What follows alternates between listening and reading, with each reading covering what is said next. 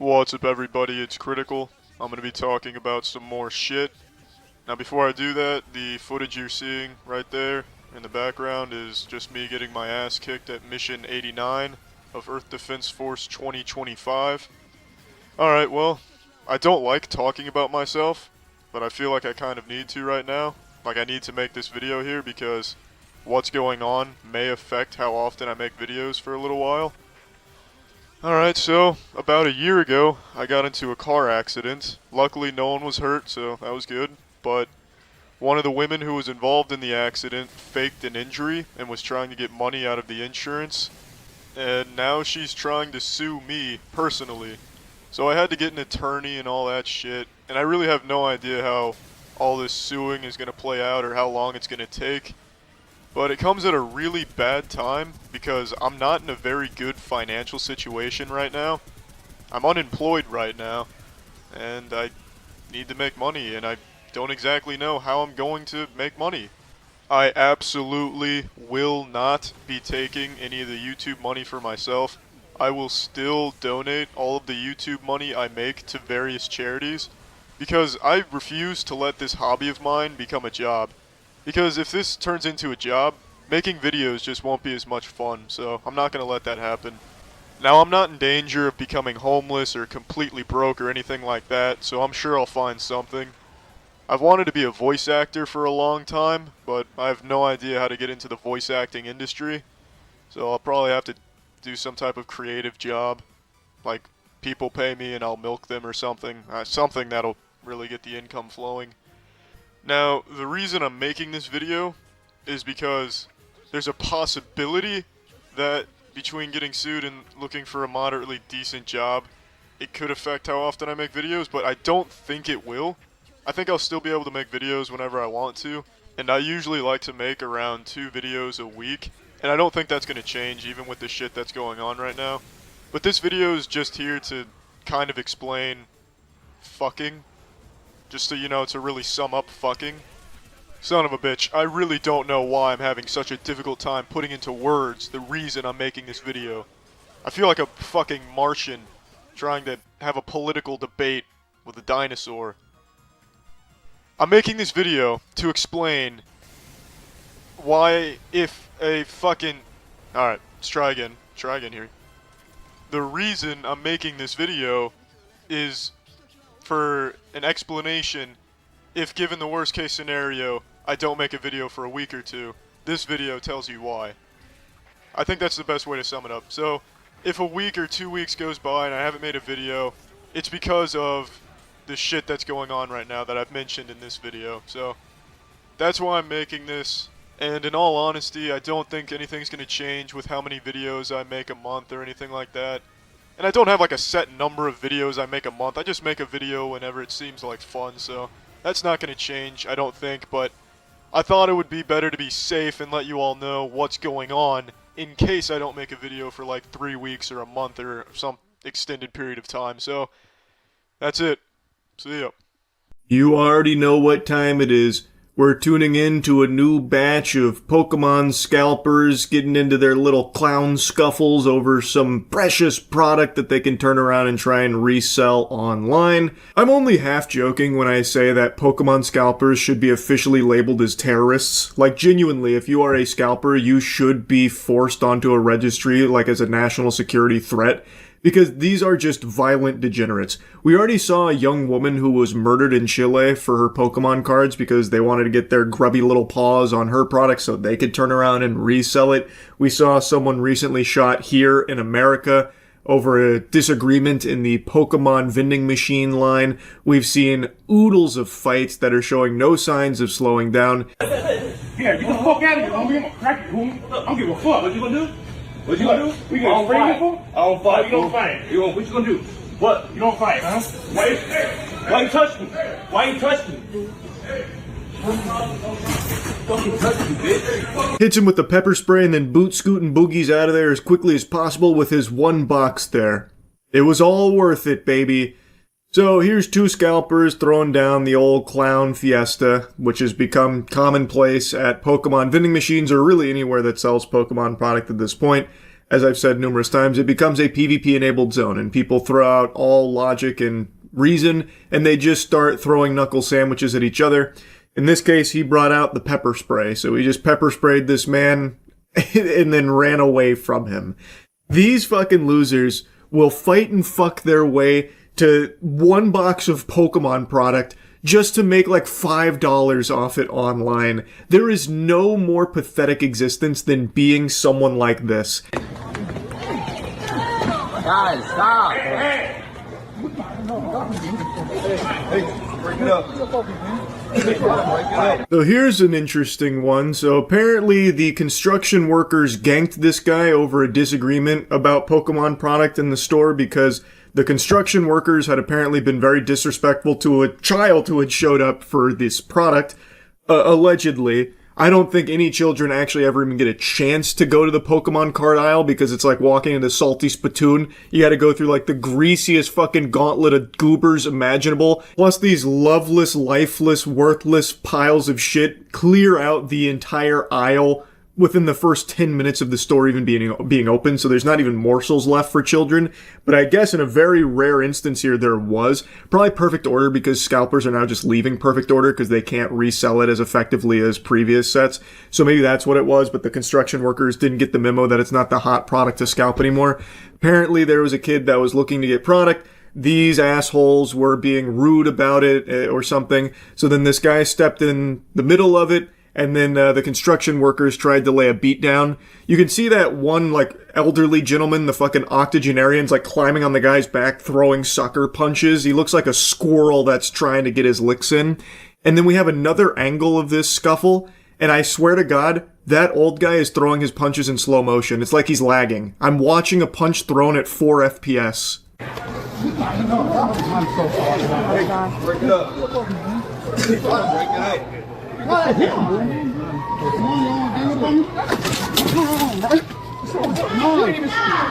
on, bro. Come on, y'all. Gang up on me, bro. Come on, bro. You look up to my dad. Hey, that kid. He's talking about hitting a little kid, bro. No, he's talking about hitting a little kid. I love that the douchebag that had to go 2v1 against this guy is calling the other guy a pussy.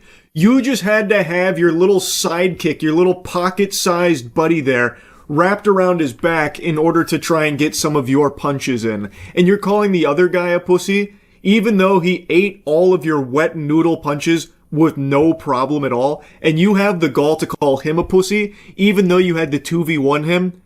Oh my god, these scalpers are sickening. Now, of course, there's a very real chance that the other guy is also a scalper, but at the very least, what he's saying seems like something a rational person would have an issue with. Like, hey man, you are cutting in front of this kid and disrespecting a child. This is a hobby for child. This is Pokemon cards. Like, he is calling sense into this. At the very least, I can respect that. And he held his own in a 2v1 here against these relentless, violent lunatics here.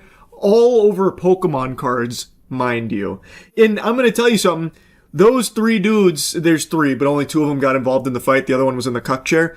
Those 3 dudes, I'm gonna tell you, probably aren't collectors. And they probably don't play the card game either. I don't think they're avid Pokemon TCG enthusiasts. I have a hunch that they might just be scalpers and they're here on their lunch break, so they decided to scoot on in and try and get some product to maybe make a couple of fucking doubloons after work, selling it to a local card shop for an extra $1. Like, it's just so pathetic. I went back and double-checked seeing if there was any more lore and context I could give of what led up to this. Apparently, it wasn't just, like, being rude to the kid or, like, cutting in front of him. They apparently threatened to slap a child at the Pokemon aisle for this product. Bro, that's a kid. It's Pokemon. No, bro. Come on, meet me outside, bro. Meet me outside. Come on. Wait for me outside. Wait for y'all grab me. Wait for me outside. Ain't nobody grab me, bro. You acting for nothing, bro. Bro, I will go beat the shit out of you, bro. I will beat the fuck out of you, bro. Come on, bro. Come on. I'm telling you, bro. I will beat the fuck out of you, bro. Yeah, I don't think you would, though. You and Grandpa just 2v1 this guy and couldn't do it. So I feel like one-on-one would be even worse for you. You tried to tag team this guy and still couldn't beat his ass or anything like that. I don't know why you're talking so tough when you look like such a bitch here. Again, sucker punches from the back and still eating your punches from the front and handling you just fine.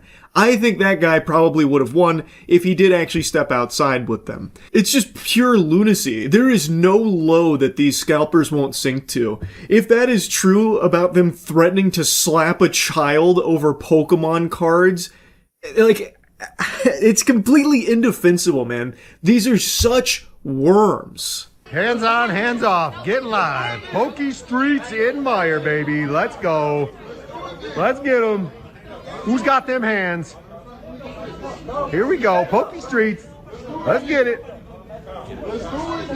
Oh shit, whose man is that? At first I thought this was at an airport or something. I thought they started introducing Pokemon cards there, which wouldn't even surprise me. Everywhere is, because they just fly off the shelves, mainly because of these fucking scumbags that constantly swoop in and camp out for hours waiting to get their hands on a box of Pokemon. But I believe this is at Walmart, and tensions are bubbling over because there was a chair that was left in line, and then when the person came back to get the chair that was holding their place in line, they came back with 8 people. So someone left a chair and then came in with an entire clown car of people here to scalp the Pokemon product.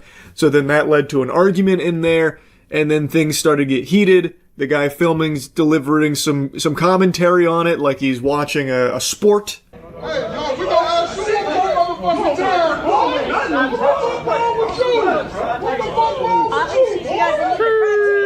Get live. Fucking let him know. He's got a crutch. That ain't fair.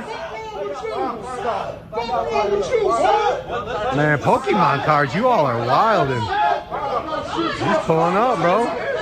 Don't count him off the fight. He's pulling up.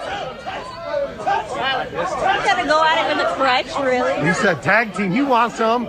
We getting some. Lion Meyer, baby, we lied. He don't want jack shit. He want none of that. Sheesh. This was worth the wake up. Sheesh. Get an Eli. I'm gonna tell you something that seemed like a mismatch. The guy with the crutch actually had maybe 200 pounds and a whole foot on the other guy in the hoodie who kept throwing up one of these sets here like he was about to use some kind of Tekken move. I don't know what he thought would happen had he not been held back. This was probably just one of those peacocking things where he was trying to appear really big and was just very grateful that his friend was squeezing his tits and holding him back. Because had he been unleashed there, I think the guy with the crutches would have actually just fucking dismantled him. And when that guy lifted the crutch over his head, I thought we were about to see some Looney Tunes type shit where he bonks him on the head and he starts seeing stars and all of that. I thought it was about to get like real WWE-esque, but it didn't. I guess things simmered down after the screaming match there. I pulled are only like $20 to $30, and it makes me mad every time it does that.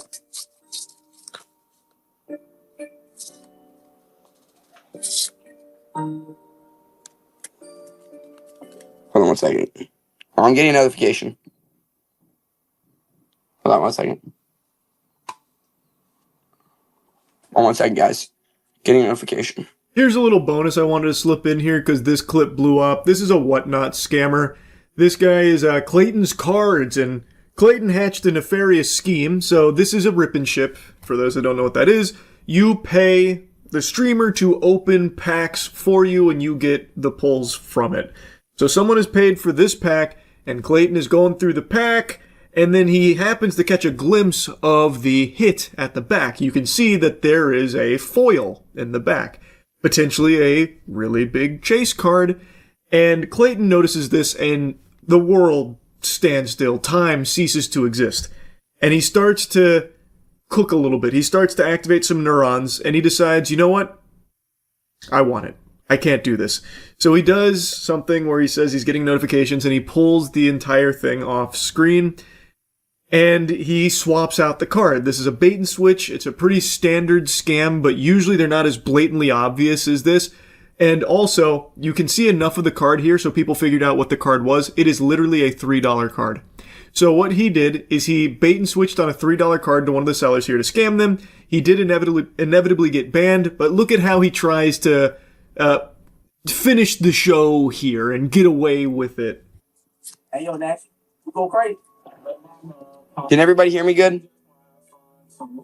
Can you guys hear me good? Sorry, I'm getting notifications for Amber Alerts.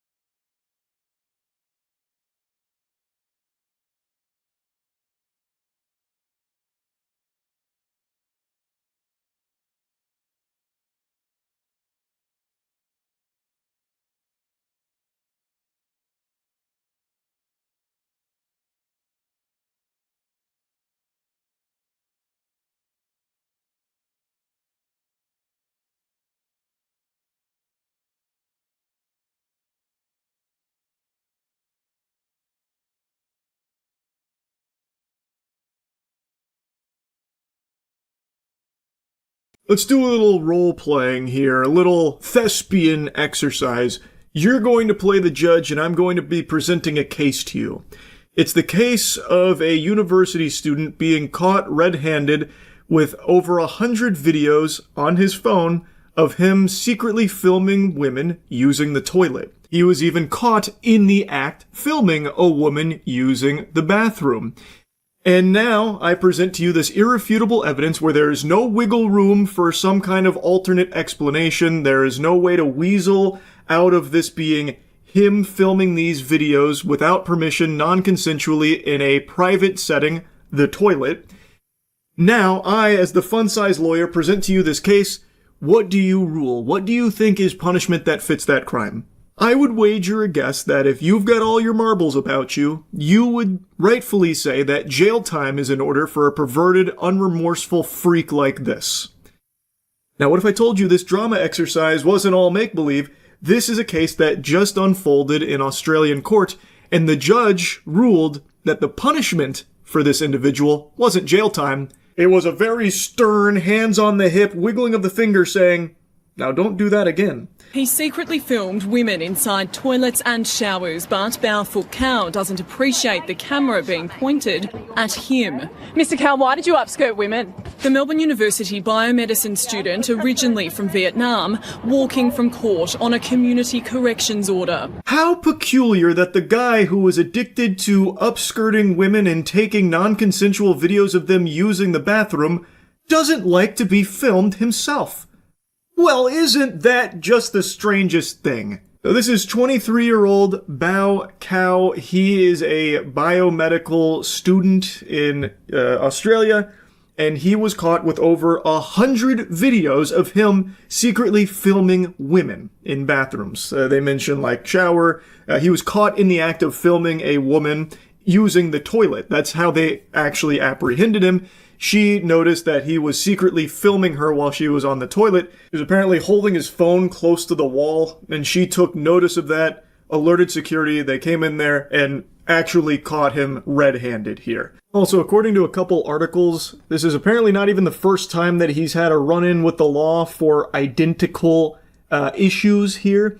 The offender had been sentenced twice before, receiving a community corrections order in July 2025 on the same matter, and May 2025 relating to an incident in October of 2024. Al is supposed to be in Melbourne studying to become a neurosurgeon. Instead, he's been exposed as a serial pervert. 3-year-old was living at Rooming Cos, a CBD student accommodation in the city. A fellow female student was showering when she noticed someone holding a mobile phone under her cubicle. It belonged to Cow, and he was arrested soon after. Police then discovered hundreds of secret images and videos of young women. There could be up to 150 alleged victims. This is from a couple months ago with a previous run-in he had with authorities here, and surprise, surprise, the strategy of doing nothing and hoping that the bad guy stops being a bad guy didn't exactly work. In this case, where again he was caught, even arrested, and even pled guilty, he still didn't receive a conviction. No punishment. He had to take like a sex offender course or something. He had to do like a tutorial on how not to be a sexual degenerate pervert scumbag loser fucking vile worm. Cow pleaded guilty. He was sentenced to a community corrections order and forced to undergo a sex offender treatment program. No conviction was recorded. It also means that if he does go on to become a doctor or a surgeon, his patients are not going to know what he's been up to and what he could potentially get up to. He should get kicked out by the campus. Not only should he be kicked out, that should have been like a day one, like, snap of the fingers, like, instant reaction to all of these crimes that he has literally pled guilty to, caught in the act multiple times. They should have instantly caught him, or kicked him out for the safety of the students, and then throw him in jail. These are serious offenses. And as that lady mentioned, if he goes on to become a doctor, which it seems like he is perfectly within his ability to do so, since there are no consequences for his crimes that he has committed, his patients would then be in danger too. Imagine him around an unconscious woman that he is supposed to be like operating on or something. It's a recipe for disaster. It's fucking terrifying.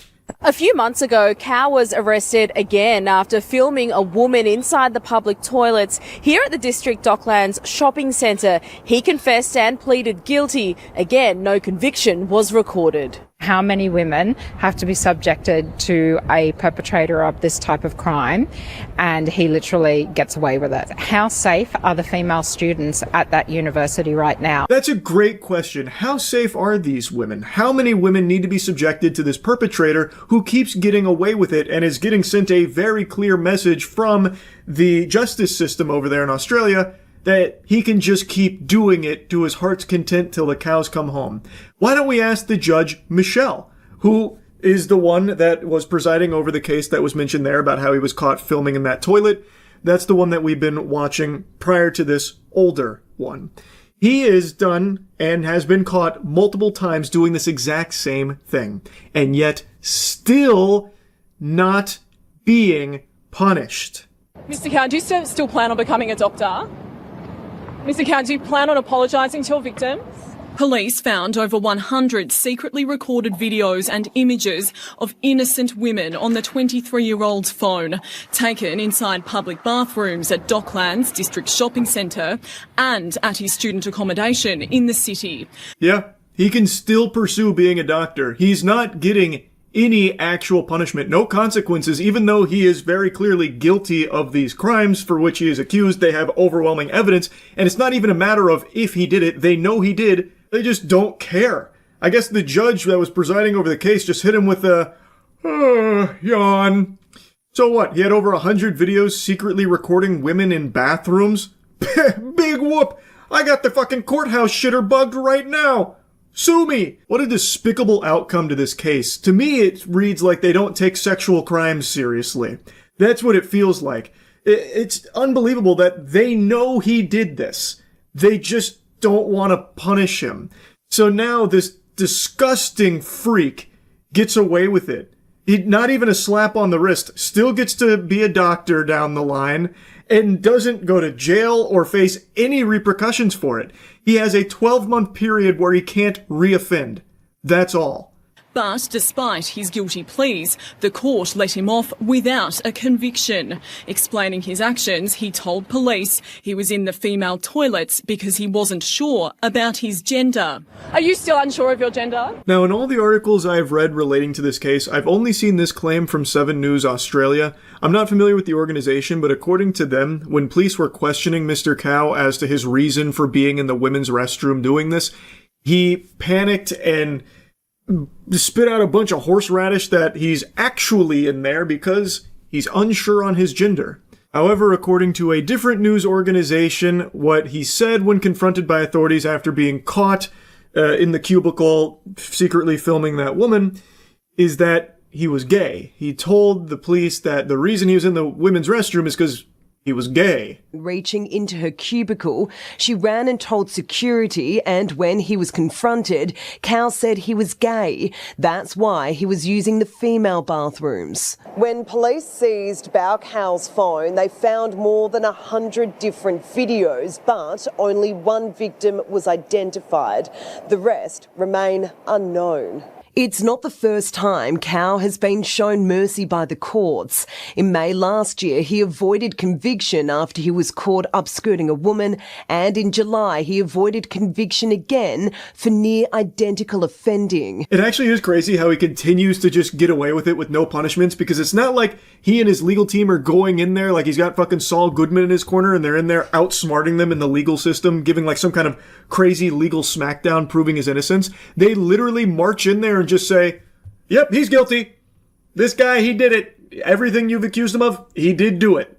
Okay, are we done here? Can we all go ahead and leave now? I'm getting kind of hungry, and he's got to go secretly film other women in other bathrooms. So, are we done here? No convictions, right? No convictions? All right, great. Really appreciate it. Big thumbs up. We're going to go ahead and leave now. He just continues to get away with it, even knowing that he is guilty. Everyone knows it. They just don't want to punish him. It's fucking crazy. Now, in the case of what he said to officers at the scene, 7 News Australia claims that he told them he was unsure of his gender, and then 9 News claims that he said he was gay. Either way, this clearly seems like a desperate, like, Hail Mary attempt to avoid going to jail, like, no, you guys have got it all twisted. I'm not in the women's bathroom because I'm a pervert, I'm here because I'm gay.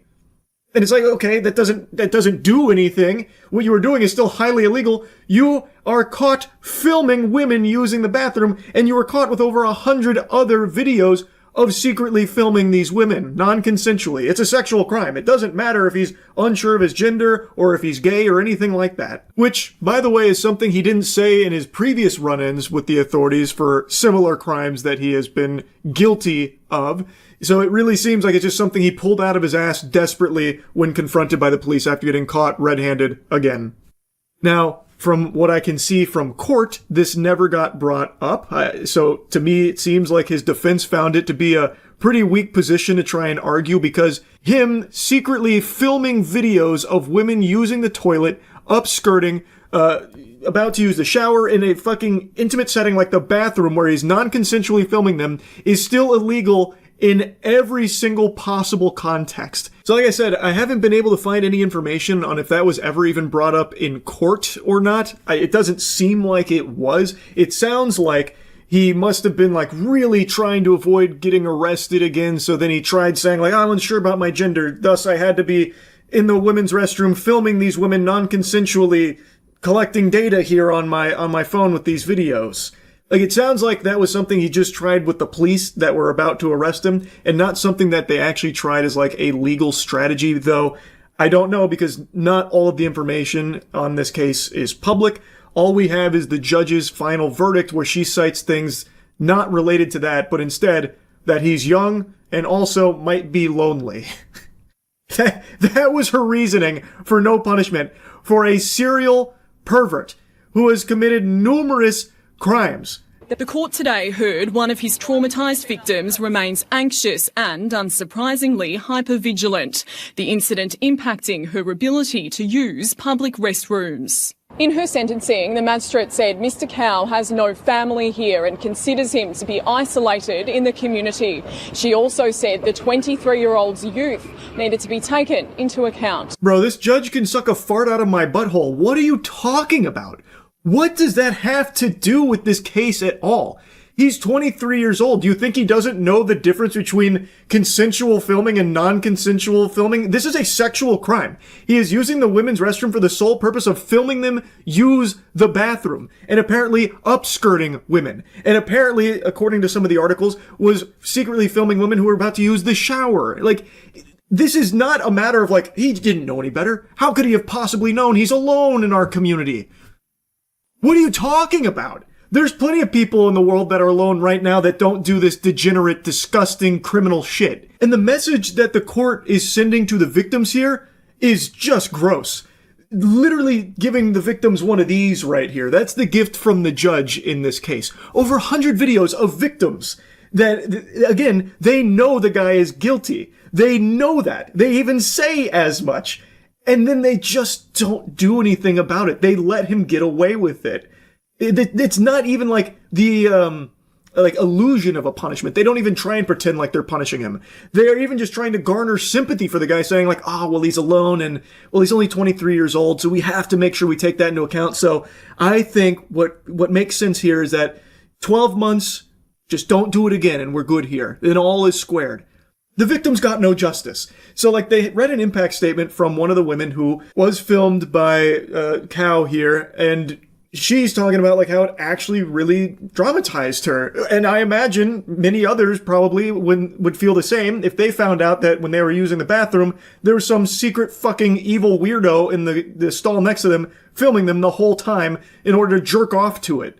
Like, I'm sure many people would feel extremely upset and uncomfortable by something like that. And then, on top of that, after they catch the person responsible, they get away with it.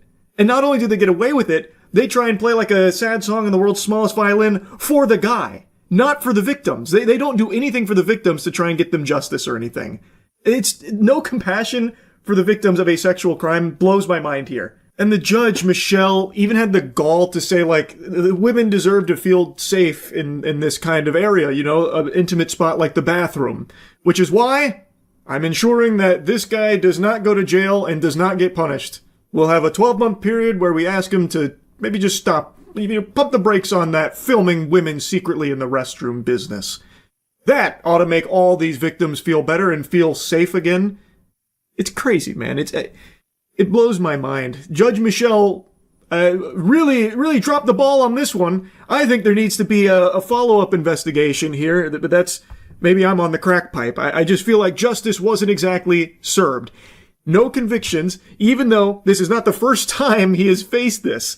He continues to have a 100% win rate here, and even just, all he does is just plead guilty, and they just refuse to punish him. It's not like he's going in there and outsmarting them or something, or proving his innocence or anything like that. He just goes in there and just like, yeah, I did it. Okay, can I go now? Are we done here? Like, oh yeah, we're done. No conviction. Don't worry about any of that pesky nuisance stuff. Don't worry. Go about your day. Keep studying. Can't wait to see you as a neurologist out there and all that stuff. It's mind-boggling. It really is crazy. I had to yap about this when I learned about it. That's really about it. So yeah. I'm not someone who typically believes in the supernatural. You all know that. I am an active ghost hunter. I battle the unknown. I've been on 5 expeditions into paranormal territory with some of the most haunted locations in this country, and all 5 times have turned up without a single shred of evidence to anything unexplainable. No hauntings or anything like that. Which means one of 2 things. There's only 2 possible explanations here, 2 conclusions to draw. 1. I am an extremely powerful psychic and I just don't know my own strength, so when I walk into a haunted facility, I immediately exorcise all the spirits there. Or 2, there is no such thing as the paranormal. I'm inclined to believe the latter, but I continue to ghost hunt and hopefully one day we'll find some actual evidence to the existence of spirits and ghouls and goblins and gnomes and all of that. But for now, still a big goose egg there. Though I don't believe in that kind of paranormal activity, there is something science can't explain that I do believe in. Curses. As I always say, a curse is just science that we haven't been able to comprehend yet.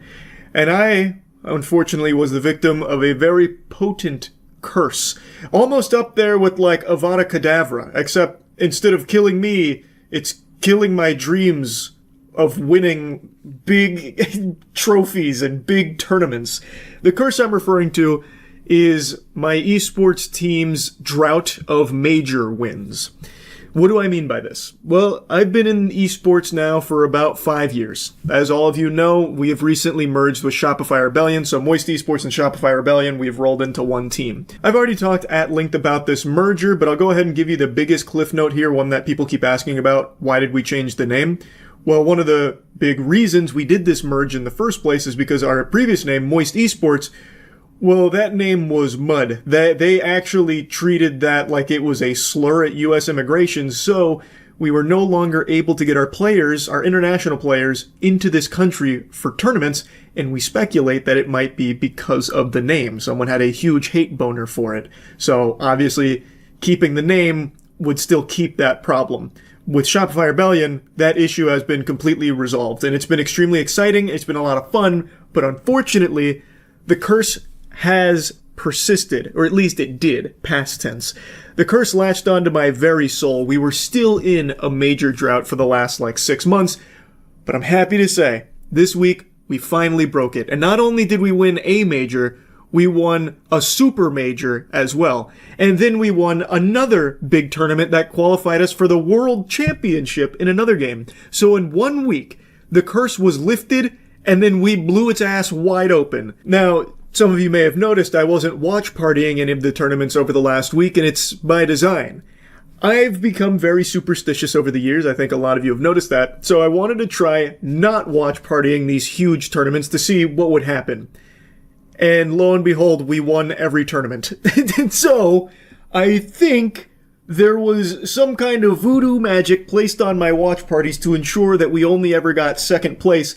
And now that I didn't watch party it, we got first place in multiple tournaments. Huge tournaments. I'm hoping the breaking of the seal here means I can safely watch party our teams and watch us win these tournaments again. So I just wanted to make a mention of that, and I also want to just show you some highlights from this last week of wins because it has just been so incredible. Our teams have been amazing. I want to start with the most recent one. This one happened only a couple hours ago. Zane took first place at Supernova, the largest Super Smash Bros. Melee tournament of all time in terms of participation, like in terms of attendance. It was the largest ever held, and Zane absolutely slapped. He Gangnam Styled all the way to Grand Finals and won Grand Finals through winner's side. He looked untouchable. Yes. Big thing. Okay. Cody has to stay confident on his edge guard routes, even though he has one stock left. Got to be careful there, too, because I thought Zane was going to tech that. Nice. Nice shine grab. Okay. Oh, wait. That might be it. This might be it. Oh, the weak hit. But he's got it. He's got it. He doesn't want to give it. He has it this time. Surely. Okay. It is enough to do it. And Zane Nagmi, your Supernova 2025 champion. He's got 2 in a row. That's right. Zane's got it all. Let's go. He's got it all. Winning the world's biggest tournament in history. The biggest tournament of all time. And now you can see the emotion has come from this man, Zane Nagmi, number 2 in the world as of this summer, making a statement with the gold medal Number 1 today, though. Number 1 today. Let's go. Yo. Let's go. Doing it on the home turf On the home turf, bro. This is a huge dub here from Zane. This isn't just a major. This is a major set to Wumbo. It's a super major. You fucking love to see that. That right there could make a grown man cry. And you know what else could make a grown man cry? Just sob? Doing this, a huge win here, after we had also won big time at a Halo major. Our Halo squad took home first place at the most recent HCS major over Optic Gaming in a fucking nail biter. This one was a real ass greaser. Shopify even made a whole documentary about this one. The documentary slaps, by the way. I'm gonna show you a little piece of this from the grand finals because holy, this series was a roller coaster. Game 1 got me real nervous. They put the stink on us in Game 1, unfortunately. First battle against Formal. They knew exactly where Formal was, and they have continued to rack up the kills since. Cycle now will be last alive. Optic Gaming, fresh forward dead from Shopify. Formal will hold the ball. He will watch his teammates do the heavy lifting. And Optic Gaming will take game number 1 here at our grand finals. 3 dead for Shopify. Optic Gaming heating up here. Shopify focusing on the spawners, but Frosty just felt there was something up. Optic needs to put runs together now. Trading will only mean Shopify closing this game out quicker. Switches to the Bandit, should be able to clean up this kill onto Bound. It's a killing spree for him. After trailing, they now 2 kills away from closing out the game. Here comes the push. Formal might be the 49th, 50th! Shopify tie things up, it's 1-1. That game 2 was a different story right there. They came in there and farted in them. It was beautiful. The boys started coming alive and they were starting to feel it. There, he kills Renegade, who had that sniper rifle. Doesn't go for it. Does the damage onto Legend, and now pushes forward to find himself a double kill. Shopify will take this first hill unless something magical happens. Optic are going to stop Shopify Rebellion from scoring. Ooh, that's Royal 2.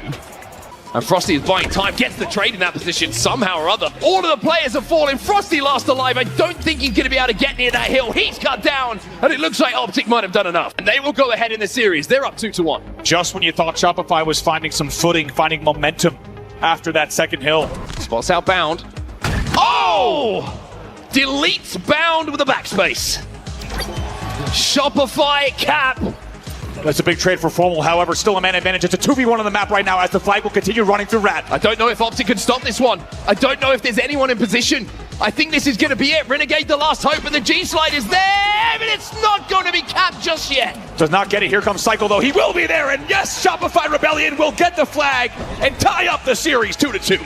Royal 2 tries to make something happen for Blue Pipes, but cannot, and now he just needs to stay alive. He's out. Nades fly into tower from Shopify Rebellion. They get the pick, and most importantly, it's the pick on the shock rifle player. Last shot with the double, last shot with the shock rifle. 2 dead, but Optic still in the lead here. It's all about this camo bottom middle. Oh, he's sending it.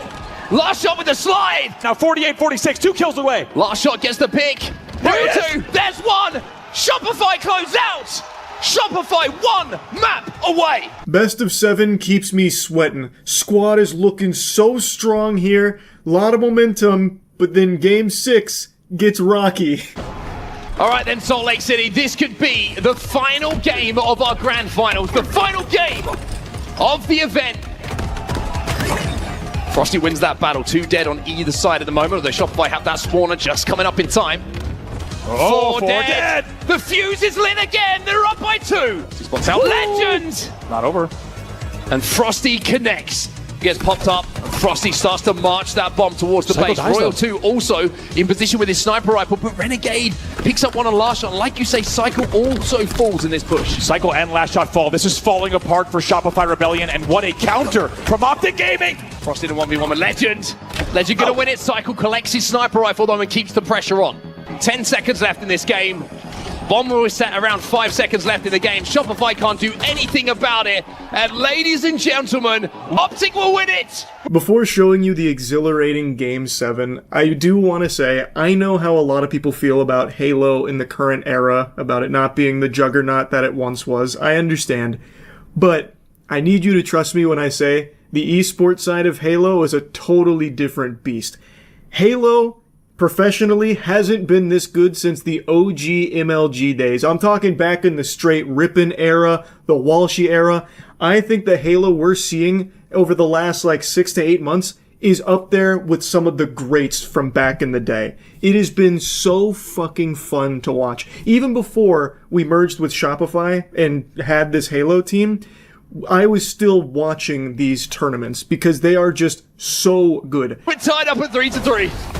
Renegade has that green gun. There's a player behind him in the chimney. Did he get the stick? The shield's broken again. Wasting ammo and playing it, just taking absolutely 0 risks. Also has the QT. He can QT right out if he needs to, but the shots are so good that he doesn't need to just yet. Gets some extra damage as well, but looks like should be flushed out. What? No! He's all over the map. Let's put the QT to use. And he spotted out the camo here. He knows it's here somewhere. Legend has no idea. Last shot picks off camo. QT's back. 24-28. They're down by 4. Last shot with camo. 2 dead. For Optic Gaming, Royal 2's chasing down members of Optic at the back of the tower. It's 4 dead. It's 4 dead for Optic. It's a 1-kill game. Last shot plays it perfectly. Doesn't try to get too crafty. Doesn't try to get too aggressive with the camo. Instead, just plays the advantage, gets the damage that he needs, and also catches Renegade off guard. 1 bullet for Frosty. Success for Shopify a lot of the time is in this man's hands. He can't win the fight against Renegade though. Shopify making a play though. They're swarming on the big door. Cycle managed to get 1 kill. Renegade! Renegade! If he goes down there, this game looks so different. It is tied up at 40-40. Frosty can't peek. They keep Frosty off of dummy door. Very nicely done. They take the lead on Shopify. Royal 2 has a flank. Sniper rifle coming up as well. Still the 1 kill between the 2 teams. Legend versus Royal 2. And Legend was last alive. It's 45-43. Where's that snipe go? Where does that snipe go? It's in the hands of Frosty. Will he hit the shots to take this team home and their first ever Halo Infinite win? Royal 2 picks off Bound. Shopify inching closer.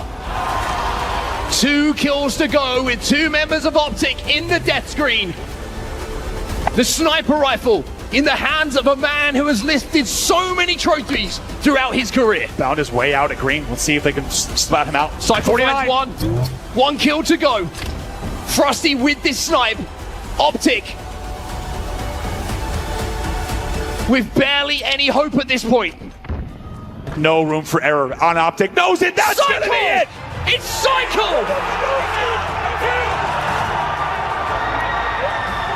And what a story has got its conclusion. Cycle, the youngster, the new blood, gets the final kill to push Shopify Rebellion through a grueler of a grand finals. I'm so happy for this squad, man. They super deserve it. Last Shot, Cycle, Royal 2, Frosty, and Nick Bestman, they have worked so hard for this, and it is such a joy to see them finally hoist that trophy. They are the best team in the world in my eyes. I am so fucking proud of them, and I can't wait to get a replica of that trophy. They get to keep the real ones, of course, but down here in the swamp, we get the bootleg version. We make the replicas, we fucking moonshine it, and I can't wait to add it to our trophy wall, put it in the collection. And this also wasn't the last tournament we won this week. We also won the Rocket League North American Last Chance Qualifier, which means our Rocket League team is now in the World Championship. Relax, let's relax. Watch the 50s. Oh, hell no. Wavy, this has to be you. What a save. 2-piece with 0 boost. Wavy has to be you again. Reynolds, great cut off the demo of the respawn. 4 seconds. Let's end this 3-1. Come on now. The game 1 victory here for Shopify Rebellion. And that one hitting the ground. Rebellion with a statement. It still got that dog in him, right? Even though he's got the mech. What a bump from Reynolds. What a shot as well. What placement. Look at Hoxer backwards on the crossbar. Look at the pop up. Great pop. Wavy, slot it. Great pass back, free for 2-piece. This has been the best game I've ever seen us play without scoring. Keep it up. Keep it in. He's got 35. We've all got the boost. Oh, no. Hoxer, the shot. He scores. The boys win game 3. No, Wavy. This is still a shot. That's okay. Good patience. But now has to rotate well done, back. 2-peak. He's trying to get it up and over the defense. Reynolds has boost. 2-peak, you cross and go crazy. Anyone there? Anyone there? Far back. They don't want to take any chances. Shoot! Shoot! Yes, Wavy! Come on! The overtime winner! These clips are from CJ's watch party of the event. His watch parties are so fucking hype, but he was playing some copyrighted music, so I can't let the audio play here during the clips, which is why now I'm yapping over it, just giving you a heads up. We've seen crazy things happen. I saw crazy things happen in Raleigh, and the fake kickoff! It blows up and to be able to make a major, but then get stuff the majors. We're at Worlds, ladies and gentlemen. As Gen G or Wavy, who was brought in. We're at Worlds to get this job done. Wavy, who has been Wavy, Reynolds, and 2-piece pulled it off. A lot of people did not expect Shopify Rebellion to make this run. It was a fucking gauntlet getting here. And they came through and stomped in grand finals. It was beautiful, and now they get to go to the World Championship stage and hopefully make magic happen all over again, baby, and hoist the biggest trophy in Rocket League. That would be exhilarating. It really has just been an incredible week here for our teams, and I'm so proud of them and super happy about it. I hope we continue to flood the esports space with W's from our teams. It's been amazing, and I just wanted to showcase some of these big wins here since I didn't watch party them. I'm going to watch party the next ones, and hopefully all of these W's have fully undone the curse. Fingers crossed. I'm hoping the curse is broken. That's really about it. See ya. Glaze is a powerful thing, and it spreads like a virus. To some people, it's like a drug almost, where they can't help but just spread it. And what you find to be glaze-worthy, I might not, and vice versa, but I'm something of a glaze epidemiologist, where once something starts to spiral, I start to study and try and sink my teeth into it to find out, does it deserve this level of adoration? And such is the case with an anime that just premiered called Sentenced to Be a Hero. I'd never heard of it before, but seemingly out of nowhere, tons of people gushing grannies over it. I've even seen some people say that this will be the biggest anime of the season, which is big boy words. That's beefier than this fart. Don't know if the mic picked it up. That one was just a bunch of air. The hair was a silencer on that one. Not a lot of bass there. Point is, this is a stacked season for anime. Some huge names are coming in for a new season that people are extremely excited for. But right now, all eyes and all attention are on Sentenced to Be a Hero. Now, granted, it has started before a lot of the other ones, but it has a huge 9.1 rating as of me making this video, so of course, I had to check it out. Does it live up to the hype? Now, there's only one episode of it right now, but it's an hour long, which I really appreciate it. I think that's always pretty special. To me, that shows like a level of confidence in the show that they believe it's going to be a spectacle, and we're coming out, the gloves are off. So it's 1 hour premiere here for Sentenced to Be a Hero. And let me tell you, wow, is it impressive. Like, the visuals in this are incredible. I saw that was a lot of people's, like, big point is how great the action is in Sentenced to be a Hero. They weren't lying. It is constant action throughout this hour, and it is animated beautifully. It goes fucking hard, and I love that our main character, Xylo's power, isn't the standard, like super strength kind of thing. He uses sacred seals. One of them lets him fly, and the main one you see him using for combat is he imbues swords with fire and light, which cause them to explode. So he throws swords that blow up on impact, and he uses it to kill demons. In this show, they're called fairies. They're controlled by a demon lord. It is extremely hype.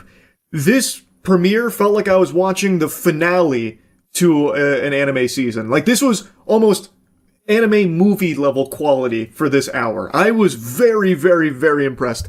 They were definitely right when it came to the hype around the action and the animation. It was extremely good.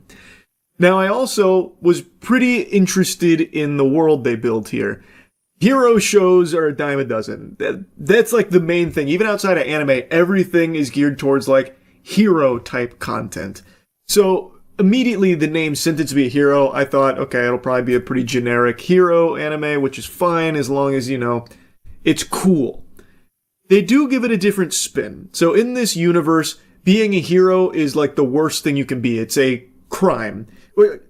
Rather, it is like the biggest possible punishment for criminals. When people see a hero like Xylo, they're not excited, they're angry, they're upset, because they know that the reason he is a hero is because he was sentenced to be one, meaning he is the lowest of the low. He is a piece of shit that took a shit.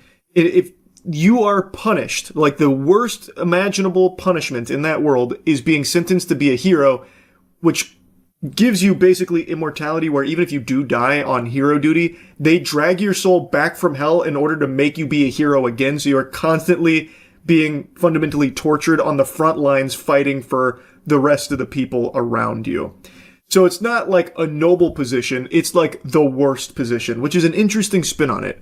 And also, they introduce goddesses, which are like these weapons that are utilized by the knights. However, in episode 1, our hero, Xylo, makes a pact with a goddess, and they are fundamentally like the most powerful weapon against the fairies / the demon lords.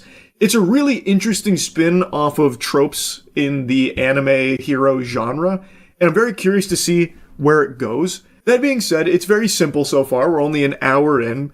Our main character, he was betrayed, and his crime seems to have all been a setup, and now he's forced to endure this eternal punishment for it, where he is viewed as like the ultimate evil. And of course, there's other heroes around him, and now he has a new goddess that he has made a pact with, and they will be fighting fairies and demon lords, presumably for the rest of the season. So while it's not extremely deep right now, I could never expect it to be after just one episode, 1 hour long, but it is enough to get me hooked on the show. And I want to see it through for sure. Like, the action was incredible, the animation was amazing, and I do think the narrative is interesting enough and different enough from the others in there that it feels fresh. Overall, I really liked it. I definitely understand why there's so much hype around it now. I think it lives up to the hype for sure. Now, I do want to express there is only 1 episode out, so I don't think it's out of the realm of possibility that this is like the best episode in the season. Like, maybe from here, the animation takes a fucking nosedive. We've seen it before. Ninja Kamui, Lord help us. Anyone that watched that train wreck unfold. The first 3 episodes, fucking masterpiece, and then it just eats the fattest ass you've ever seen. CGI out the wazoo, becomes like the worst mecha anime ever. They even had like AI images in it at one point. It was a fucking disaster. But it had 3 amazing, beautiful episodes in the beginning. Huge bait and switch with Ninja Kamui. I'm praying that's not the case with Sentenced to be a Hero. I'm pretty optimistic it won't go down that path, but I wanted to at least make a mention that it's something kind of in the back of my head here, since this was such an explosive, beautiful start to it. I don't know how many episodes are going to be in this season, but I wonder if they can keep up that level of quality throughout the entire series here. I feel like they probably can. I think they probably wouldn't have done an hour blowing their load right away if the rest is just trash. Like, if the rest is dog shit, I don't think they would just dump an hour immediately. They'd probably want to spread that out as much as they could. So I'm pretty confident that it's going to stay very high quality throughout. This was a real pleasant surprise of a show here, and another anime that I'll be watching this season. It really is crazy how stacked this season is. There are so many bangers, and now, from out of nowhere, from the top turnbuckle, Sentenced to Be a Hero comes in and just fucking lat spreads. It was a really good premiere, and while we're on the subject of anime, I started Orb on the Movements of the Earth very recently. Well, I started a while ago, but then tons of other stuff came out, so I ended up watching that, fell to the back burner. Started again recently. What an incredible show. I haven't finished it yet, but man, what an amazing show. And then, I heard that the creator of Orb made 100 Meters. Buddy mine Dankin hasn't stopped going ballistic over how good 100 Meters is, which is an anime movie that's on Netflix right now. So I also just watched that. What a fucking amazing movie. I've said this for the last, 3-4 years maybe. We are actually in the golden age of anime animation, in terms of how incredible these shows look. I know plenty of people will split hairs over, the quality of anime that's coming out, whatever. I'm not here to have that debate. I'm talking purely from the standpoint of animation. It is breathtaking how incredible the shows and movies are that are coming out. Visual masterpieces. The spectacle is unbelievable. In 100 Meters, there is a 3.5-ish minute continuous shot that is painstakingly rotoscoped frame by frame. I looked it up. It's 9,800 or something drawings just for that one section. It is a clear labor of love, and the passion is oozing out from that film every second. I was really, really, really impressed with 100 Meters. And I'm really enjoying Orb, so I'm definitely going to be finishing Orb as well. Big fan of that creator now. Back-to-back bangers I really liked from them. I just wanted to briefly mention that here since I'm just yapping about anime. Incredible stuff is coming out right now. And like I said, this season is so fucking stacked. Also, Fate, the new Fate series just started. It just had its premiere. I haven't seen that one yet, but apparently it's really good. So anyway, yeah, back to the whole point of the video. Sentenced to Be a Hero. Great start. Excited to see more. That's really about it. It lived up to the hype. That's about it. See ya. Yeah, I know what you're thinking. When did Charles learn how to smolder like this? My God, 31-year-old man still stuns the old-fashioned way. Well, it's because today, for some reason, the internet has decided to feed me beauty-related news. Don't know why. Haven't searched up anything. The closest thing I looked up to anything even remotely associated with that topic was melatonin supplements, I guess. But I don't know if melatonin helps you glow or whatever. I don't know how that would build a bridge to beauty-related articles and everything, but whatever. One of them that got served to me I found to be so fascinating that I just have to talk about. Influencer suffers from severe chemical burns after attempting to remove facial parasite. So you can see on the right there, it's still in the process of healing, but it looks as though she had briefly peeked into the Ark of the Covenant and singed the lower half of her face off. And it's because she put Nair directly on her face to combat this supposed parasite that she is now named Caroline. It's a really interesting adventure here that I stumbled upon. So this is Brandi Glanville. She was a star in a show called Real Housewives, as well as a couple of other productions, and she has since become an online influencer. And apparently in 2023, she started experiencing symptoms that resulted in facial disfigurement and was later diagnosed with stress-induced angioedema, which causes facial swelling. And according to an Instagram post, it presented itself after a trip with her friends. And since then, she has now claimed that it is actually a facial parasite that is causing the facial disfigurement. So now she has waged war against it and has given the enemy a name, Caroline. That is the Voldemort for which she has sworn revenge and recently used biological warfare against it with Nair cream on her face. Okay guys, I'm getting back to you because I don't know how to do TikTok and I know I look attractive. So, good news, you guys don't have to spend a lot of money on peels and lasers anymore. Because I decided to put Nair on my face because when I have an exfoliated face, it pisses the Caroline off, whoever's living in my face. She's right here right now and right here. And then she moved up here when I did the Nair. And yeah, but you know what I mean. So Nair is the fountain of youth. I figured it out, but I overdid it. 7 minutes, don't do it. But right now, my mom, because she trusts me. She then proceeds to talk about her mom being there. But anyway, she thinks there's a parasite living in her face, which is why she's taken such drastic action against it.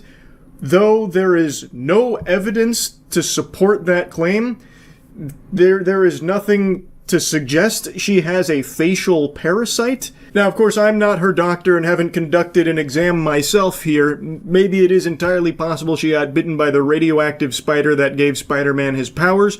I have no way of knowing, but from an uneducated Neanderthal's perspective, sitting in his swamp-ass chair, I decided to look into it myself a little bit. And to me, this sounds like delusional parasitosis. Again, this comes from a Cro-Magnon man, but it does sound like a textbook example of this, a condition in which a person has a fixed false belief that they are infected by an organism despite evaluation not showing an infection to be present. This refers to things like bugs living under their skin, parasites, worms, mites, that kind of thing, even though there is no doctor-supported evidence of it. So now with this belief in her head, she's going scorched earth on her own face. So she's carpet bombed it with Nair, which has clearly done a lot of damage to it. I don't think it'll be permanent. I imagine it'll probably heal fine. But again, I'm no expert on chemical burns, Nair, or pretty much anything, to be honest. Though I just have to imagine with that whole, Nairing your butthole thing, I think the body's pretty resilient when it comes to it. It's just not good to use it on your face and other areas that it's not intended to be used on. I did also see people speculating that this could be Brandy covering up a laser job or an injection gone wrong or something like that. This could all be a false flag operation and using Nair as the scapegoat here, I tried to attack Caroline with Nair and look what happened. I don't know if I necessarily buy into that conspiracy theory, just judging by the way she talks about it. She is named the parasite, which, yeah, on the surface is kind of quirky, but it also, to me, kind of represents something a little more unhealthy beneath the surface here. She's already, from the sound of things, disregarding the medical diagnoses and instead has self-diagnosed as having a facial parasite. And now, even after the whole Nair debacle here, is claiming that Caroline dodged it and went up to her forehead now, but it made her angry. She's talking about this fucking thing like it's the Demogorgon here. Again, something that there is no evidence to support its existence. I don't think this is her, making a cover story or anything like that. I don't think it's her trolling, especially judging by the description here. Beauty hacks. This is a good one, but do a test patch. I did 7 minutes and I'm on fire. So... Joko. What? So... Oh, that's not a J. So... Ioko. Don't to 7 minutes. It also burned the loose skin off my arms and it's $7. Mix up some aloe vera, cucumber, and black tea, put it in the freezer, put it in the spray bottle, and once it's cold enough, spray all day, because I'm in some pain. Reading it in my head, it didn't clock with me just how messy that description was. Reading it out loud was painful. I was like fucking reading Haunting Adeline out loud. I had a hard time getting through that. It was all over the place. That actually read like unhinged scribblings. But what she is saying here is that she has found Nair, used it, but was too aggressive with it, but still is preaching about Nair as like a good thing to try for like exfoliants in like chemical peels, when it's not a good thing for that at all. But she's even giving a tutorial like, I did 7 minutes, but don't do that. Instead, use aloe, cucumber, black tea, freeze it, and then spray it, and you're good to go. Do not follow that advice. I urge you not to make the same mistake she did of like narrowing all of your sensitive spots. You're gonna not have a good time. I'm gonna tell you right now, you're gonna be singing the blues on it, I bet. But the reason I'm even mentioning the description here is none of this leads me to believe that she's taking the piss. None of this seems like it's her making a joke or something. She is like actively trying to give advice on like using Nair on your face, which is a bad thing to do. I do think this is a case of delusional parasitosis, and when I looked up Brandy Glanville plus Caroline to see, like, if the name had any meaning, turns out it does. It seems like she named this facial parasite that she believes she has after a real person, Caroline Manzo, who filed a lawsuit against Bravo, which was a station where this show was airing, Real Housewives. Caroline filed a lawsuit against Bravo for sexual harassment and assault that she allegedly experienced from her co-star Brandy Glanville. I couldn't believe the depth of the lore here, so I went even deeper into the rabbit hole. I then even checked out bits and pieces of the podcast, and then I also read this article which covered more of the podcast, where Brandy was talking more in depth about it all. She was opening up about how hard her life has been since the allegations from Caroline Manzo were made public. She revealed that she had contemplated suicide during it, also opened up about her facial disfigurement. She maintains her innocence, that she didn't do any of the things that Caroline is claiming, but she apparently lost several jobs, including one lined up in Australia. And she said, "And then I lost my looks at the same time. I literally at 51 started OnlyFans because I didn't have income for 6 months and I was like going through my savings. I was making good money and then my face started being crazy." She was apparently using a mask to hide her face, but then the fans over there were asking that she not use the mask. At the time she didn't have a diagnosis. Eventually she did get the diagnosis, but now, fast forward to today, she now believes it's actually all caused by a facial parasite, which she is battling with Nair, giving herself severe chemical burns on her face now to try and fight against the supposed parasite. This was a wild ride. Again, I don't know what I did to make the internet algorithm think that I wanted to be fed beauty influencer related news and articles. Maybe it knows I hit 31 and it thinks that I need to start doing things to take better care of my looks. I have no clue what it's trying to suggest, but I'm kind of happy this one floated across to me because this was one hell of a thing to learn about. Don't put Nair on your face, though. A lesson to all out there. That's really about it. See ya. What's up, everybody? It's Critical. I'm playing Excalibur 2555 AD for the PlayStation 1. Let's do this shit. It's loading. Ort Underworld. Sounds exciting. Oh, speaking of exciting, more loading. Whoopee. Here we go. Alright. Just kinda threw us in here with no information, no story. But we don't need that shit. That is one hairy ass. Goodness gracious, I could use some trimming. Oh, sweet merciful nipples, it's not just the ass that's hairy, that is a very hairy vagina. It's like a Pokemon's attached itself to her vagina. Like Grimer's just hanging out there. She's hairier than a damn wig. She needs to invest in scissors, lawnmowers, weed whackers. Just look at it, look at that shit. She's got her own ecosystem down there. Just look at her face, she looks scared. She looks scared of her vaginal hair. And her ass hair. She's probably worried that the filamentous biomaterial growing from her asshole and her vagina is going to try and take over the rest of her body. Just the thought of that could scare the shit out of fear itself. Please move over, RoboCop. I'd like to go through here. Oh shit. How did I do that? Have you ever wondered what it would feel like to swim in a lake made out of shit? I know I have. Is this an enemy? It is indeed an enemy. Alright, how do I fight? How do I fight, damn it? I'm just getting pounded. I don't know the controls. I'm gonna try and get him stuck on that boiling pot of... Oh, fuck. The pathfinding is revolutionary. Oh, there we go. I must have walked through a door. Alright, a little moment of solace here to learn the controls. That's good enough. That's all I need to know. The overhead swipe. Oh, zooming in on what should be an ass, but on her it's more like a giant toupee. Well, looky here. I found an empty glass. Just the item I needed to throw out of a fucking window. With my one offensive attack, I will take you down, Genghis Khan. Oh, is that block? That looks like a block. Damn it. Damn it! The timing on his hits is remarkable. Oh, there we go. Blocked it. Ooh! Returned with a nice offensive attack. Son of a bitch. Did you order from the hairy herding services? Take this, and some of that, some more of this. I'm the ultimate gladiator. Oh shit, did I win? I don't think my attack hit him, I think he just got a headache and decided to take a nap. I've found the chicken leg. This may be the most monumental discovery in human history. What's this fuck fondler doing? Is he looking for the chicken leg? Is he Sherlock Holmes? What the fuck is going on here? Hey, you.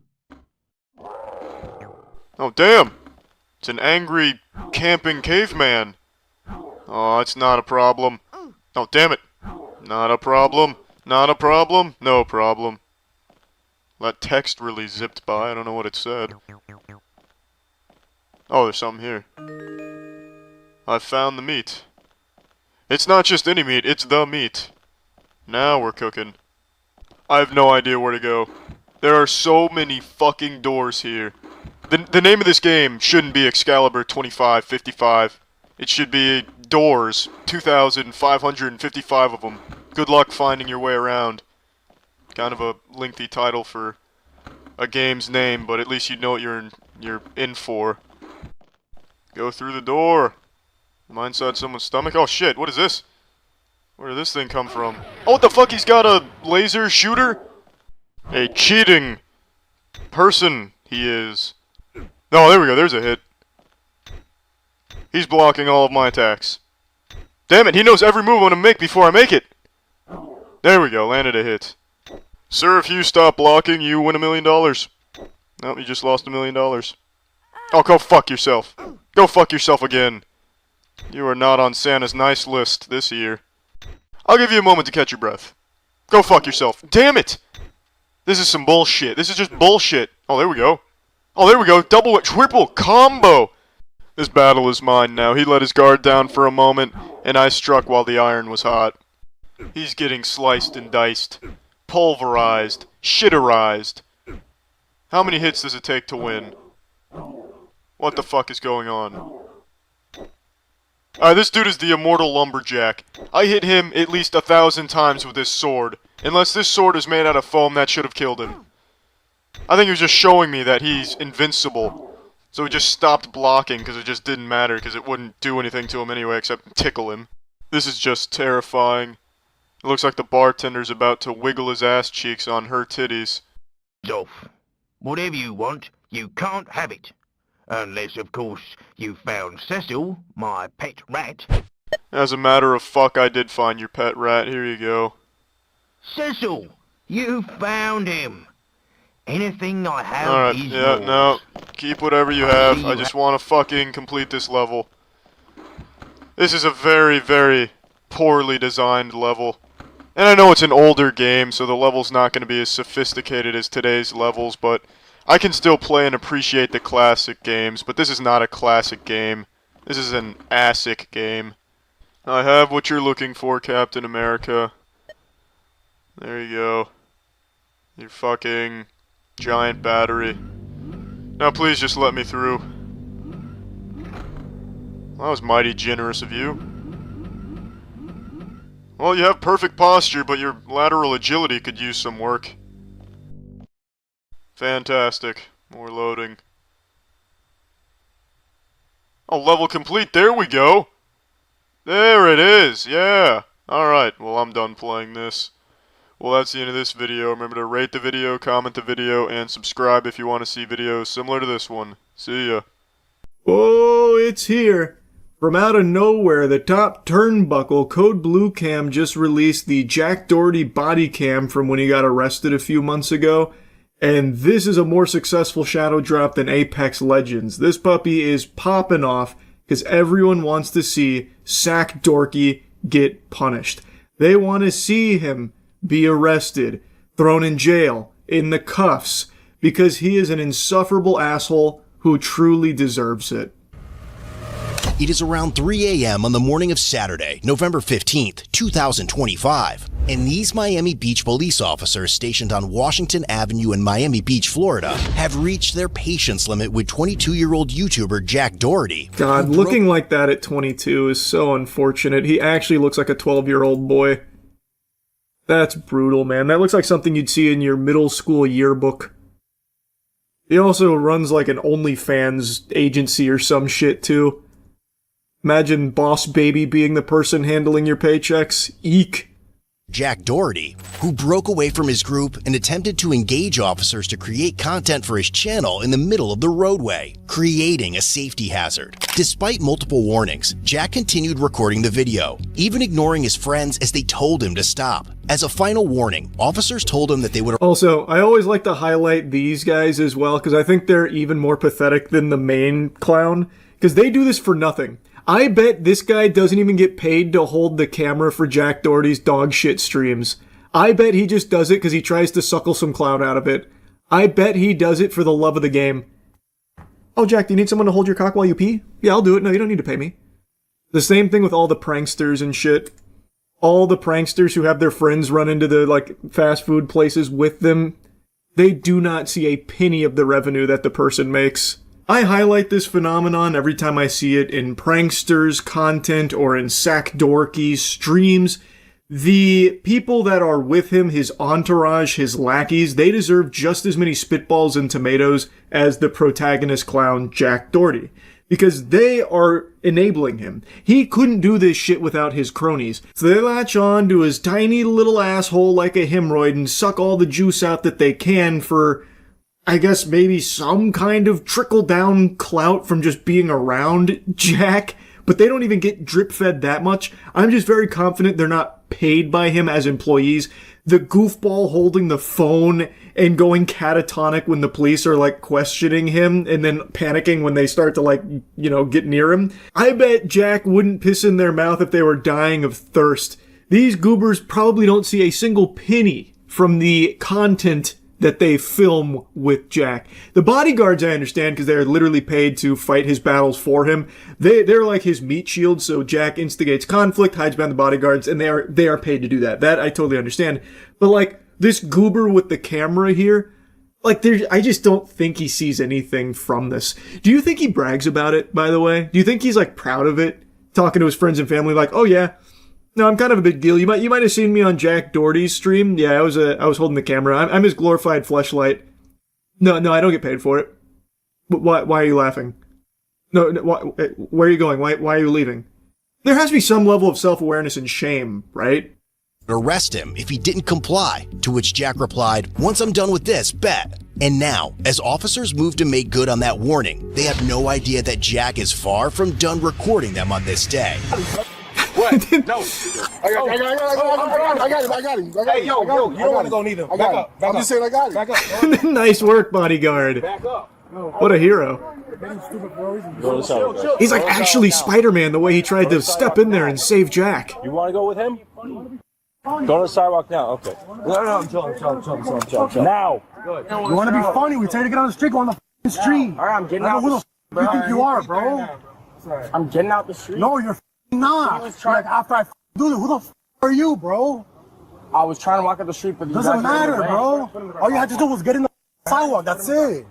You want to? Oh, Jack. Yo, you should have got your man out the road. I was trying to. Now, as officers proceed to search him, they immediately find even more reasons to take him to jail. But Jack only sees it as another content opportunity, something the officers have yet to realize. Hey, free Jack! Who just said that? Like, who actually said that unironically? You should arrest that guy for public cringe. That's worse than indecent exposure out here on the streets, yelling free Jack Doherty. Put that man in cuffs ASAP. He is too much of an embarrassing loser to be part of civilized society. Lock that guy's ass up too. Oh, good. Chill. Can I take that off and give it to someone? Wait, no, you can't take it off like that. Wait, let me take it. Can I take it off for you? You have to like slide it off your wrist. Like, you can't take it off anyway. Talk. Jeez, big man, you gotta go take it off. MDMA? I'll check it out. Give me some. There's also. But no, you really can't take it off that way, sir. Jack's got all the cool stuff in his Batman utility belt. No. Oh wow. MDMA. That's funny, bro. Like, it's not serious. Listen, I'm not even doing that. Listen, I get you. I got you. I'm just telling you. I know. Hey, Sidewalk. You told him a bunch of times that. No. It's not even that. No, you're cool. I was telling you genuinely. I apologize on his behalf. Why? Brother, you're getting paid to be his bodyguard, not his dad. Why are you apologizing on his behalf, bro? Just go on the sidewalk. You'll get your paycheck later. You don't have to be clowning yourself like this for Jack. Can you tell him to pull up here, my friends? He can take it off. He can take the watch off 05. We'll do it at the station. But real quick. He's afraid of not getting fired for defending him from the cops. That's true. I didn't even stop to consider that. Jack Doherty is such a fucking lobotomite. I bet he would blame his bodyguard for that. Why didn't you beat up the cops, dude? You're fired. I didn't even think of that. So now that behavior makes a little bit more sense. Did not even consider that, because any normal, rational person, that wouldn't even be a thought that would cross their mind. But you have to throw that out the window when talking about Jack Doherty. We'll go downstairs. No. Is this going to be like a timeout? No, he's going to jail. You really going to take it? No, this is not the No. Come on, let's get the road. Come on. I'm just asking for Let us in. I'm just asking so he get an idea what is going on. Yeah, he going to jail. Yeah, that's what I'm asking. Like, that's how we got to learn. That's how we got to learn. With officers finding 3 hand rolls. It is how we gotta learn, unfortunately. And half of an orange Jack Doherty oval-shaped has to pill learn it the marked with hard a way, 3, hopefully. Consistent with a Schedule 2 amphetamine, Jack is immediately brought to the station. And this is where his entitled behavior leads him to pull another move that he will soon regret. There's no way he keeps up this machismo in the police station while looking like a Boy Scout. There's not even cameras rolling, Sack Dorky. Why even bother, man? I thought for sure the body cam would just have him like completely abandon the tough guy persona. There's no way. There's no way he tries to puff out his chest. Right? Because no one said that thing. We're not questioning him. Oh, really? It's kind of how it works. Just face that way for me, please. Which way? Yes, it's kind of like that. Are your guys' body cams going? Oh, he's trying to farm off the body cams. Oh my god, he's such a loser. Holy shit. Oh my god, it's actual bottom of the barrel. Alright, so here's what's going to happen. I'm going to remove the handcuff from you. Listen. Oh, yeah. And then take all your jewelry out. Okay. Socks, sneakers, put it on top of the counter. Yes? Top of the, what? Counter. This might seem like a simple order, but to Jack, it's about protecting his jewelry, and he won't even hesitate to instruct officers on how to preserve it. Unfortunately not, brother. When do you think I will? Tomorrow's Saturday, hopefully tomorrow. Okay, hopefully. They don't want to be around you either, man. So yeah, hopefully. So you're gonna give him this so it doesn't have to be here, please. You would give him here. Just my jewelry, I'll do anything. I'm down for that. Let him, he got his phone, right? Yeah, it's right here. Let him make a phone call. Thank you. Oh, they're being so nice to him. Yeah. Have him come to the station. Yo, you wanna come to this? You got my location? Just give me the address. How come? Dave has the location, but you can pick up my jewelry. Washington Avenue. Why does Jack always rub his tummy?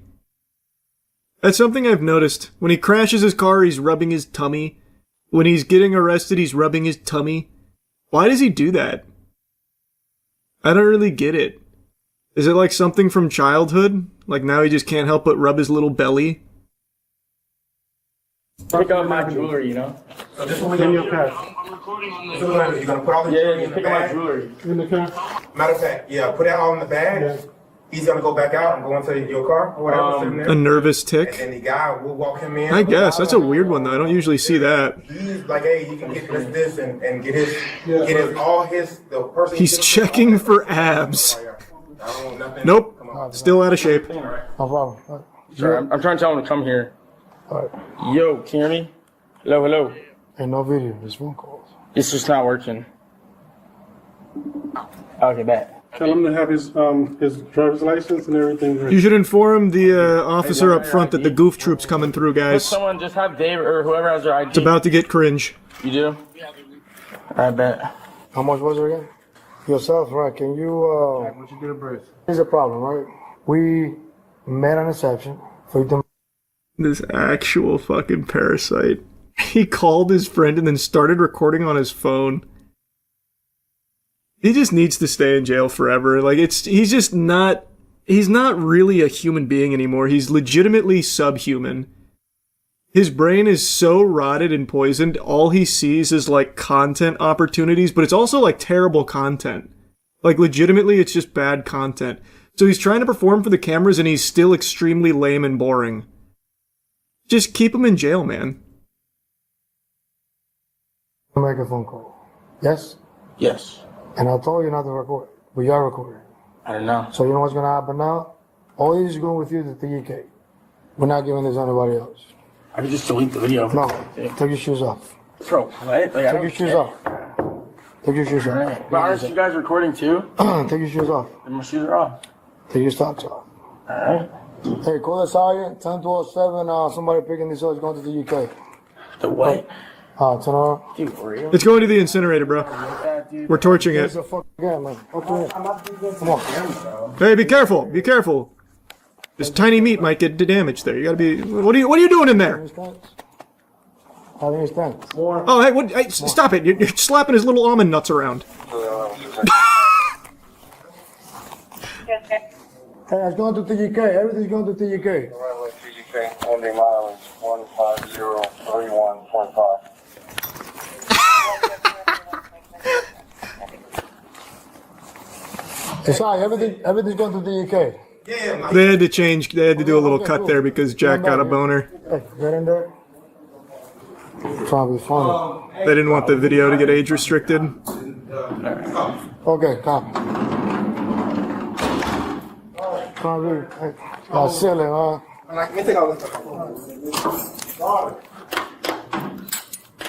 Damn, he looks so hard in there. Yeah, what's up? I was trying to help him out, so he's gonna go straight over. Probably not in the morning anymore, you know? No, really? This is outside. I really have Hey, I'll try to help you, man. All right. Ultimately, Jack That's Doherty true, they was did try charged to with help him. felony, possession of controlled substance without prescription, misdemeanor, resisting without violence, possession of cannabis. He was later released on a $3,500 cash bond. But true to his nature, Jack continued milking the incident for content after his release. Even That's uploading true. footage officers had accidentally recorded on his phone after not realizing the camera was still running. In a later interview with TMZ, So yeah, Whack Dorky did pay the bond, and then he tried to use this whole situation here to like appear cool. So he made merch out of his mugshot thinking that it had aura, but everyone dunked on him for it and insulted him for it. So as far as I know, he retired that.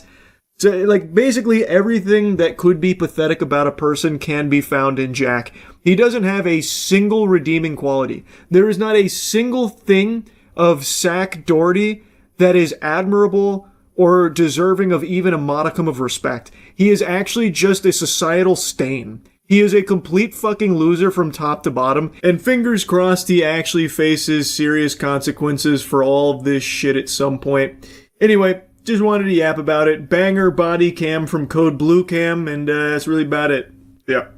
I've seen a lot of people taking their britches off to drop a big time steamer on this movie, saying how stinky it is and it's not worth watching, it's horrible. And I didn't think it was that bad. When I saw the previews for this, I was even somewhat optimistic. I mean, you got Nine Inch Nails doing the score for this, come on. That's at least going to be watchable in and of its own right. And the visuals looked really cool. I'm not the biggest fan of Jared Leto's work. I know him and I look like we share the same mother, but I haven't really been a fan of anything he's been in for a while. But I thought, even in spite of that, this could still be a good movie. And I just finished watching it, and I thought it was fine. Like, I was entertained. It's not amazing by any means, but it's not nearly as bad as I've seen a lot of people saying it is. Man, there are some people talking about this movie like it came in and fucked their grandma. Like, it is... It's not that bad. Like, the worst part about this movie is everything story-related and character-related, really, when it comes to the writing around the characters. It's very, very weak when it comes to its writing.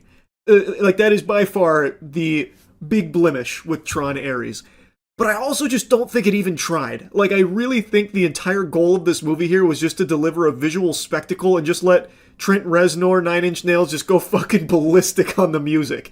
Because that's what it feels like the whole movie is. Just showing you really cool looking scene after really cool looking scene with some absolute boner jams. But anyway, let's go ahead and talk about the story first and foremost. It's pretty simple.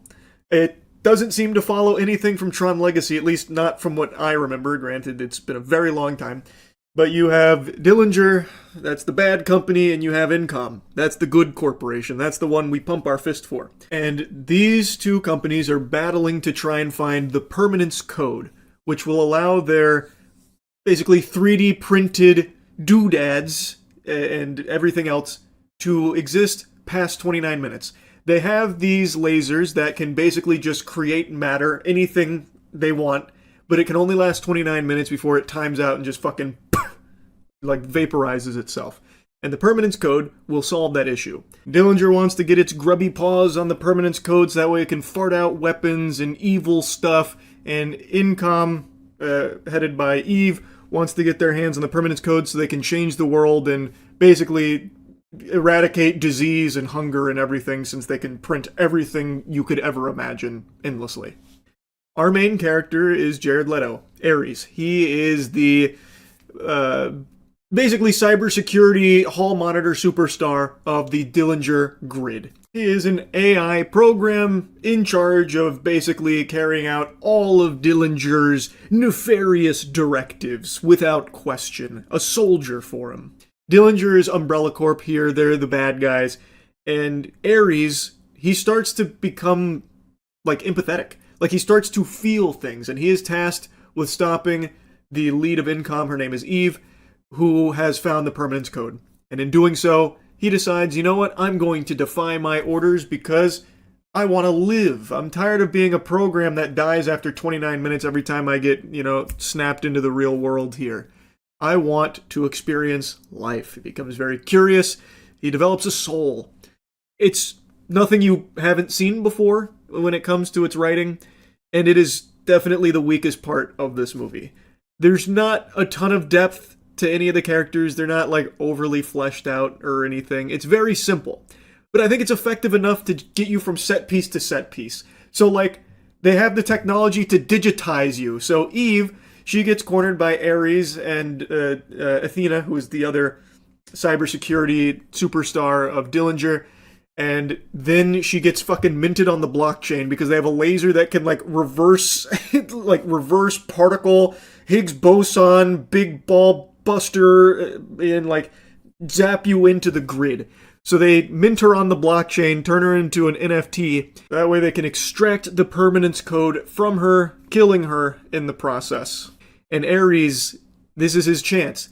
She knows the permanence code, so he's going to save her, defying all of his orders, so that way she can help him survive past 29 minutes in the real world so he gets to experience life. He wants to funge the non-fungible. And in doing so, you get to see the grid, which is very cool looking, and you get to see some action in the real world using these 3D printed, light cycles and the programs. It's cool visually. It's just the writing is really wimpy. It's not well written, and I don't think you're going to see a lot of glaze for that. I imagine most people are going to say the same thing about this film, that it looks really cool and it sounds really cool, and that's it. And they're right, that is it. But that's a big bulk of the movie. It put all of its eggs in that basket. There's not a whole lot else outside of those two things anyway. So while the writing is weak, and while there is definitely some cringe scenes here, I don't think it ruined my enjoyment of just a simple popcorn flick where I'm watching, extreme lights blow up and shit and video game sound effects with a really great Nine Inch Nails track playing. So yeah, it definitely has its flaws. I really think that pretty much everything it set up with the characters was a miss. I just don't see many people going into this film being like, wow, that villain was so deep and complex. He is literally just one note. That's it. And I've seen that criticism about him as well, and it's true. He doesn't.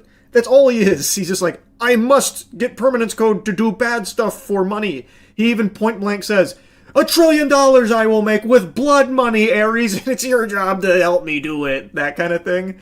It's very hammered home. It's not a good villain, and our main character is fine, but not super deep either. I'm talking about both Eve and Ares. Neither one of them gets a whole lot of tender loving care put into building this character up to make you invested in them.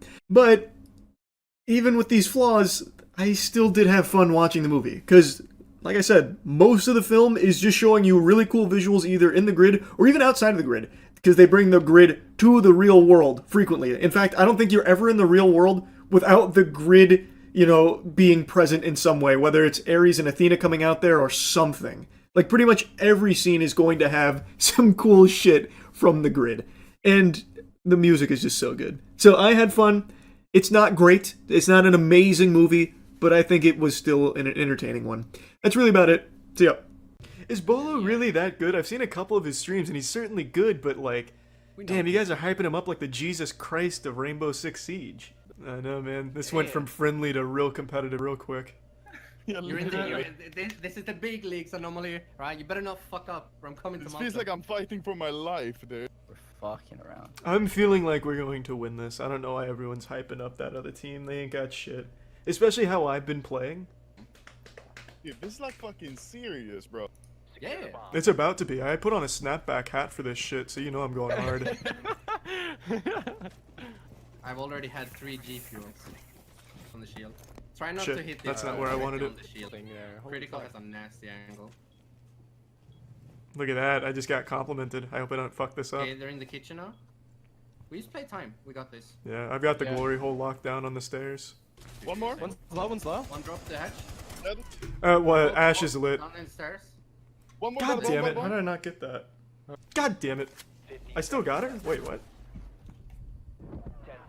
I killed I killed Bolo. Let's go. Oh! Wait, how did I kill Badger? What the fuck? I killed Bolo with my trap, and then I got this guy with my trap. I'm a fucking animal. Look at that gameplay. Bro, let's go, team.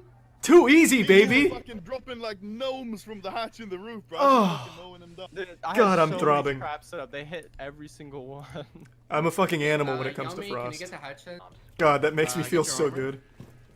Oh, I was worried I'd get 0 kills all tournament. Connecting the objectives. And then instead I smited the Lord of Rainbow Six Siege. I'm gonna reinforce. I'm carrying. Yellow down. Oh, that's nuts. There's one more on the stairs. Oh yeah. Oh, get the ace. Get the ace. I don't want to take credit for that, but I think it was my reinforcement at the end there. Man, this is an easy fucking tournament. God damn. I wish they would have given us a team that's worthy of our talents. I guess we also queued into casual by accident. In your meeting? Oh! I got him. Good shit. Okay, we got 2 people. One at the end of the corridor. Oh my lord, I'm a fucking animal. I'm greasy. Last one's in air. Last one's in air. I'm so greasy. Wow. I'm so fucking greasy. Lord. Bro, I understand why your name's Big Moist now. Oh my god. Moist. I'm straight filling my pants right now. Yeah, are we attacking now? 6 and 1. One more defending round. Okay. Is Good this the lord. same site as the first round? I am literally sucking virginity out. Like a succubus. Yeah, we got the same. Oh. I got a 2-man. Win this round, got a recruit rush? No. I want to just keep putting all 6.5 inches of my cock on their chin. Just flop it down. Oh, that's my bad. That's my bad, Anomaly. I panicked. Shit. I was like, what the fuck? Yeah, I shot a spitball at you. Sorry. That's cold. Oh, that felt good. That felt great. Oh, that's a big ban right there. Now they're coming with the gloves off. The condoms come off, baby. The condoms. No raw dog in this bitch. God. It's a fucking casual tournament with no cash prize. Hey, what's one there? Oh, yeah, I couldn't see him through the fire. That's my bad. Jesus. Wait. Gotta defuse. Find the diffuser. Right there. I'm the fucking hero, baby! Let's go! Oh my god, I thought I'd be the anchor on this team. But I'm the fucking nuts of this team right now, baby. What? Oh, behind. Oh, fuck. Shit. That was big. That was big. That was a... That's fine, that's fine. Reflexes were pretty solid. Oh, what the fuck? 2-man's exploding right now. Who did he give that controller to? Well, let's try right now because his chat is getting mad. Oof. I heard that. Bolo's chat's giving him a lot of shit. They're taking it really seriously on his behalf. Yeah. We've always had like super toxic like community. That fucking sucks, man. He seems like a decent guy, but his chat is going like full Reddit turbo virgin apparently. Yeah, like, there's never been any... Can I plant on the... No. Oh, I can. If someone falls for that, they deserve to be kicked out of the tournament, just saying. Nice. Beautiful. I think I'm going to just pre-fire every corner. Just because I don't know these maps well enough and these guys know the best angles, I'm just not going to take the chance of reflex battling them. Honestly, you guys can probably go in on I B got and him. open the B door. Oh, baby! GG. Good shit. Wait, we Let's won go. like Yeah, I think we move on, right? It's best of 3 maps. Hey, we won. How the fuck did it take them 3.5 hours to finish the last one? Yeah, what the fuck, dude? That's What kind of fucking wet noodle fights were happening for 3 goddamn hours? Yeah, it's kind of easy to be honest. Yeah, that's kind of what I was thinking. Bolo just got cancelled because of us, though. His chat's gonna go nuts. He fucking used insta quits. What the fuck? Man, that was supposed to be a friendly match, but his chat just ate him alive. And he wanted to meme and have a good time. he so only they- tried one round and he shit on us. So I know. Yeah. Yeah, that's just so fucked up, Yeah, man. He his just chat wanted to is have really fun. toxic. Bolo punished his chat with 10 ads for being dicks. Perfect. I don't know why they have to be so fucking mean, man. It's The next game, we should this tournament doesn't even have a grand prize or a prize at We're all. gonna be playing. It's gonna be harder because Anthony's not gonna meme. He's gonna sweat his balls off, and he's scary. we'll fuck him up. Let's go. I remember hearing similar things about a former TSM pro named Bolo. Yeah, literally. I know, man. This has just been an absolute steamroll for this tournament. We have just been powering ass down. We could also like. You're right, you're right. have Now my IQ confidence is solution wavering, might and not be that's why I'm super good, fumbling so we now. could've switched out Alright, that. gotta go back to full throttle. Hard testosterone mode. I can try and get there. Yeah. Where the What fuck was that? Skylight? It is time to carry, that's right. Big boy diapers going on again, and I'm filling it with cum. I don't know why I'm playing so bad, I gotta step it up. Yeah, yeah.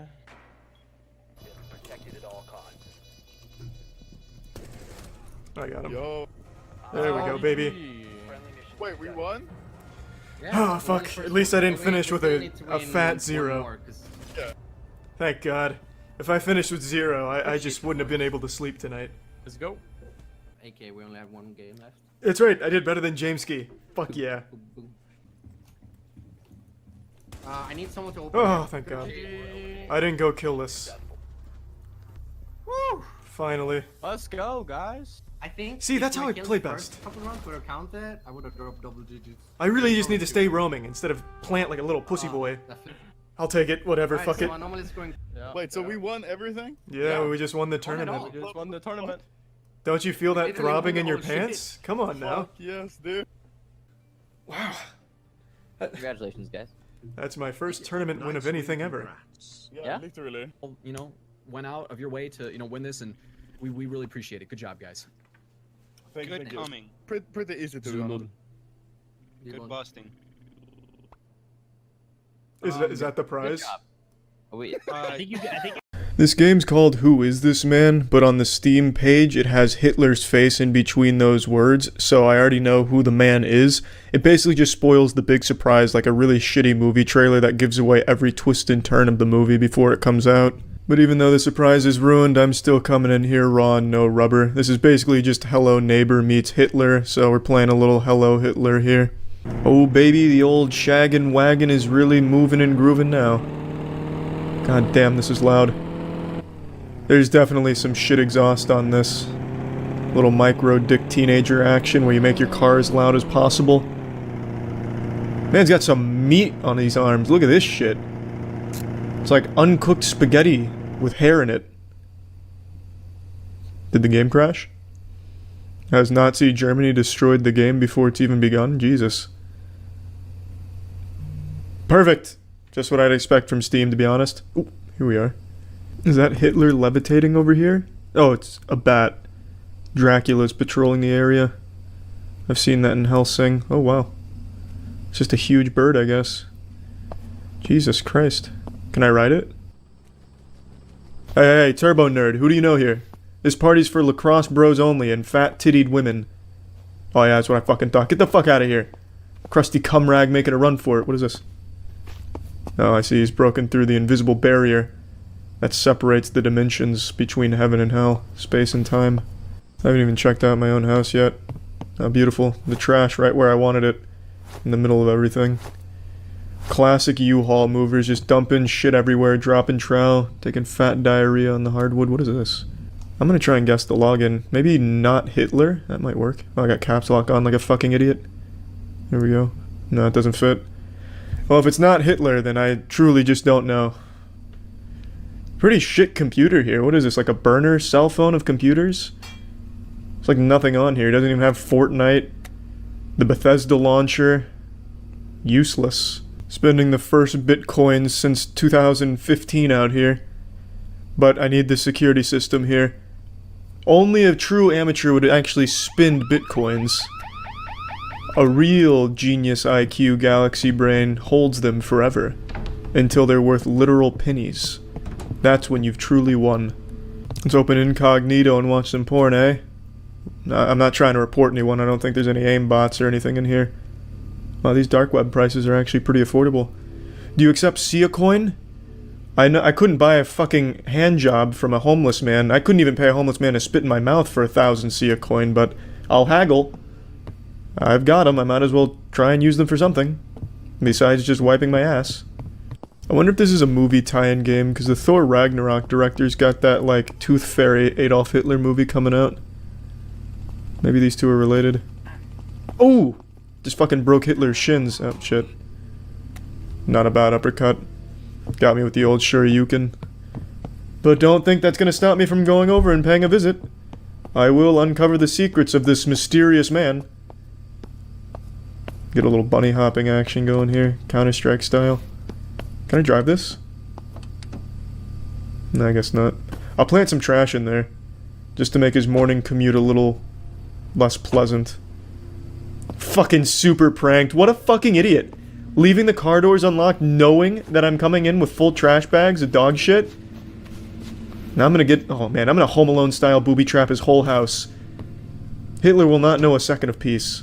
I've finally infiltrated the lair. Oh, and Hitler's house is coming with nipples on the wall? That's some Beverly Hills shit right there. And he's even got this little elevator that's more like a dumbwaiter. My god.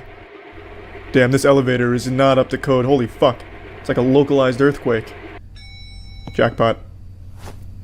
I don't know what's up with the hot coils, but so be it. Everyone's into different kinky shit, I guess.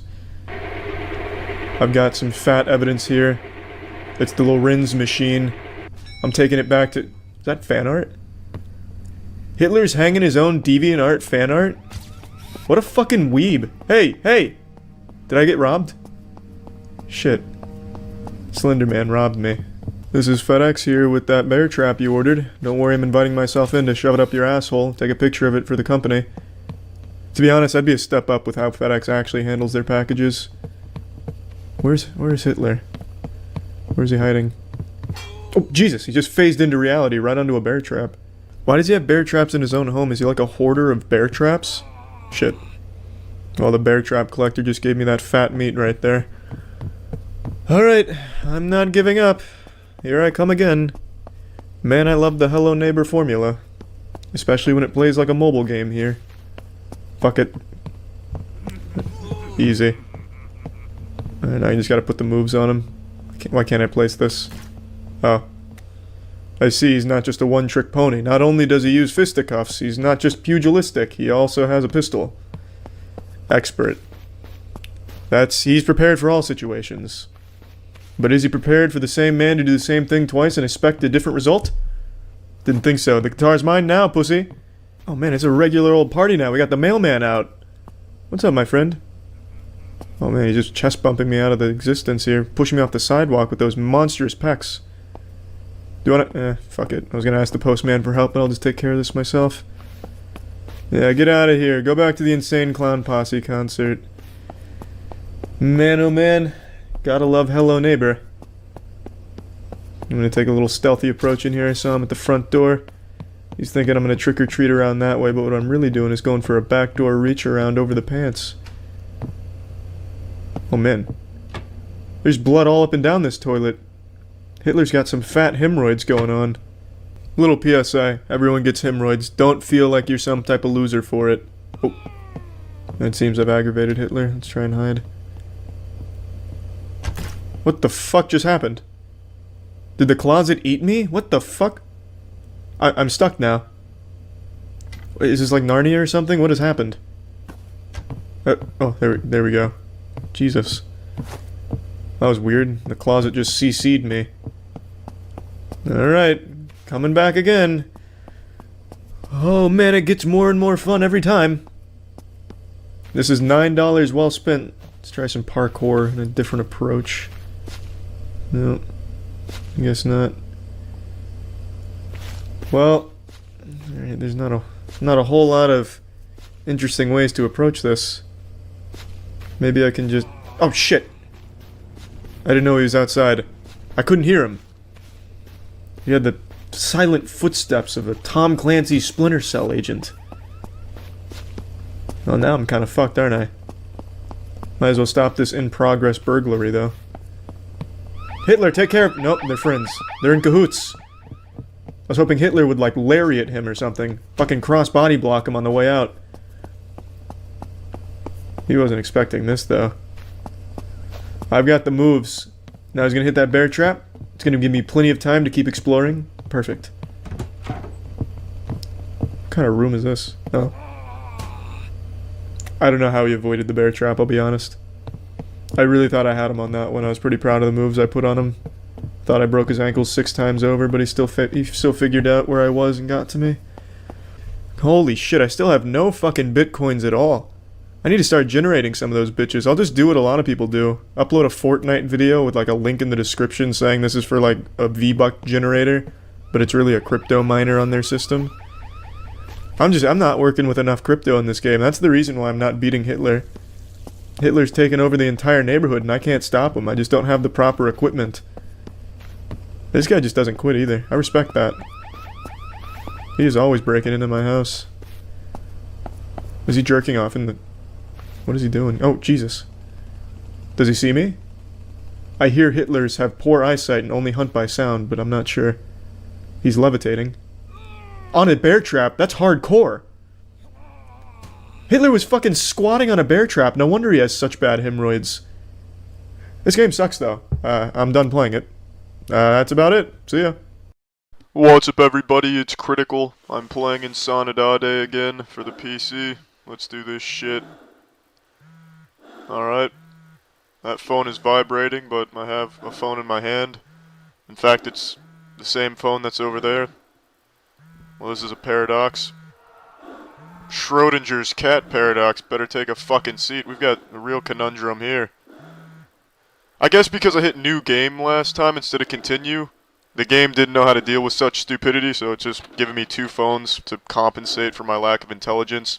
Now I can call twice as many people. Hooray. Are you looking to throw down, table? I'll give you a whopping of a lifetime. I'll lay the wood on you. Come here. Where'd you go? Oh fuck, it's eating me!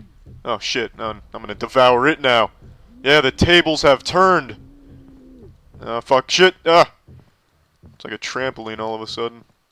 Get off of me, you sack of oak! Yeah, there you go, take that. That ought to teach you a lesson. I'm on a damn teeter-totter over here. What's that? It's just some picture. Another picture. Another picture. Oh wait, hold on, that's not just another picture. That is a high-quality, top-notch photograph right there. I like that. I can't go through this door.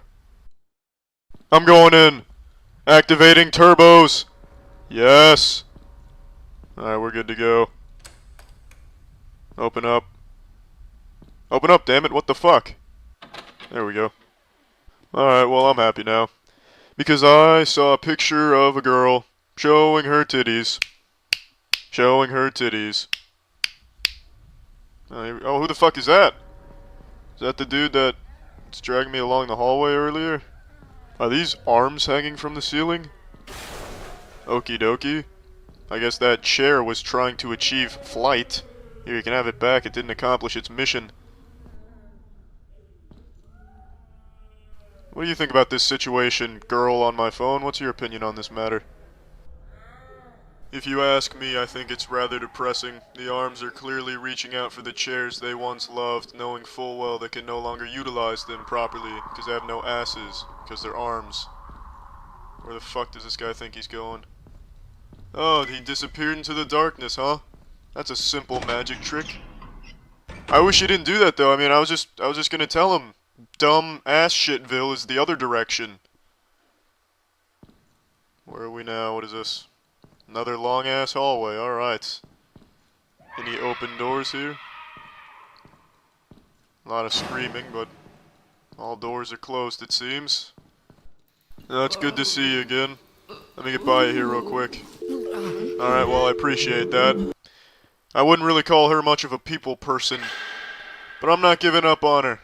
Because even the spikiest cactus can hold the sweetest milk. I know deep down, she's probably a very friendly woman.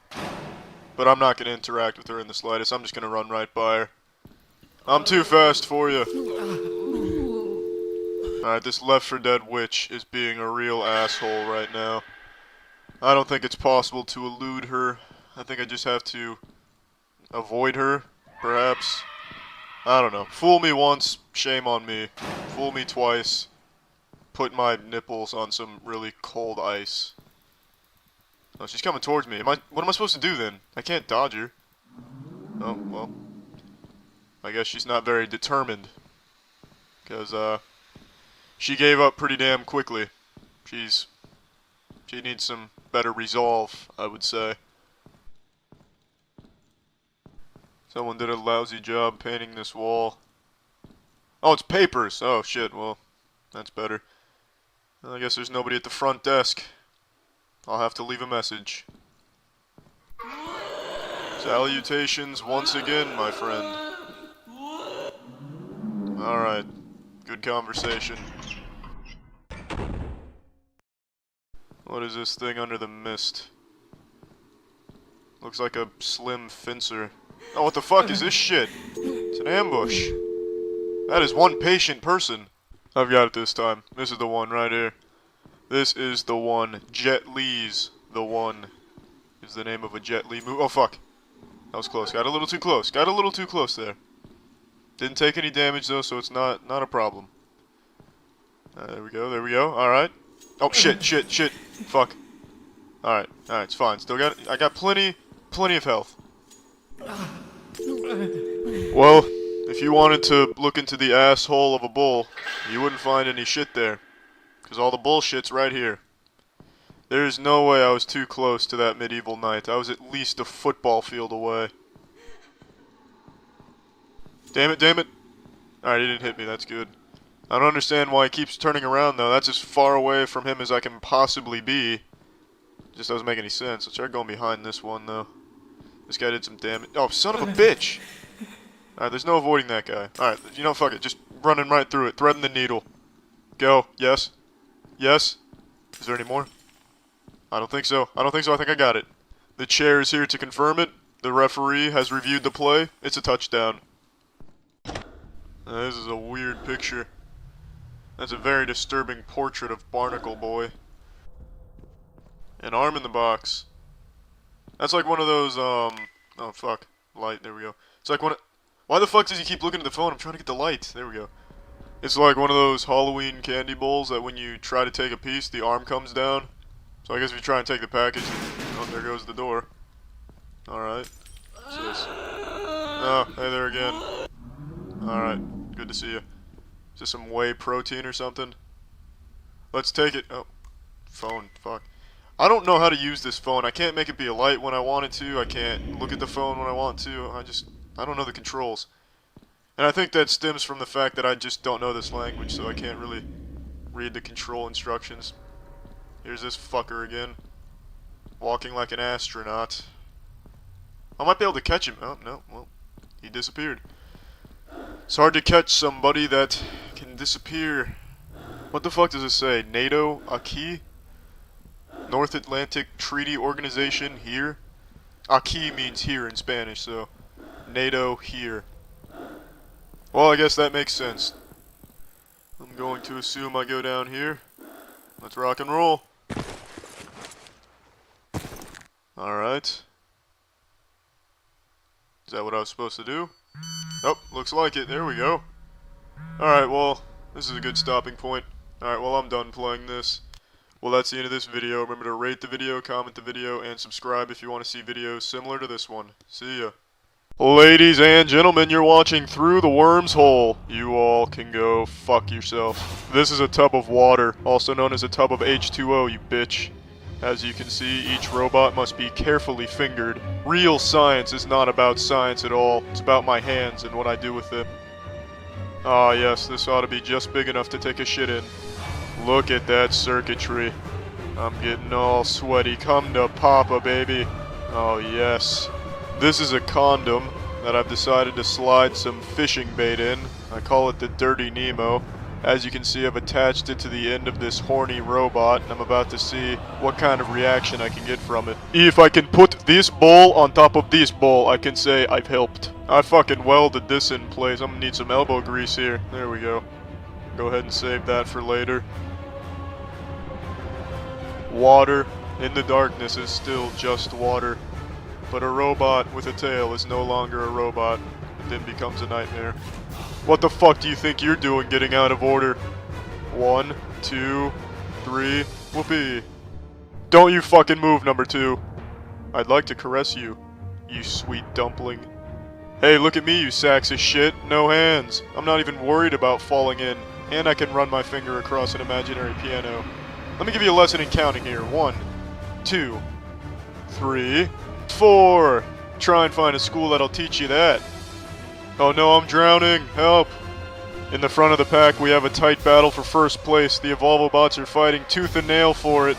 That Evolvobot right there, I'm telling you, that's the one that looked at me. It did. Would you look at this Evolvobot go? Look at the speed on this. It's remarkable. It's like an aquatic cheetah.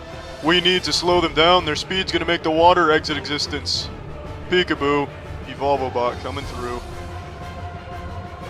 Do you see what I'm seeing in the top? This is revolutionary. The Evolvobot's transforming into an even slower machine. This is not the bottom of a styrofoam bowl. This is an Evolvobot, and a very fast one at that.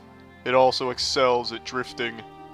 This right here is a game changer. These Evolvobots are slower than an object not in motion, yet they move forward. At the end of the world, there was one Evolvobot left.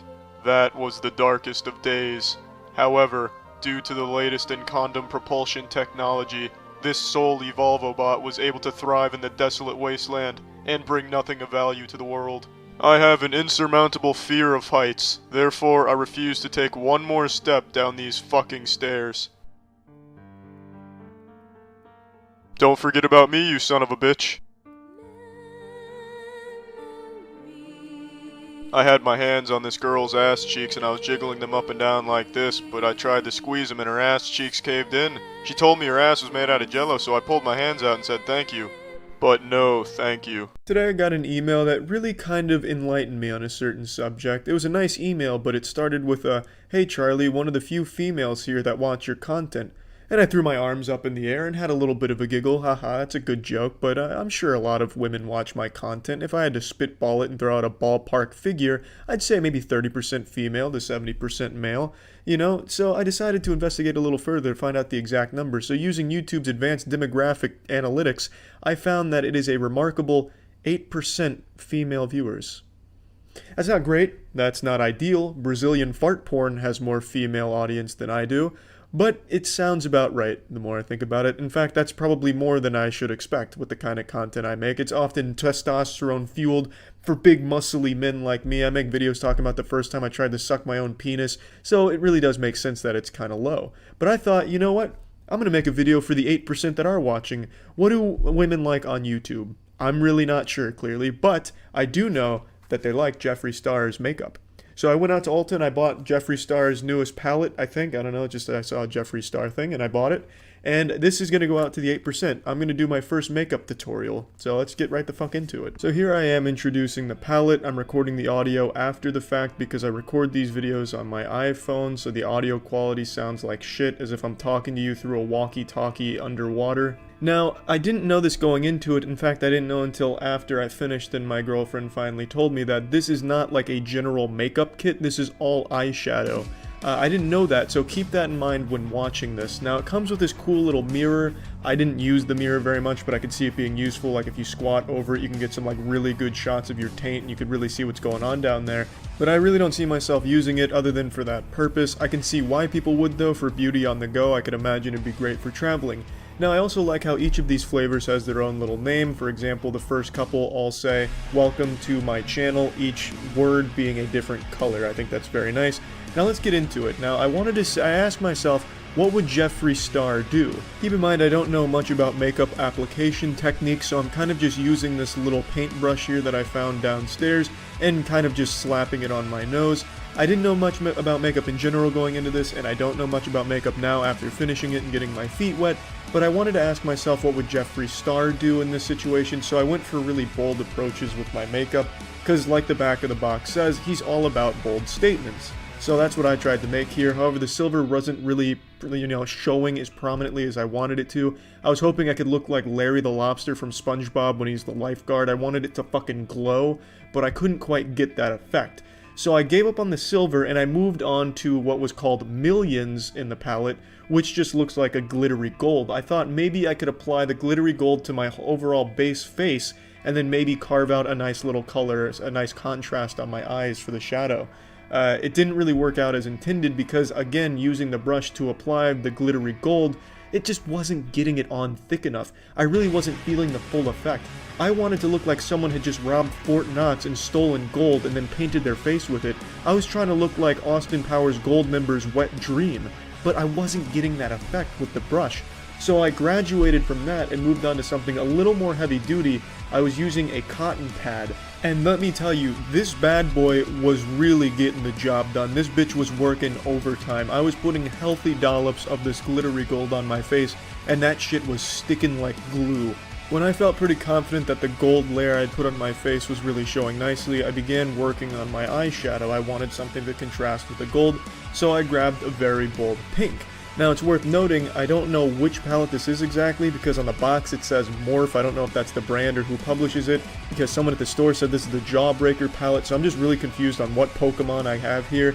But anyway, whether it's the Morphology, the Jawbreaker, it doesn't really matter, because I really committed to this pink, and I just, due to my inexperience, I couldn't really get it on the eye the way I wanted to. I couldn't cover the whole eye. So it just looks like Ed at the end of Ed, Edd n Eddy after one of his Jawbreaker scams goes awry and the cul-de-sac beats his ass. I just look like I've been into a fight and my shit's been handed to me. I also had the stupid fucking idea of putting green into it to try and make it look like a G.I. Joe or something where I'm wiping camouflage on me, but it ends up just looking like fungus as if my bruise has been infected, so that didn't really help with the look overall. So then I just gave up on that and I went back to pouring gold on my face. I know I called this a makeup tutorial, but it's more like a makeup review and how not to apply it. I kept throwing this gold on here, and I had to put a lot of force behind it to get it to stay, and the problem is there's glitter in the gold, obviously, and that glitter is really fucking abrasive. It's like running little pieces of broken glass across my skin, but I really committed to it because I was pretty impressed with the way that it looked, and by the time I was done, I looked like the bronze kneecaps. I look like one of those street performers that spray paints themselves gold and pretends to be a statue, if that performer fell into actual liquid gold and then someone dumped glitter on their corpse.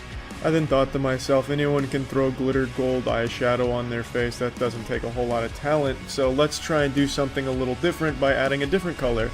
And it just became another one shade of this color. I grabbed a really harsh pink and it didn't blend as well as I thought it would, and I may have gone overboard because by the time I was done I looked like Red Skull from Captain America. I looked like someone had peeled off all the skin on my face. I was indistinguishable from a third-degree burn victim. I looked like a victim in one of those horrible New Zealand PSAs, like, you know, the fucking work safety ones, except this safety one would be about wearing sunscreen. I looked like Kirby got into a knife fight.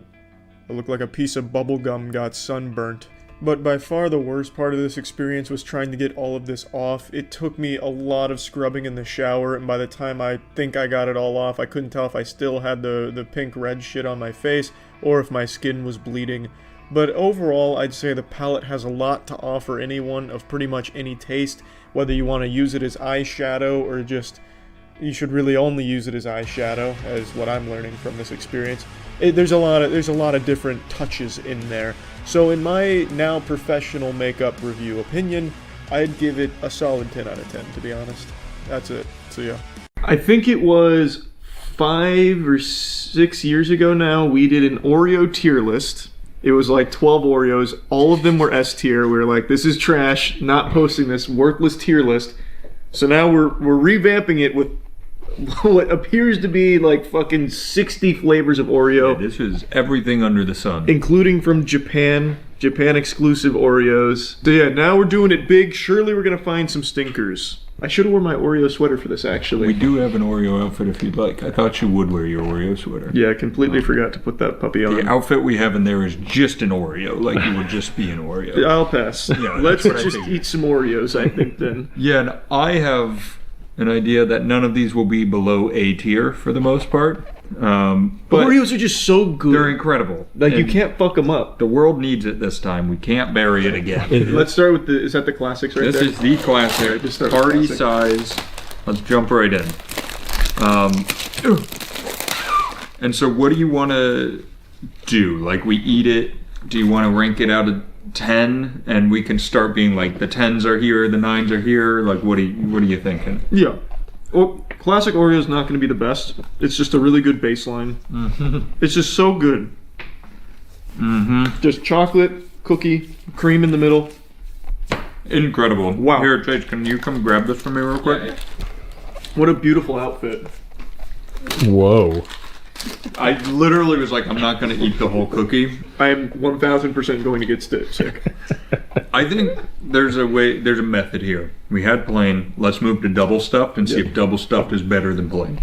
Oh, and just keep knocking them down. Yeah. Oh, that's smart. So it's semi-bracket style. It's the best one is now ranked against the next one. Yeah. More cream, what a dream. Here's a philosophical Oreo question. Is there ever is too much cream in the middle possible for you guys? We're about to answer that for you.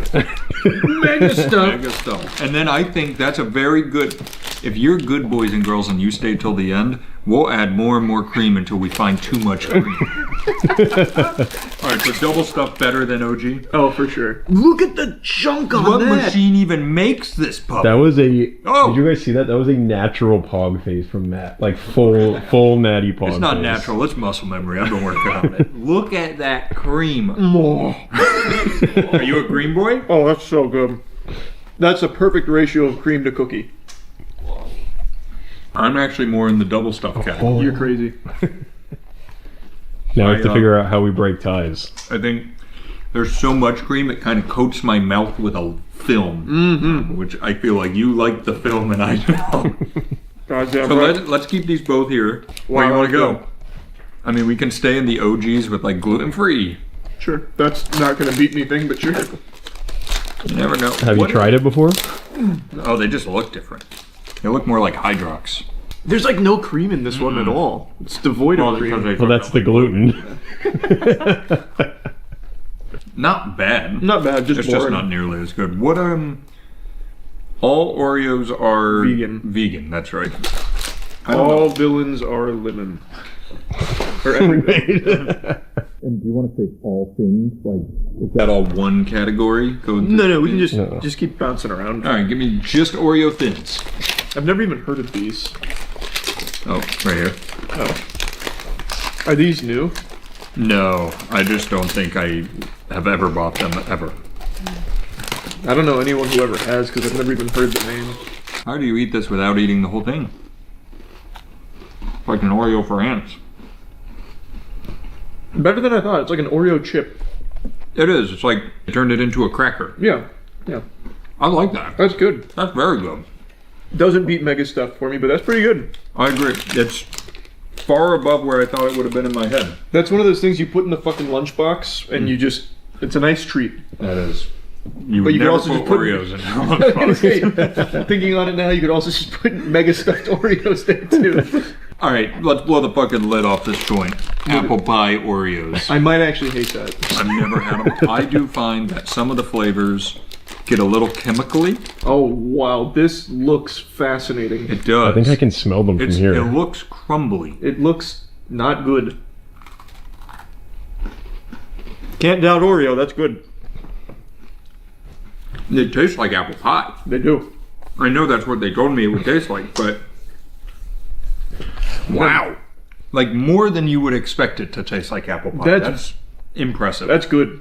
I would not reach for this over a normal Oreo. Oh, I absolutely wouldn't either. But very impressive. If you have like a cream allergy, well, you probably still wouldn't get those now that I think you have a cream allergy and would like that to flare up apple pie flavor. What's the one right in front of it? This? Yeah, is that pancake This or a is waffle? maple cream Oreo, otherwise known as crème à l'érable. They use real Quebec maple syrup.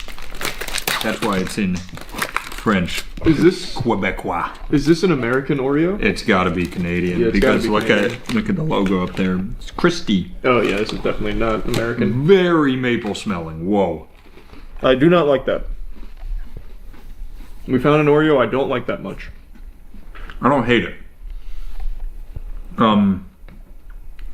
It's kind of not even an Oreo at that point. No, it's not. You know what it reminds me of is like a liquid medicine kind of like very very tart.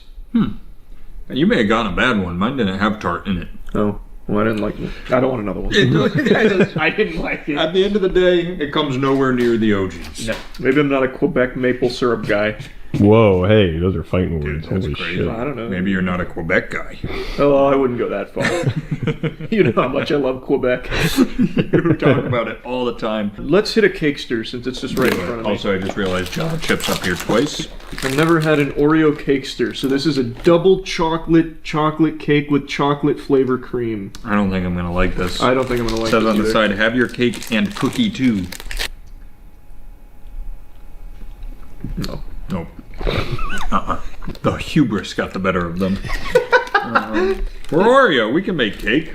Yeah. Make cookies. I feel like the Oreo cakesters came around in the era of like the Twinkies and Ho-Hos and like the zebra cakes and like because it kind of has the same vibe. Very similar to that. It's not a good cake, not a good cookie. Yeah. It's just there. Yeah. Very little Debbie's. What do you want? Do you think we need golden and golden double stuff? I would say... Goddamn right we do.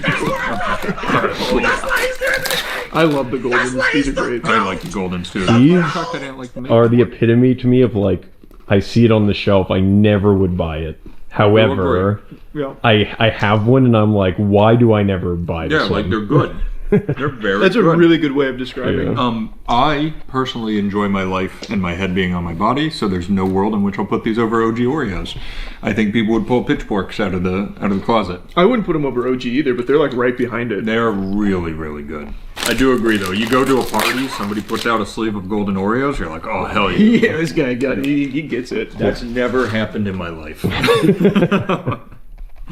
Better. Mm-hmm. I really think double stuff is my perfect level. They need the colossal or the mega stuff. Mega. Oh, you're gonna Frankenstein a fucking fatty for me. Would you consider that? Oh, that's looking. That's mega stuff if I've ever seen it. Mm-hmm. Mm-hmm. Oh wow, we're not even halfway through. Mm-mm. The audience is fucking cheering. Yes, we get more. Toffee Crunch flavor cream. Does anyone in the world like toffee? I'm a toffee fan. Really? I was about to say if you're Heat over the bars? age of 60. Smell that. They've got a stench. Oh my god. This is what you're looking for from your Oreos normally. That's a retirement home right there. This is what I was talking about. Where they can get chemically with some of these flavors. Like, smell this, Danny. Get that camera in here. Actual dog shit. we'll come smell it. Actual dog shit. Oh, I gotta say, I don't think it smells bad, but there is the hint of like that. It tingles just too much to be natural. Yeah, and that is how I would say it tastes. Gross. That's terrible. Yeah, I don't like that. They need to discontinue that one. To the floor with you. Yep. Did we get the Post Malone Oreos were discontinued, right? Yeah. Those were like Matt looked it up there like 3 years ago. It was actually, you were like, everybody's talking about these. We need this one. And I looked it up and it's like, they have not been available for years. Well, that's why everyone's talking about it. They miss it so much. You guys remember that? All right, let's go left field. Oreo Thins, lemon. Ooh. Hot take. I think I'm going to like these. I like lemon cookies. Really, it's so cute. Better than I thought it'd be. I like that. Yeah, it's pretty good. I like that a lot. That is pretty good. No way it beats Mega Stuff though, right? No. Okay, just double check. I have a feeling I know how this video is gonna go. I'll give you a spoiler because I know there's one on this table. Oh. I will kill for over those. No way. You want to just do it right now? Should we do them so we know if it's gonna work? Somebody opened it and ate an entire sleeve out of the middle over the past month. I don't know who did that. What a fucking. Which ones are these, Matt? Peanut butter Oreos. You get those, you dip them in some milk. I'm not a big peanut butter guy. No, this is gonna be terrible. Yep. To me, that's very mid. I will say, eating them all back to back, I'm very torn because I love this as a cookie. Like, you're not eating an Oreo when you're eating this, but God, I love these. There's one at this table that I would pick over normal Oreos. Which every one? time. Let's get it. That's the white fudge covered. Those are those are the winter. Those are the winter. Like every December, you can find them in stores. Yep. I'm a white chocolate fan. Well, that's why that's your nickname. Yep. This was so easily the number one in my head until I ate it right behind real Oreos, and it's like because that's like a perfected cookie. I'm still on the double stuffed train, but the Oreo itself might be a perfected cookie. Let me know if this blows your socks off. It's fine. It's fine. I don't hate it. I'm gonna eat it back to back. I think it loses the Oreo. I'm not a big white chocolate guy, but this is like a very decent white chocolate thing. I can't take another bite. I was about to. Very good. So all of our heavy hitters aren't doing it. Maybe there's a shot. Someone's got a shock us. Hold on, Danny, eat one of those. Yeah, after eat one. Oh, he hasn't had it. Wait. Yeah, it's okay. I won't eat it. Hold on. So I gotta do I gotta hit the back to back the 2 times. You know, maybe we should have saved the OGs for the end of the video. Maybe. Yeah, because it's not even close right now. Also, the Mega Stuff is carrying this. Like, I'm with Charlie. Oh, yeah. You could put 2 of these together and it still might not be enough cream for me. I like the chocolate cookie in there too. You're liking cream, not cookies. I will acknowledge that every day. All right, but it's also a perfect marriage of cookie and cream.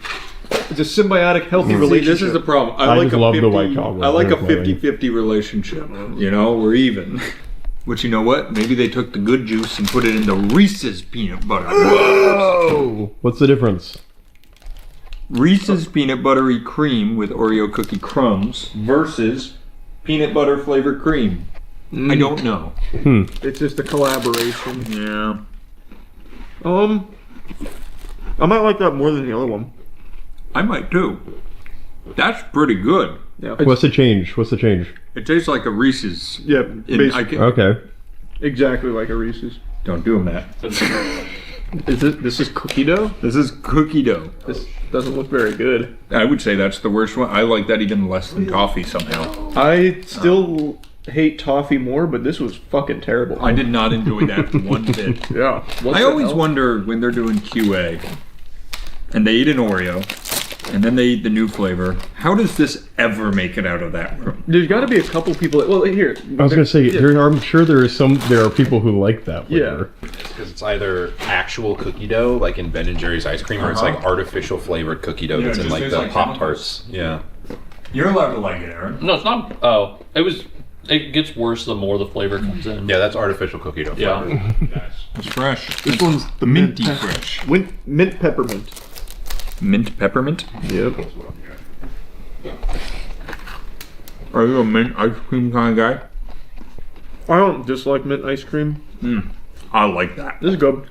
I like that one. That is good. They need to double stuff that though. I got you. They have thinned it. Oh, they thinned it. They thinned it. They went the wrong direction. They don't know what the people want. Tell me if you think that's better. Oh yeah. Oh yeah. Should we be doing our top 3? Is that more interesting than just the winner? Probably. All right. That mint. Just keep it. You remember, set aside the other good ones. So that way you can talk around about the podium that we've liked. A nice not as good as the big one. Nope. Just a nice little cracker though. No. They really are just so crispy. You want to just get this out of the way? The hell is that? To Oreo cakes are golden. Yeah, might as well. I think this one has a chance of being better because it's the white cream, it's not the chocolate cream. That's true. But some of these things add to the tummy ache and you know they're not even worth it. It's so true. Tummy aches. Oh. You think a dog ever wakes up and is like, oh, my tummy feels bad today? Probably. Yeah, and then they puke on the floor. I did not like the Cakester personally. Yeah, there hasn't been a Cakester I've liked yet out of the two we've had. Not worth it at all. All right, continue. That tummy ache's coming in. It's starting to hit. Why don't we dive into the Japanese box? Yeah. How about this? That looks cool. Strawberry. Notice how they give you less and not 3 massive sleeves. That's weird they do that. Is this a strawberry? Mm-hmm. That's pleasant. The cookie's different. The cookie is It's very probably different. way less sugary if I had to imagine. You're 1000% correct. Yeah. Everything's different about that. It's good. Ooh, the aftertaste not yeah, so much. I was though. just about to say the strawberry sits in your teeth and it's a little punchy in there. Oh, wow. Mm-mm. No bueno. Oh, why did it do that? Not only why, how? How did it do that? Because that felt like magic. Dirt cake. I like how our taste buds are so fucking poor and primitive that healthier food is now just revolting. Well, we don't know. Maybe there was too much sugar in that one. I think that's true. Sure, it tasted like there was a lot less sugar. What's this one? Dirt cake. A good old American dirt cake Oreo. There's gummy worm bits on the top. Oh yeah, there is in there. Oh, I'm getting sick. Same. I'm feeling gross. I didn't love that. No, it's not very good. And the tummy ache's setting in, and I'm going to be harsher on everything because I don't like it anymore. Yeah, now it's not fun. Chocolate cream. I already know I don't like it. Let's hurt ourselves. Your guys' job is so hard. It is, dude. Anybody who says this isn't the hardest job in the world is wrong. Yeah, it's like firefighters. You know what I'll tell you? I expected that to be a lot worse. I did too. I felt the same way. It's not broaching the top 3. I wouldn't take it over the ones we like. Yeah, but I didn't go yuck. Okay, I have a strategy here. You guys are clearly, you're waning in your like of Oreos. Yeah.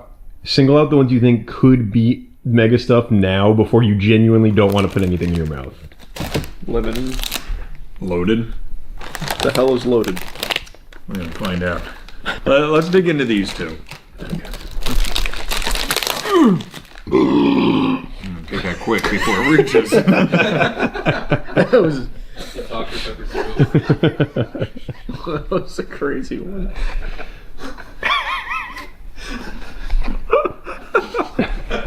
These are great. They're really good. So I have a question for you. Are we coming up anywhere near rivaling any of our top 3? This could sneak in the top 3 for me. I don't know about you. My third was mint, right? Third was mint. It wouldn't beat the Mega or the Golden. Yeah. It might beat mint for me. Yeah, I was going to say the only one it could rival is the mint. Yeah. It would have to be a head-to-head, and I'm not willing to take one of each. Well, the good news is you make the decision. Yeah, So let's leave this here. We'll come back at the end. It's an end game decision. Yeah, it's end game. I see if Oreo. So this is just with real Oreo cookie crumbs in the middle. Oreos. Why? Oh wow, that one was kind of wet. That was really Yeah, that had a passenger in there. Oh wait, look at that stuffing. I know. I was just about to say that's Mega stuffed if I've ever seen it. That had a passenger. That's good. That's very good. Why does that make it better? Is that just an Oreo? Is that why I like it? Yeah, I think it's just. I think it's just a natural Oreo that they sprinkled some of the cookie into the cream on. Here's the thing: they sprinkle cookie in. So if it's Mega stuff, you have to dial the percentage down because there's cookie crumb in there. So it's back to double stuffed. It's more like right between double and Mega. It's the stepping stone. A little more than double, a little less than Mega. The missing link. Would you put that above double? Because it's got more cream. I don't know. Because now we're divulging into theory. We don't know. It's just an Oreo. Yeah. Oh, I don't want this. I don't want What this. is that? It's the chocolate covered, but it's fudge instead of white. Ow! I don't. These are getting dangerous. That's his body responding to seeing them being unpackaged. Please. This inside out guy in his head doing the lever. Yeah, it's just a much worse version of the one Danny likes. Uh-huh. I don't know why I singled Danny out. I like them too. We're gonna move into Oreo straws. They're slimmer. They'll feel better on our tummies. This is like halftime. Yes, this is our reprieve. I'm opening it. Get ready to burp. I'm ready. I just spilled cookie all over me. Don't like that. It's the same strawberry cream with that weird punchy flavor. Don't like that. Wait, but is that one American or is that also Japanese? No, I think this is Japanese. Oh. Maybe? This one is back to Canada. Okay. This is Christie Cinnamon Bun Brioche à la Cannelle. Oh, okay. Cinnamon cookie. Oh, it's real stuff. Mm-hmm. Make it stop. I like that. That is good. Not beating any of the good ones. It's not getting into the top 3. No, that's good. But it's good. Blew my expectations out of the water. Oh. Man, I'd love pull up a graph of our energy that we're tracking with our fucking whoop. This is a very interesting study on diminishing returns. I don't know how kids eat like this. I don't think they do. They do. When's the last time I saw a kid with 25 Oreos? What is this one? Oh, smell it. You're gonna hate it. Java chip? This is gonna be his least Java favorite. chip. That smells super awful. coffee-ish. That smells awful. But it's like coffee chemical. Oh, it's not as bad as I thought. My bites have gotten smaller and smaller. Me too. Oh, I like the little crunchies in there. Not getting the top 3. No, definitely not the top 3. Let's eat birthday cake. Birthday cake. It just sounds sweet. Birthday cake. Oh yeah. Do you feel like it's your birthday? Uh-huh. You know, it is Drew's birthday today. Is it? Yeah, it is He Drew's missed- birthday we today. planned this whole thing for him and he didn't even show up. Is it even worth me eating? Oh, no, it's not very good. I actually like the last one more than that. We should have gotten spit jars. We actually should have done that whole layout. It would have been a big play. Impressive how much they made it taste like cake icing. Yeah.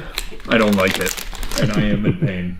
All right, grape and peach. Oh my god, what? Grape and peach. No. You might be thinking, oh, there's a grape cookie and a peach cookie. Nah, They come together. they come to. Oh wait. Oh no, they come together. Fuck. Oh no. What? Smell it. That just smells like grape candy. I legit can smell it from here. Yeah. Yeah, that's potent. You want one? This is kind of like if they made that strawberry one grape. Did you get both flavors? I did. The grape really wins the fight. My Spit it onto I the did. table. my Well, take on is the you Oreo. have to do a grape bite, a peach bite, and then both together and see which is like what's the best one. That's a good idea. That way Yeah. we can really make sure to get as much I'm gonna Oreo. tell you what. Neither is good. You know what's weird? Yeah, I don't- let's just fucking open it. This one's got a smiling face on it. Oh, that's nice. I want to smile. This is birthday cake flavor again from a different country. My body's rejecting it. I thought about eating it and my brain would stop. There's something yellow in there. The cookie's so dry. It is. No, don't do that. We're so close. We're almost We're there. so close. Yeah, I don't know if we need the thins anymore. Wait, no, but you haven't. There are some flavors you haven't tried yet. This one's tiramisu. Yeah, it's No. I think we had tiramisu. No, we had you had toffee. Java, you had toffee, and then this one is Irish cream. Tiramisu. I want to get it out of the way.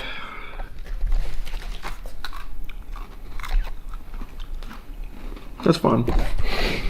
That's an Oreo. Yeah, it was fine. This one's vanilla bean. You know what? I've always liked. They're thins. What a nice surprise. They are thins, and I can also tell you it's not real vanilla bean because real vanilla bean is brown.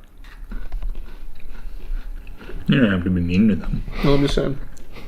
It's fine. Somehow their thin cookies are also more crumbly. Yeah. Well, I suspect it's the ingredients. All right, you get to pick. We've got Irish cream thins and matcha. I think this one's gonna be better than that, so let's do that next. All right. Have you had matcha? Mm-hmm. You a big matcha guy? Yeah, I like matcha. I like matcha. Fuck. Nope, I was thinking mochi. I haven't had matcha. What a fucking twist. I was just thinking about it. I was like, no, it definitely wasn't matcha, was it? Whoa. That's a fucking dirt cake. That's just dirt. That's why I was asking if you've had matcha. That's straight fucking soil. I do not enjoy that. No. And I like matcha. I didn't like that either. I was eating some socks. It also feels like there's tea tree oil in it. It's making my tongue a little tingly. Tingly. A little tingly. No, it's just your body shutting down from I too much think sugar. that is the diabetes kicking in, yes. All right. Irish cream. That time almost punched me in the face. Oh, the pungent smell, man. It's going to make me sick. Do you have alcohol in them if they're Irish cream? What makes Irish cream? What makes cream Irish? Irish people. Basically, if it tastes this fucking terrible, would be my guess. You take cream and you make it taste like ass. That's Irish cream. You have got to try that. That is. Why do I have to try this? That might be one of our worst ones yet. Why'd they do that? Oh, I can smell it. Why did they bad. do that? Okay. It tastes like, they were like, what if we made it taste like it was alcoholic? Yeah, but it's Irish not? cream is alcoholic, Yeah. and they just were like, here's one for the alcoholics. Oh, wow. I'll give this to them. It tastes like Irish cream. However... They know flavor, but why? does Yeah, it taste like why? Irish cream? I think they've expanded too far. I've changed my opinion on it. They've gone Is that all of them? too deep. Yes. Yeah. Because I You knocked some off the table. did say something, though, at the beginning that I think we need to explore since you said it. Yes, I'd love to. We have to find what makes too much cream. Was that only 30 minutes ago? I think too much cream at this stage is any cream. Yeah. Is probably too much. 30 minutes ago, Matt is a very different Matt. That was a different guy. He left. All right, let's find our top three. He's not here anymore. I don't know how we handle this, but I think what we can say is the best Oreo is an Oreo with the amount of cream you like. But it's the OG Oreo, because I would pick double over mega. You both would pick mega over double. Unless you just want to say, fuck Matt, Danny agreed with me, mega stuff's the best Oreo there is. I think definitively what we can say is that out of all of their flavors, their best one was their original. And it's Yeah. just a matter of how much cream you want. Exactly. So I'm thinking Oreo takes the crown. Yeah. Into probably for me golden. Golden. I agree. So they branched out and they were like, what if we did it different? And they did it great. Yep. And then all of this shit happened. Well, except for the mint and lemon, those were good. Yes, I don't know how to decide this without putting them in my mouth. Yeah, you can do that. And I'll just Do we want Aaron to tiebreak it? I would like Aaron and Chase to come tie break this, please. That's a good idea. The lemon one, like I've had it before, and it turns me into like a Flight React skip. I'm like, every time I see it, I get so excited. Oh, I love- excited. yeah, I love it. I thought you meant like maybe you're allergic to lemon. Turns me into a big red ball of hives. Oh, okay. No, I've had these. That's pretty good. They're good, right? Get out the way, lemon. Let the mint. Let the mint. It's good. Let the mint shine a little bit. That's why you guys are here. We can't Yeah, it's decide. tough. It was a tough battle. All right, what's the consensus? You're Mints? going mint. I'm going mint. I was gonna go lemon. You're going lemon. Oh, shit. Oh, shit. All right. Okay, here we go. I think for mine, I'm pretty strong in the lemon camp. All right. Okay. I can live with that. I'm very happy with lemon making it in there. Yeah. My honorable mention would be Reese's butter. peanut butter, because it's got such a special place in my heart. Yeah, usually when we do stuff with Oreos, Charlie, you said this a couple times, he'll spend a week eating them. I think almost like how we killed Lego for Jackson, I think we may have killed Oreos for Charlie. I'm done. Yeah, I think I'm gonna stop. The next one is gonna be next to your list is like one of every fucking flight manual. No food. One of every Pepto-Bismol. Here you have it. The Tums flavored tier list. Actually goes ballistic. I love Tums. Anytime I drink, I take Tums to fix my tummy ache, but really I'm eating them because they're delicious. We did it. Hey, good work. We're there. Good work. Let's go to the bathroom. Yes. All right, Danny, do the big crane pull out that they do on news shows. All right. You want to do like a jingle for me? Is that just Thursday Night Football? I don't know any other ones. Well, now we have to cut that sound. What are the most important team-ups in human history? Tom Brady with the Patriots, bows and arrows, Peanut butter meeting jelly? What if I told you all of these are Weenie Hut Jr. level team-ups compared to what I'm about to talk about today? This is something special we've been cooking up here, and I'm excited to be able to show you it. And I hope you're ready to have your entire world rocked as a result. I was stinky once, then I died. It killed me. But luckily, an angel was nearby and cracked open a box of cheeky soap and rubbed me down, brought me back to life from my odorous overdose. I can still hear that beautiful voice echoing in my ears. Charlie, stay with me, Charlie. That's right.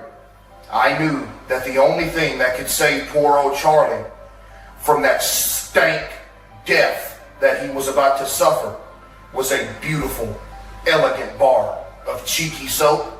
By far the best soap that I've ever used. Is that a bar of lo-fi lavender, Charlie? That's my favorite. Can I get one? Boy, howdy, is it ever?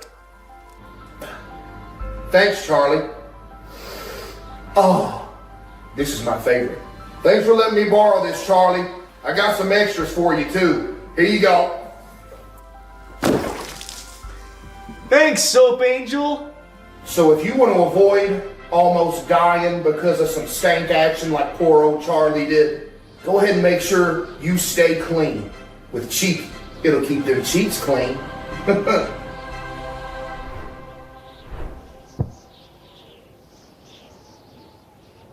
Yeah, that's right. Queso is now an owner of Cheeky with us. My favorite streamer, someone I've glazed out the wazoo for a long time now, is now someone that I can call a brother, only closer. We bathe together, metaphorically speaking. Queso is someone that we sent soap to just on a whim because we all really like his content, and he ended up really liking our soap a lot. He liked it so much that he wanted to get more involved with Cheeky, which we were more than happy to do. He is the perfect fit for our soap. Dr. Squatch has Sydney Sweeney, but that shit is small potatoes compared to Queso. That's the real heartthrob right there. And Queso is extremely passionate about our soap and what we're aiming to do with it. So having him on board and as pumped as we are about it is just, it's a joy. Call me Weddy Krueger the way I'm infiltrating your dreams and making them a reality here with this team up, giving you a reason to bust in those britches. The Queso team up here with Cheeky is one for the history books, and I am so excited for the stuff we're going to do together. Now, for those that don't know about Cheeky, I've talked about it quite a bit, and I made a whole video kind of explaining the history of how it came into being, but I'll go ahead and give you like the cliff notes on it. I've already told you the story of why the soap came into being, the genesis of Cheeky. In a nutshell, I have psoriasis, and after showers, for the longest time, I'd always feel really dry. I eventually switched to bar soap, and it helped. But I thought it could be better, so we spent a couple of years theory crafting and working towards the perfect bar of soap that would be very moisturizing for me and my condition. And we found it. In search of perfection, we succeeded. We created a all-natural bar soap that works extremely well for my skin and is highly moisturizing, so even if you don't have like psoriasis or anything, it's just a really good bar of soap that will leave you feeling really refreshed afterwards. It has all natural ingredients, like I said, but also moisturizing elements to it as well, like a jojoba oil, shea butter, that kind of thing. We literally made it just for me to solve a problem. Well, not solve a problem, like it doesn't cure psoriasis or anything like that, but it makes me feel significantly better after shower, so I no longer feel like fucking SpongeBob when he goes into Sandy Cheeks Dome without his helmet on. Like, it has helped me, and that was the purpose of it. But when we started giving it to like friends and family, they really liked it, and then eventually we decided we'll just go ahead and let other people try it as well. So we started selling it about 9 months ago, last November. Oh, actually almost a year ago now.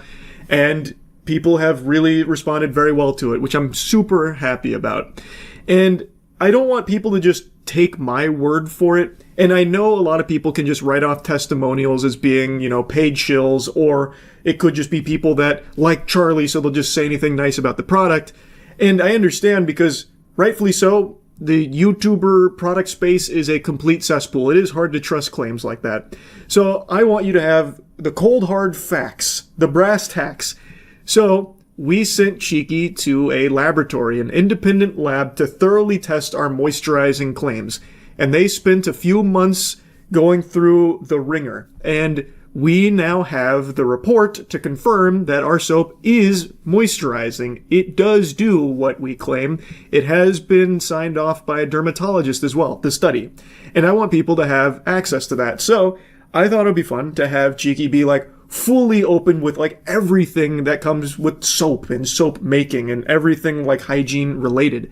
So we're going to be putting a section on Cheeky, usecheeky.com, where you can see all of the studies that we're going to be running on Cheeky. This is just the first of many. We want to have as much science and research done on it as possible so people can have all of this information at their fingertips, as well as having our chemist explain why certain things are there, how it works, and just like this really detailed breakdown of everything that goes into it. Because I think the more information you have, the better. So right now on the site, we have this section here that goes over the clinical study. Now, it's not the full 48 pages yet. Right now, we're still going through and redacting some private information like addresses and such.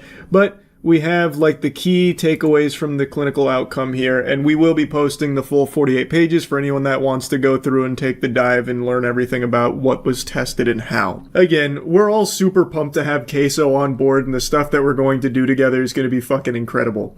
And we have more big cheeky news around the corner as well. I don't think I'm allowed to like go too deep into detail on it, but I can at least tell you like one of the things we have a lot of really big anime collabs in the works right now as partnerships with Cheeky. It's all just extremely exciting, so again, hopefully you're as excited as we are. I want to give you some bloopers here from the hot tub filming. The whole thing, you're saying your thing, I can still hear him. Light opens up. What does he say? He goes in there and he says, "Yahoy, mateys." It'd be me, the soap angel.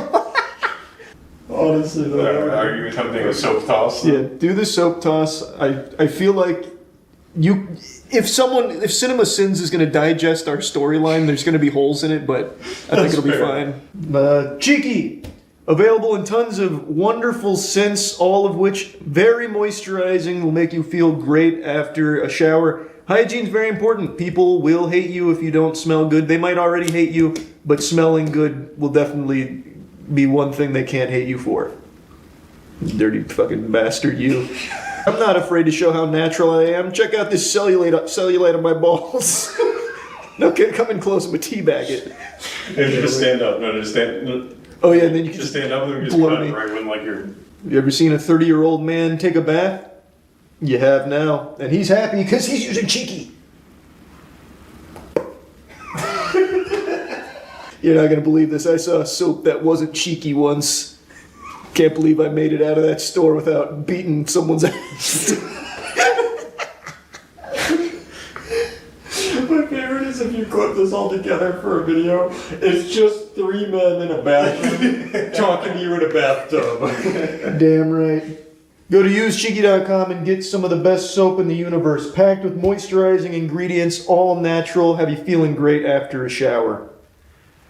You guys hear about that dude that fell asleep in the bathtub and he fucking went into the cleanliness dimension? All he saw was Cheeky.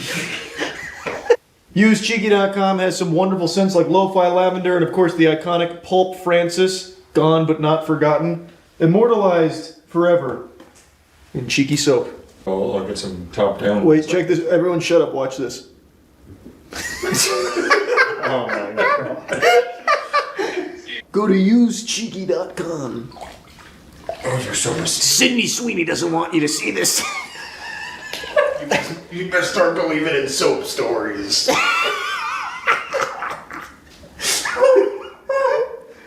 Here, I've got another idea. I can just make more in the tub. That's true. There's still some. Rub-a-dub-dub. There's soap in the tub. Yeah, there is.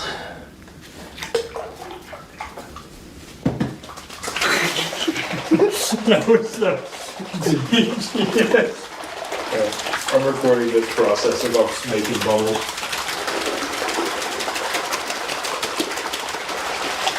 This is probably how real productions make their bubbles. Oh, dude, Charlie's more splashes than bubbling. This is working pretty good. It does work. You think this is what they did with Sydney Sweeney? They put Sydney Sweeney in the tub. Sydney get in the tub and all the crew comes in and starts like... Initiating moisture.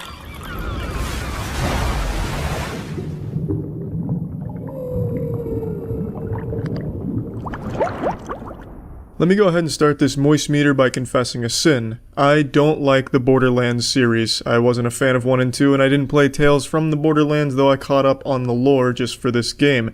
That being said, Borderlands 3 is pretty fucking good. Now when I say I don't like the Borderlands series, it's not for lack of getting into it. I beat those games extensively. I beat the shit out of them, up and down, top to bottom. I fucked it in the ass and beat the DLCs as well. I put a lot of hours into the game, but it wasn't because I enjoyed the journey or the game as a whole.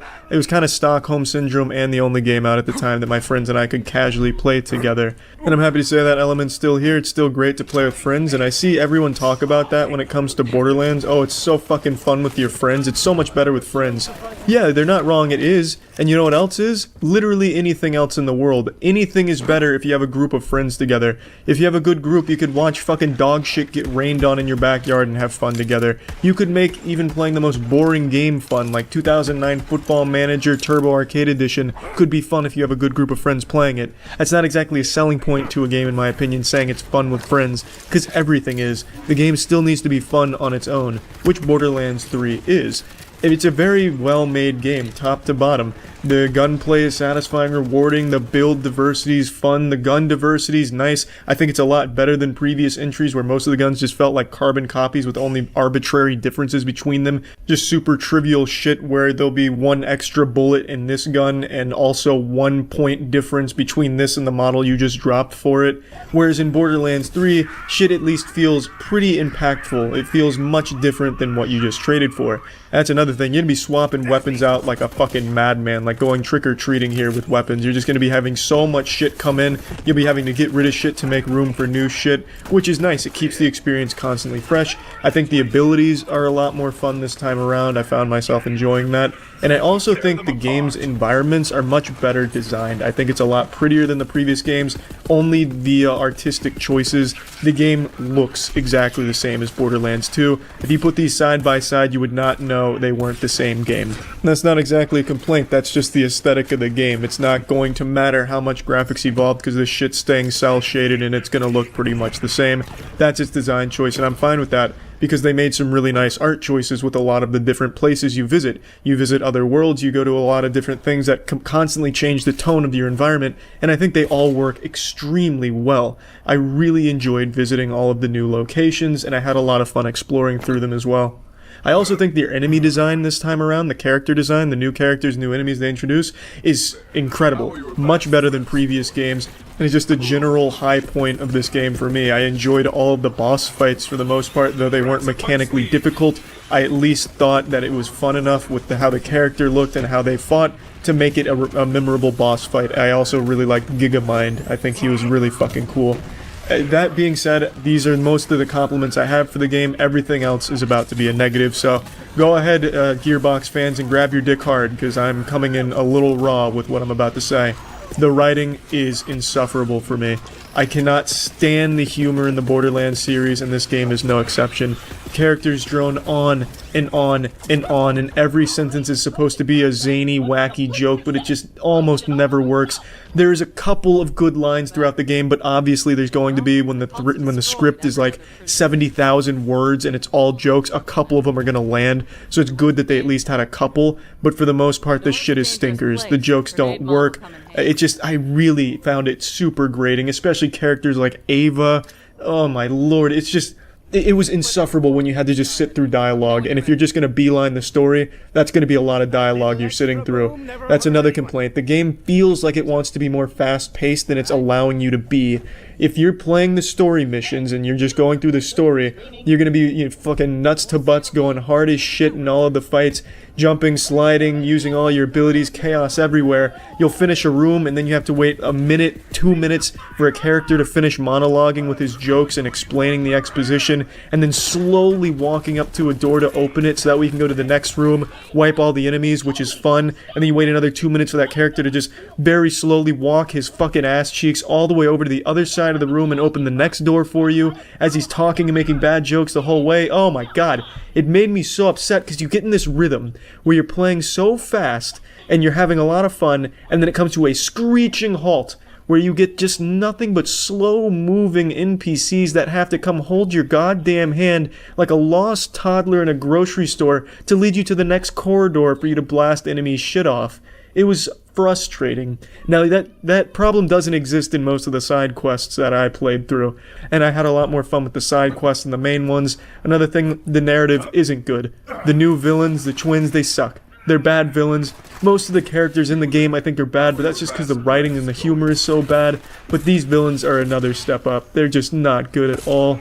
And talking about the humor being really more misses than hits, obviously that's subjective. I can see a lot of people, you know, enjoying when they say amaze balls 10 times, but for me, hearing epic amaze balls 10 times makes me want to lay my ears down on a belt sander. It's an assault on the senses with some of these characters and what they say.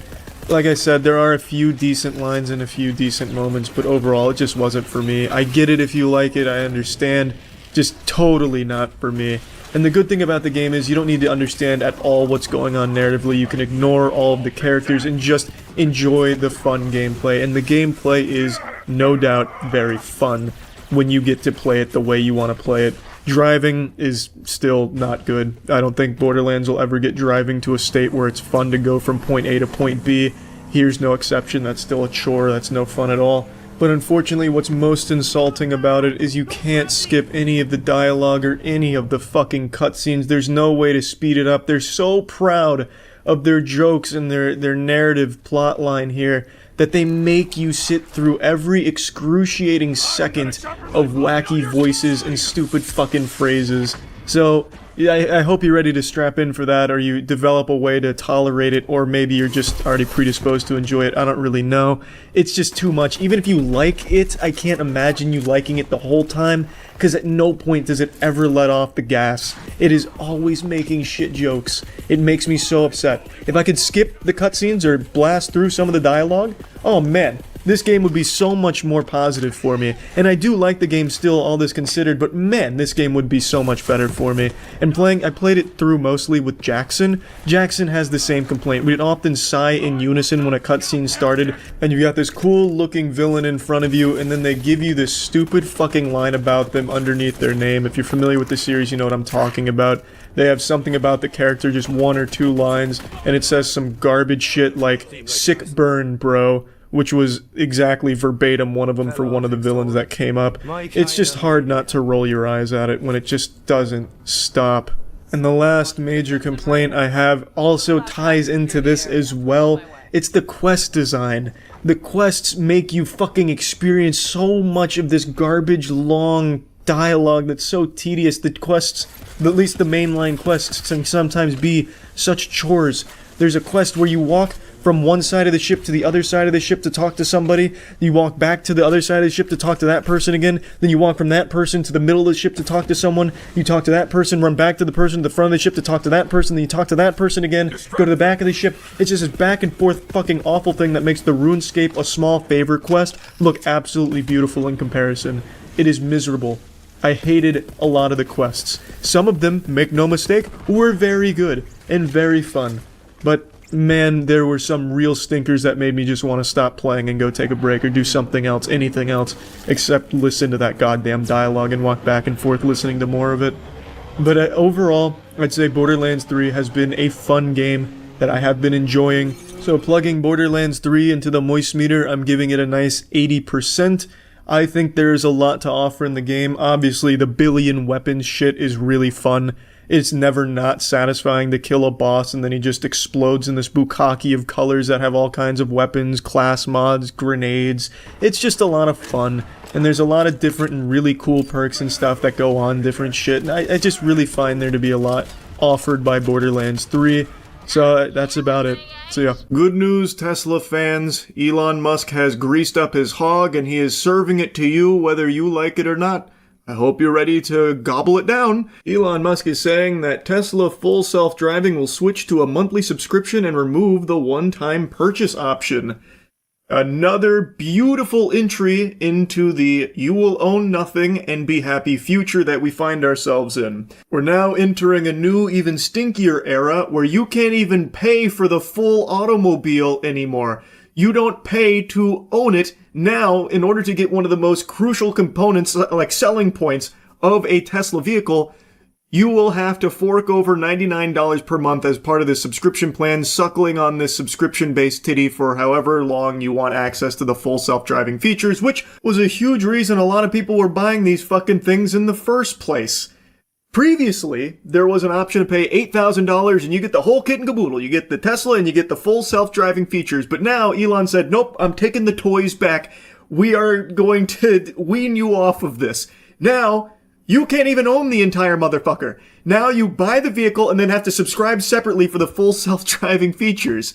It's insanity. So you can't even pay to own your whole vehicle. Now you can pay to get most of the vehicle, then you will need to start subscribing for the rest. You don't even get full access. It is just another step in this awful fucking direction in this subscription-based economy where every single thing, every single aspect of your life is becoming subscription-based. We are entering the future where you don't actually own anything. What you own is the idea of things, like your video games.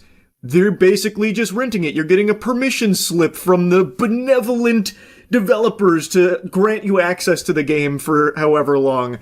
In Tesla's case, Elon Musk is drip feeding you features as long as you subscribe. But when you have a Tesla now, you only get half of it unless you are subscribing for the other half. And there's no option to just own the whole thing outright anymore. He has wiped that shit out. And I feel like every person on the planet should have an issue with this kind of model here from Tesla. But because it's Elon Musk and people can't help but swallow his meat, it's an addiction more severe than Fint, they are defending it as if he's doing them a favor somehow. People are willingly bending over and applauding as these billionaires butt-fuck them to death. Like, as they get less and less ownership of things, they get happier and happier because the billionaires are telling them they should be.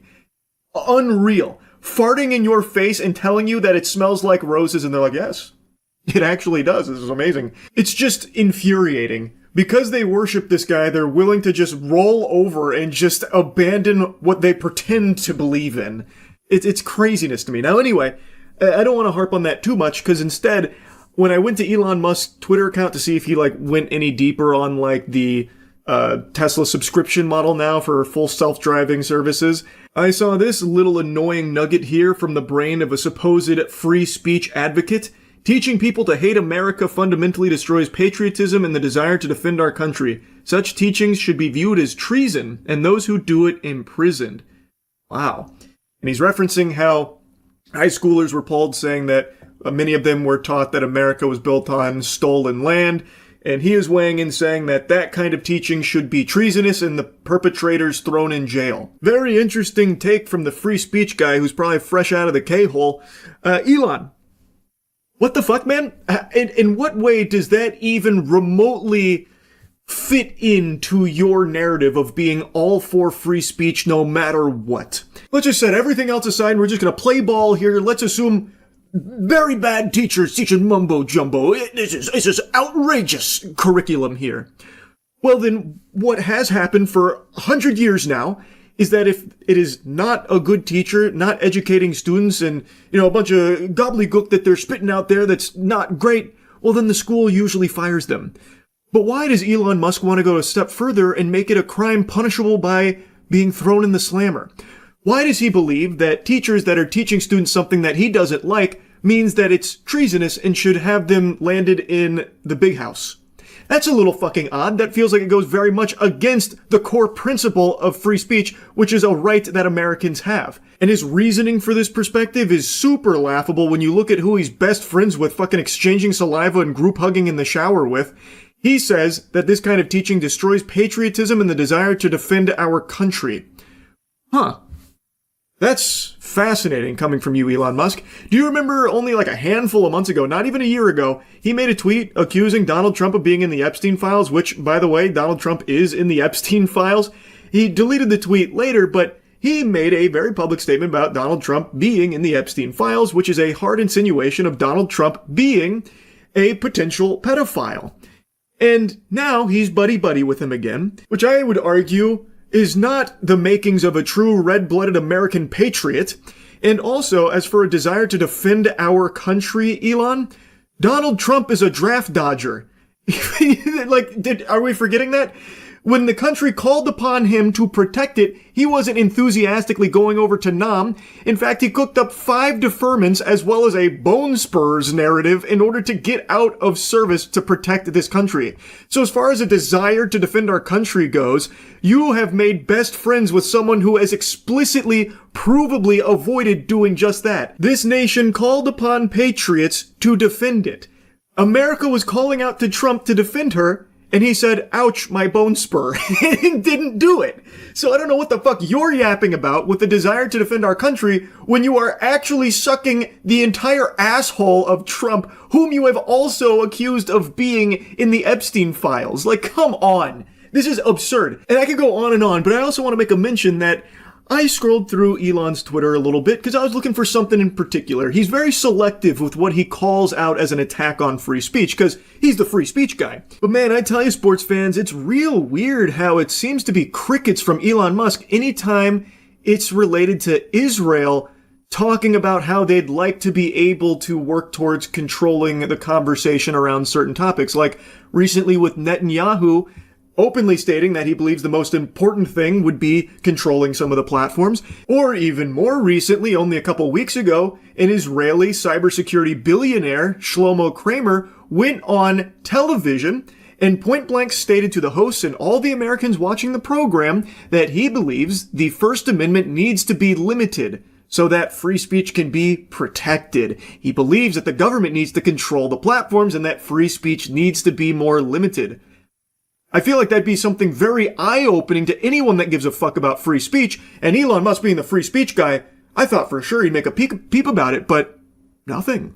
Weird. So AI is going to revolutionize cyber warfare, is revolutionize cyber warfare from critical infrastructure to the fabric of society and politics and undermining it, giving unfair advantage to authoritarian governments against democratic countries, First Amendment type of... That's already happening? That's already happening. You're seeing the polarization in countries that allow for the First Amendment and protect it, which is great.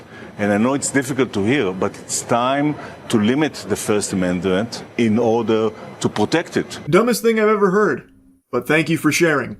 It is refreshing to hear the perspective of a foreign billionaire saying how the First Amendment should be limited.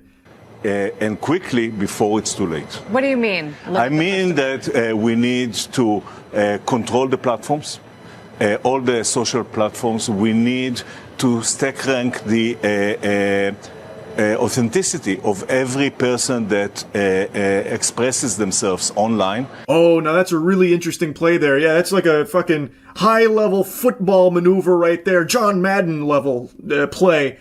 In order to protect free speech, we have to obliterate it, fundamentally. What he is saying is give control of the platforms to the government. And also, I'm not interpreting this. This is literally what he is saying out loud with his whole chest.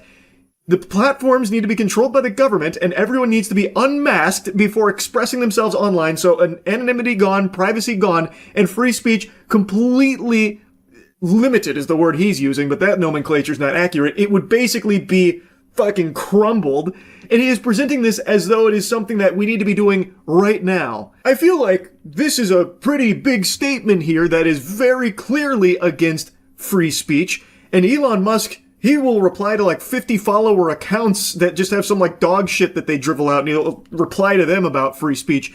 Yet, this was a very big segment on CNBC, an actual televised program, and Elon Musk has nothing to say about it. Now, of course, Shlomo Kramer has no power to actually do anything with this plan that he's cooked up here, this idea that free speech needs to be limited, the First Amendment needs to be, gutted. But it's worth mentioning that Trump is basically Netanyahu's personal fleshlight, so I don't know how much power Shlomo Kramer holds in Israel or anything, so maybe he is able to lobby, for these First Amendment protocol limitations that maybe Netanyahu could whisper into Trump's ear. I have no fucking idea. What I do know is that he is saying this out loud in front of everybody, and yet the free speech guy Elon Musk has nothing he wants to say about that. I don't know. Feels a little weird. And take control over what they are saying based on that ranking. The government. The government should control the social media. Should do that. And we need to educate people against lies, and government need to develop cyber defense programs that are as sophisticated as the cyber attack. Today it's a 1 to 100 ratio. I figured I'd let him finish his stance here on limiting the First Amendment, about how everything needs to be controlled by the government here, so that way they can better get their hands on everything and everyone to ensure that, maybe free speech doesn't need to be as free as it once was any longer. Sounds pretty shitty to me. I hate that. I think that's fucking terrible. But, Elon Musk is a busy man. He's got 4,000 tweets to tweet out a day, so maybe he just didn't see this one, or, maybe he had drafted a few but forgot to send because, 20,000 others went to the front of the queue there from his drafts. Surely he's going to get around to talking about it. Even just something simple like, oh, I didn't like hearing that. Free speech is extremely important to America. In fact, me personally, Charlie, I would say free speech is one of the most important rights Americans have. And it makes me a little concerned that I'm seeing so much public normalization about the idea of potentially limiting it. I started seeing this back in 2015, 2016-ish, and I've talked about it quite a bit since then. We have been slowly tiptoeing around this idea that maybe we need to look at free speech a little bit differently.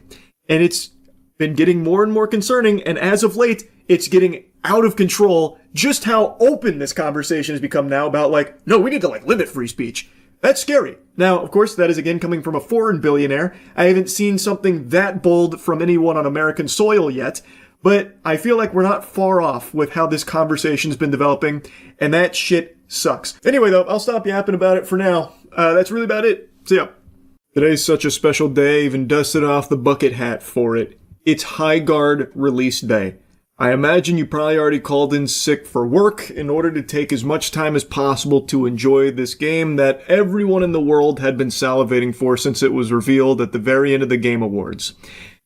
Since then, it's been quite a question mark with High Guard because they got the prime spot in the Game Awards out of nowhere, a game no one was expecting, and a genre most people weren't exactly super excited for these days. Most people perceived it to be a hero shooter, myself included, because in the footage they showed it looked like it was some type of hero shooter. Most often compared to Concord, it wasn't a great trailer, and the position that it was placed in at the Game Awards made things even worse. They also then went radio silent for over a month up until a day or two ago, where they finally broke the silence saying that the game is still coming out as advertised, and then finally started, speaking up about it. The game came out today, and it's very clear that this is not a Concord level failure or anything. It had an all-time peak of just under 100,000 players, which Concord couldn't have even imagined in their wildest dreams. That game didn't even get to 1,000, and it died in 2 weeks. It barely lasted longer than a poop left in a gas station toilet. So this blew it out of the water in terms of player count. And I think a large part of that success is because the game is free to play, whereas Concord was a $40 paywall. So even people that weren't exactly hyped about High Guard, they were at least willing to give it a spin, at least give it a chance. Kind of. There were some people that literally logged into the game and said this is the biggest pile of dog shit ever, 0 out of 10, throw it in the trash bin. Without ever even playing a match, or maybe they did the training and then just said, nope, this is terrible, I quit. I spit on this garbage. Which, whatever, I'm not your fucking dad. If that's how you want to interact with games, all power to you, man. Pretty much the second this puppy popped out of the oven here, people flock to Steam to leave scathing reviews on it and post their, like, jokes and memes about how fucking trash it is without ever even loading into a single match. Right now it's sitting at mostly negative. And of course not all of that is from people just looking to dunk on it because of the whole Game Awards fiasco. There are plenty of things to dislike about it so far with my experience. For me, I always like to give things a fair shake, so I actually played it a little earlier today with Matt and Danny. I have a video up on Moist Critical Gaming if you want to see how our first match went. And I want to give you, like, my early thoughts here. I'm going to stream more of it tonight. Real quick, though, I want to interrupt to briefly mention something that I've been pretty hyped for. Starforge just partnered with Ducky and Jagex to deliver a very special RuneScape keyboard for the 25th anniversary. All of you know I'm a huge RuneScape enthusiast, a super fan, so I was just pretty pumped about this, so wanted to put it on your radar. If anyone out there also loves RuneScape and is looking for a new keyboard upgrade, pre-orders are available now. It's Starforge. So anyway, back to Highguard. Overall, the game is just, it's fine. Like, I don't think it's nearly as terrible as people are making it out to be. Like, this is one of the worst FPS games of all time or something. It's just not even close, really. It's just very generic. And not in terms of, like, the actual gameplay mechanics, because they actually do try something different. It's not a hero shooter. It's not a battle royale. It's a 3v3 raid skirmish. I don't even know what to really call it, where you have a prep phase where you reinforce things a la Rainbow Six Siege, except the reinforcements here are fucking worthless. Like, basically, you take paper walls and you put plastic on top of it. That's your reinforcement. You can still easily get through these reinforced walls. To me, it just feels like the prepping to defense is kind of useless. It doesn't really stop much, at least not so far in my experience, but you have this phase to prep like that. Then you have a resource gathering phase where you gear up, so you go out in the world and you do some fucking Fortnite mining for materials, which you can spend at the trader for weapons and armor. And you can also find loot out there for armor or, other weapons or even like ability cooldown type stuff. Then after that, then you have the sword part, the shield breaker, where you and the other team will then fight to get the shield breaker. Whoever gets the shield breaker takes it to the other team's base, and then the raid begins, and what you want to do is plant bombs to blow up their base. Rinse and repeat. It's kind of a mishmash of a bunch of different things put into this mode, and I don't dislike it, but it feels like some of it's entirely worthless. Like I mentioned, that prepping phase to like reinforce certain walls around the points. Like, in theory, that's a decent idea, like in Siege, but here, at least in my limited experience so far, the reinforcing just doesn't really do a whole lot. Like, again, it feels like you're just reinforcing a wall with like some fucking saran wrap. Like, it doesn't juice it that much. What you use to blow up walls when they're not reinforced, you will still use to blow them up when they are, with pretty much a very close level of success. So that feels like they could maybe do with an overhaul. The gearing phase also feels a little not super great, because as the rounds progress, like as the game goes forward, you can just buy what you want from the trader. So you mainly just collecting the crystals is the more important part than trying to like hunt for random loot. And it seems like you all end up getting geared to the same level anyway by the end. So those two things I don't think are amazing, but at least the horse makes this game feel faster than I thought it would be. I was under the impression this would be like Concord level Molasses that you're playing through, where every character just moves at a fucking glacial pace. And then when I found out it's 3v3, I thought for sure this was going to be a snooze fest. But thanks to like having a mount, you're able to get around pretty quick, so you're able to go from fight to fight. And during the actual raiding, you do respawn pretty quick, reviving is pretty quick, so it does feel much faster than I thought it would. Movement is still pretty slow. Like, there's not a whole lot of like crazy movement tech that I've seen yet. I've tried like bunny hopping to a certain level, and that kind of works, so maybe there's just more unexplored tech there, but base movement is pretty slow. And the big thing is the gunplay. This has been a contentious one because there's a lot of people that fucking hate it and some people that really like it. I think that it's solid. I actually thought the gunplay was pretty solid. I enjoyed it more than I expected to. It's not the tightest. It feels like aiming sometimes fights against you because it's somewhat floaty, but overall, the guns did feel good. Like, getting into a fight did feel enjoyable. Like, I don't think the gunplay is trash like a lot of people are saying. The big thing with gunplay, though, that holds it back is that there are certain things that this game is missing, which is why I'm saying that it feels kind of generic when it comes to its gameplay. Like, it has decent bones, but it's very bland. So because it's missing a lot of the flavor from some better shooters out there, this one just feels lackluster in comparison. But overall, I do think the shooting is just fine. Like, I have no issues with the gunplay. Some of the abilities are cool too, I suppose. I haven't seen all of them, but the ones I've toyed around with seem pretty solid. Really, at the end of our gaming session, the consensus Matt, Danny, and I drew was that was more enjoyable than we expected going into it, though it's probably a game none of us are going to get, like, super into. Like I said, I'm going to stream more tonight, so we'll see if maybe I end up falling in love with it somehow, some way.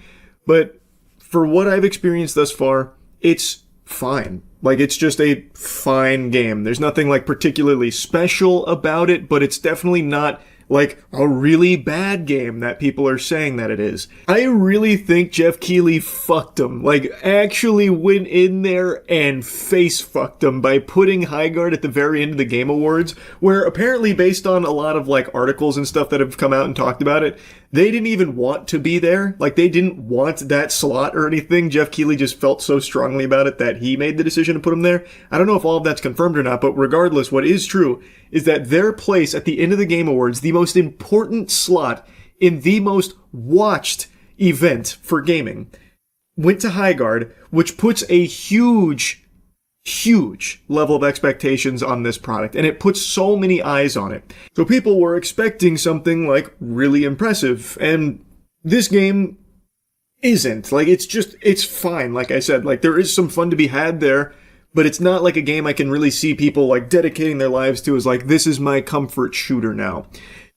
I do think that there, like I said, are decent bones here, so if they do decide to build upon it, flesh it out, add more to it, improve certain things, and start to really, spruce it up a bit, maybe it could get to that point, but as it stands right now, not really in that state. And by being in that position at the Game Awards, it really did hamper them. It was a huge detriment, because if this game was just shadow dropped or something, like if this game just, like, randomly came out today, like, hey, from some of the creators of some of your favorite shooters like Titanfall, we have this new studio and we've been working on this game and we want to share it with all of you today. Come give it a try. Let us know what you think as the game evolves. I think people will be a lot more receptive to it and a lot more enthusiastic about, like, maybe seeing this game improve down the line. But because it had so much hype at the Game Awards, people went in expecting something that this is just not really delivering on at the moment. Anyway, though, I just wanted to give you my thoughts on the game so far from the little bits that I've played, and I'm very curious to see how Highguard shakes out down the line. They already put, like, a 1-year roadmap out there, so it seems like they're pretty committed to it. I guess we'll see. But it did have a much more successful launch than Concord, so that's great. Anyway, that's really about it. See ya. How you doing? Good, how are you? Good. You got your driver's license on you? Yeah, I do. You do? Yep. Where's it at? Right here. Is that Batman? Hey, he's got Batman hanging from there. Little Batman tie. Where's it at? That's pretty cool. The owner of this Batman was famous for dealing drugs. Phone for you. Okay. No problem. Well, I'm Deputy Davis, Lance County Sheriff's Office. Reason why I'm stopping is you failed to maintain your lane out there on the interstate. God damn it! An argument, and it quickly ended. I'm sorry about that. Okay. I just I'm on my way to my grandma's house because she's about to have open heart surgery. Okay. Sorry, I'm just really worked up because my grandma and me we're best friends, and I'm just freaking out. Okay, you traveling? No, it's all good. That sounds terrible. My mom and my niece are over there in that blue car. Okay, where are y'all going to right here? Right here, just the Dollar General. My niece had to pee. Okay. And whose vehicle is this? This is my boyfriend Ron's car. Your boyfriend's car? Yeah. And how long are y'all going to be in Florida? I don't know. I mean, he lives in Florida, so I'm going to be there for a few weeks. My mom and them, we'll probably be down at my grandma's for a week. Okay. Hang tight for me just a second. We good? Done? No, not yet. Said he was in an argument. His niece had to pee, going to Florida for open heart surgery. His grandmother. But Let me talk to you just a second. Oh, you went that far. But everything's okay with you? You're not having a medical emergency or nothing like that, are you? I'm just worried about my grandma, and she's like 85 now. Sorry, I got my boyfriend on the phone because I didn't know if you needed to talk to him about the car. No, I don't need to talk to him. But there's nothing illegal in your vehicle or anything like that. That's why No. I'm nervous. Or anything. No, I'm just nervous because, like, you know, my niece is right there, and I'm just trying to get down to my boyfriend and my grandma. I'm just Well, you never answered my question. There's nothing illegal in your vehicle, is there? Just a little bit of pot. That's what I thought. Step on out. Step on Sir, out. please. Undo your seatbelt and step on out. God, I'm about to go to jail. Damn. Please put the car in park and step out. Don't make this worse than what it is. Put the car in park. No, if you put the car in park and get out, it'll be fine. But I'm saying, do I have a warrant or anything? No, get out of the car. Please, sir. Look. Get out of the car, sir. You're fixing to wind up in jail. Get out of the vehicle. Put the car in park, please. He's about to rip it. Bud, your car's not in park. Do not take off or you really will mess up. Please, put the car in park. I can't do this. There it goes. There it goes. No, he's getting away. He's getting away. Get out of the car now. Get out of the car. He's fucking zooming. Give me 10-3. Get out of the car. Out of the car! Get out of the car! Brett, back up some, bud. I got eyes on It seems like his story was real though, because someone else off camera yelled at him. Out of the car! Driver, get out of the vehicle. Get out of the vehicle now. Driver, get out of the vehicle now. Out of the car! Put your hands up and get out of the vehicle now. Sir, put your hands up and get out of the vehicle now. Put the car in park! I'm trying to sort it out right now. Sir, get out of the vehicle now. Put the car in park now, Brett. Hold tight just a second. Put it in park! Put it in park! That's a lot of decisions.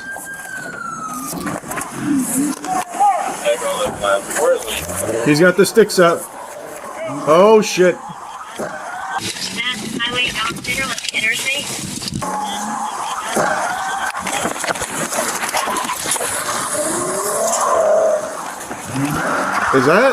Is that how you're supposed to deploy that? Because I thought that still had the condom on.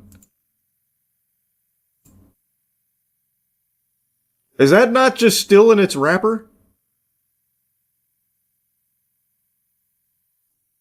I feel like perhaps like you take that off first, right? You rip it.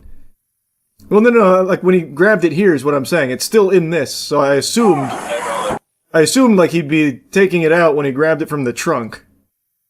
But he's not. He ran over with it still covered. Or maybe that's just how it deploys. I don't know. Couldn't tell you. Maybe it doesn't matter.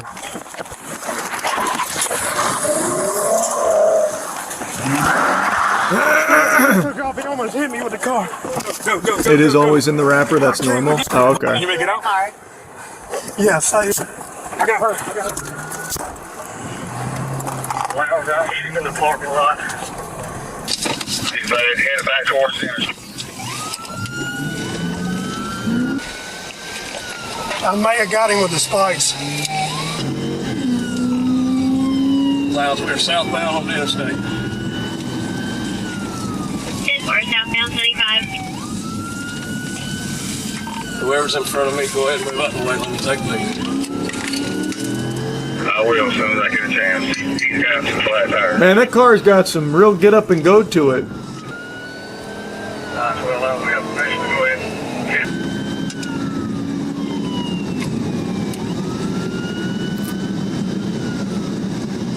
get him started. Oh, wow. Yeah, those two flat tires really making themselves known now. He's got a black right tire that's bent where I'll take off that. Fast check up top. Where are the 9 southbound speeds about 100 miles an hour? Let's go ahead and give us some units in the files. Jesus.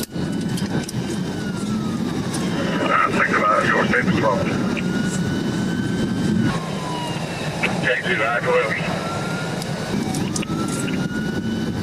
Go ahead, too. Go ahead and take him out. He's all over the road. He's like 10 feet from one of the other vehicles. Oh, that's the pit maneuver.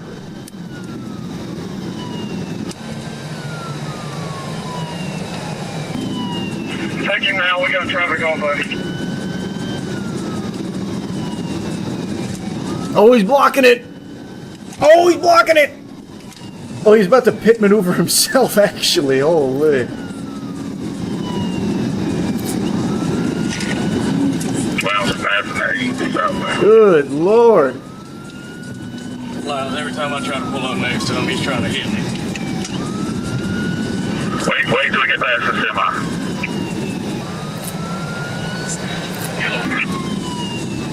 Hamilton's where? Is there a state patrol? Let him take primary. Let him take primary. Oh, this is Georgia State Patrol? Jesus Christ. The Georgia State Patrol chases, whoops, are always the most chaotic.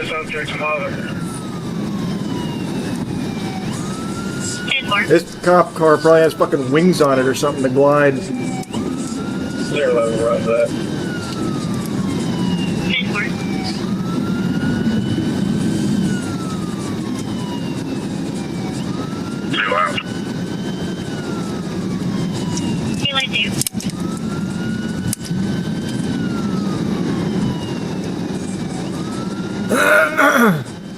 What's the speed, Jared? We're at 100 miles an hour. The moment immediately following the state trooper's pit maneuver, an officer calls out speeds of 100 miles an hour. Most agencies limit pits to speeds under 35, 45, or 50 miles per hour. Yep, that's Georgia State Patrol for you. They legit do that shit all the time. That's crazy. That is diabolical. It risks literally everyone's life on the road when they do that. Genuinely. And I was just saying that too, man. The Georgia State Patrol chases are always fucking crazy for that reason. They, like, actually treat it like it's burnout. I imagine this guy probably got hurt or worse. Probably won't finish that. That's brutal. No, he doesn't. Really? At those speeds. But make exceptions for cases involving lethal force. High-speed pits are risky by nature, but some argue they increase safety by limiting the duration of a pursuit, pointing out that long pursuits are often the most dangerous. What's the speed, Jared? We're at 100 miles an hour. GSP just hit 1050 loud. Jesus. GSP just hit 1050 loud. Using dashcam and Google Maps, we found the trooper's average speed 5 seconds before the point of contact with the suspect's vehicle was estimated to be 103.9 miles an hour. Georgia State Patrol's pursuit policy is one of the most lenient in the entire country, having no limit on speed and instead deferring to officers to decide what is reasonable, which is what allowed them to legally proceed with the pit maneuver. Similarly, Arkansas State Police state the most dangerous thing for a trooper to do during a pursuit is nothing, noting that, like a mass shooting, the priority is to stop the threat to the public as fast as possible. It's like following an active shooter in the mall or an active shooter in a school and hoping they're a bad shot.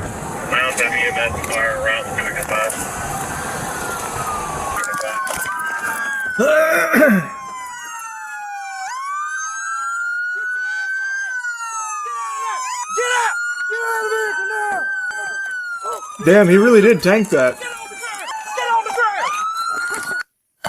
What's that car's crash safety rating? Holy.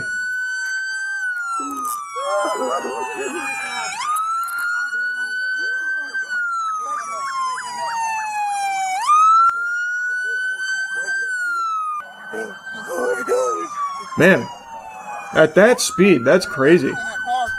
Not only is he alive, he's like not hurt or anything, it seems. Looks like his nose is bleeding, that's it. Jesus.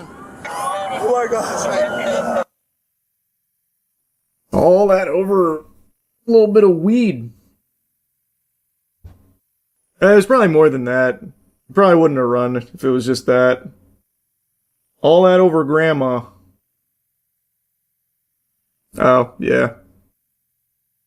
Assault on a peace officer, felony fleeing, eluding, felony purchase, possession, manufacturing, distribution, or sale of marijuana, and felony trafficking methamphetamine. He took a plea deal, pleading guilty to 1 count of aggravated assault on a peace officer and trafficking methamphetamine, while all other charges were dismissed. He was sentenced to 15 years, with the first 5 years being in prison and the remainder being on probation. He was also fined $1,500. I thought you meant further up.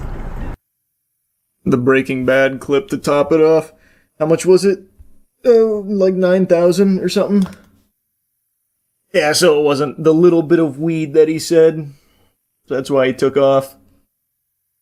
So a low-level drug dealer. Probably. That's what it seems like. Or they just had he had an amount clearly meant to sell, but maybe he's a high-tier drug dealer, and he just had a low supply in the car at the time. But yeah, maybe he's level 1.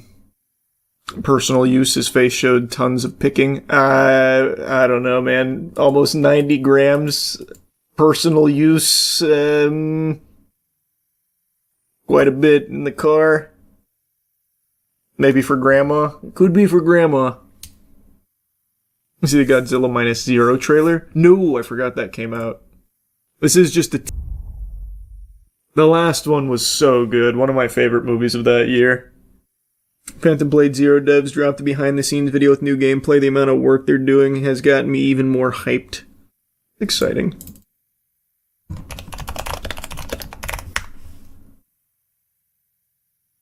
What exactly is Wuxia? Phantom Blade 0 director Soulframe breaks it down. Soulframe? That's For Digital example, Extremes. let's talk about the lion dance. Last year, we went together to Shenzhen to visit a master of the lion dance. Of course, that was just a vague concept. But this year, we have truly integrated it into the combat system.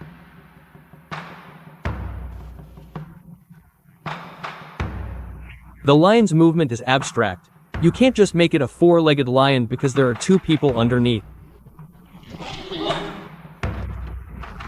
It simultaneously possesses the combat style of a large-scale, long-range boss, yet at close quarters, it displays the style of a humanoid boss. For instance, God, this game really in does front look will so leap up and fucking kick with good. both I'm legs. pumped. When these elements are Do they have just subtitles? They don't have subtitles, so I... combined, you get an experience. I see. The AI is just reading the subtitles. I thought this was the whole thing. I see. That's my misunderstanding of how this worked. I thought the whole system was putting the subs and reading it. Gotcha. I gotcha. No, I see now. Where is it? 在整个的动作游戏领域都有点耳目一新的一种体验。然后还有一个就是包括我们这次 TGA 大家非常喜欢的，我们里面有一个角色是醉酒剑法。眼见养生的时候，对。那么醉拳这个元素呢，其实在过去的武侠片里、功夫片里，其实我们是见过很多的，其实是一种标志性的一种浪漫情怀的中国武打文化的一种浪漫表达吧。那么我们这一次呢，就做了一个这样的 boss， 他就是能够不断的通过喝酒来积攒他的某个能量，醉了以后呢，他的身法也比较飘忽不定，他的攻击也比较飘忽不定，他的剑会从各种意想不到的方向打过来，更加巧妙的就是 I really do have a lot of hope that this game will be good. 使出最剑的能力。I'm pretty optimistic. 在极限的时候进行 Everything they keep showing looks great. 之后进行反击，而一切看起来好像都是东倒西歪的那种醉醺醺的，但却形成了一种又醉又优雅的一种战斗的风格。好像你在重新创造整个动作游戏，重新创造所有的动作游戏的模板。而这些模板一创造出来，大家看哇，一点都不突兀，一点都不觉得违和。因为这些东西、这些动作都是已经深入我们骨髓里面的一种浪漫情怀。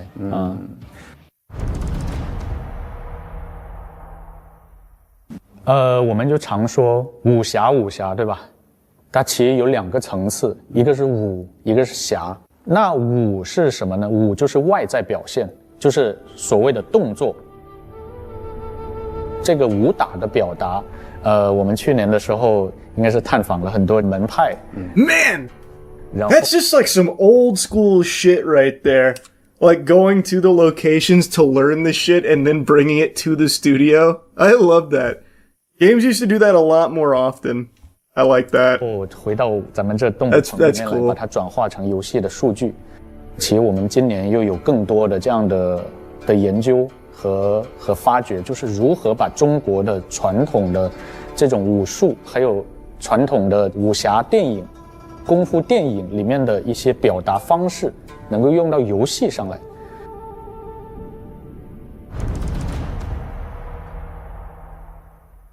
我们刚刚说的是武的层面，那么武侠，其侠的层面当然是更重要的。武是外显，那么侠是内在。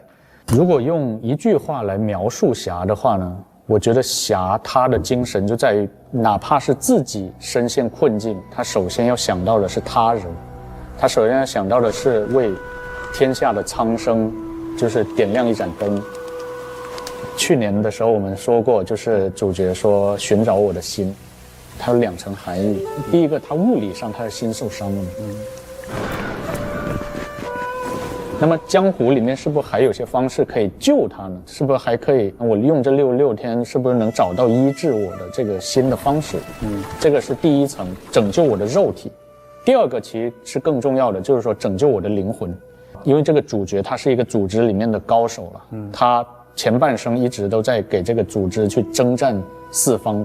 这里面就会有个命题，就是说之前那样是活了很长的时间，但是之前那样算不算真正的活？ I feel like that's a concept that's been explored a lot. 你是作为一个组织去征战四方， I'm sure the story will probably be fine. I think the standout's going to be the gameplay. 自己来决定的。那么在最后的66天，他就想自己真正的活一次，自己真正的活66天，要自己践行自己心中的侠义之道。因为侠它实际上就代表了什么？它代表的是平民。Yeah, I saw the new Insidious trailer. Dog shit. 草根精神的英雄。Please, take it. Save our. 那么这个我觉得也是另外的一种雄心，就是他要寻找他的初心。当年那个一腔热血的少年，还没有被这个武林磨去棱角也好，或是被这武林异化也好，之前的那种赤子之心，我觉得这个可能也是我们想传达出来的侠的这样的一个主题吧。我们如果是玩过很多 ARPG 或者 RPG 游戏 No, the red doors in the new Insidious 2, they show it explicitly in the trailer. It's cringe. 我们永远有一条主线任务，然后去你自己的恩怨也好，要解决你自己的事情，那么你可以理解为那是主线。那么在支线，你肯定会在你的这一路中会遇到一些萍水相逢的其他的人。那么其他人会有其他的故事，你是他故事里的一个过客。Kind of sicko hangs a 帮助 horse. 别人的过程中，就是有点像蝴蝶效应，扇起了一个翅膀。那么你在行侠仗义的过程中，你有可能会对你自己的主线，对你自己的爱恨情仇的故事发生一些影响。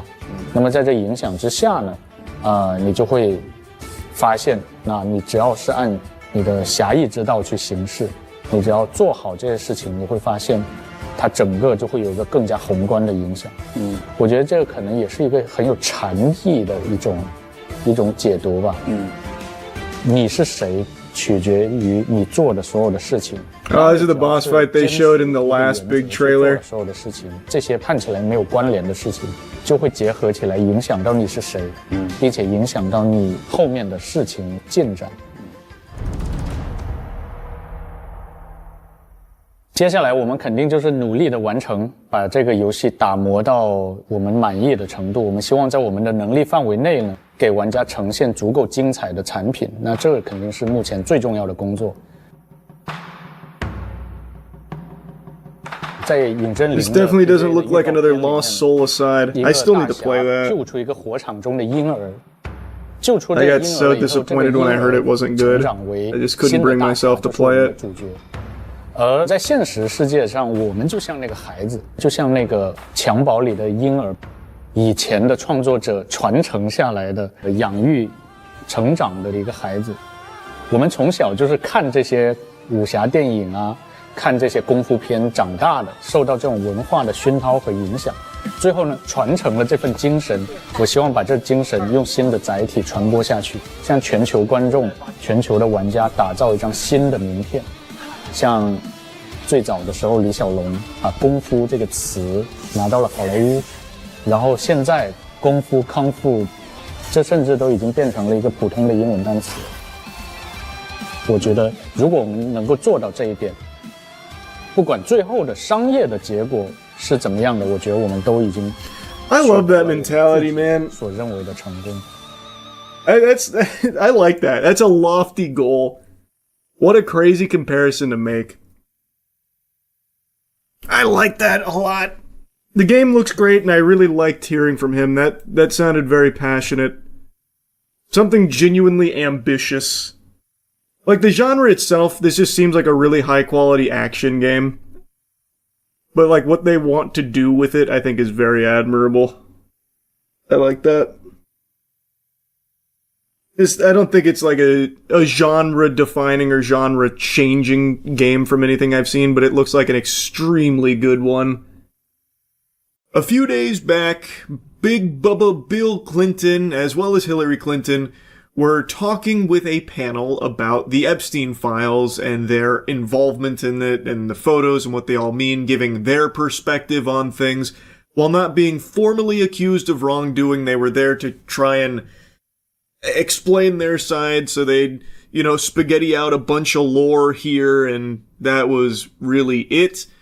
And not a whole lot to come from it outside of, clips, of, Hillary Clinton getting upset during it, and Bill Clinton in particular, who I really want to yap about, because he was giddy. He was like Howard Lutnick anytime Epstein's name gets brought up. He couldn't stop laughing and smiling, throughout the whole thing. And there's one particular moment that we went over on stream that I have just got to show you, because it is certified wackiness. This is actual bozo clown level insanity here. He goes through the Epstein files and some of the photos there he's scrapbooking. Now, apparently one of them was about a painting of him in a dress or something that he was giggling about. I don't know if that's confirmed or not, but that's the speculation based off of what you can kind of see when he's turning one of the pages.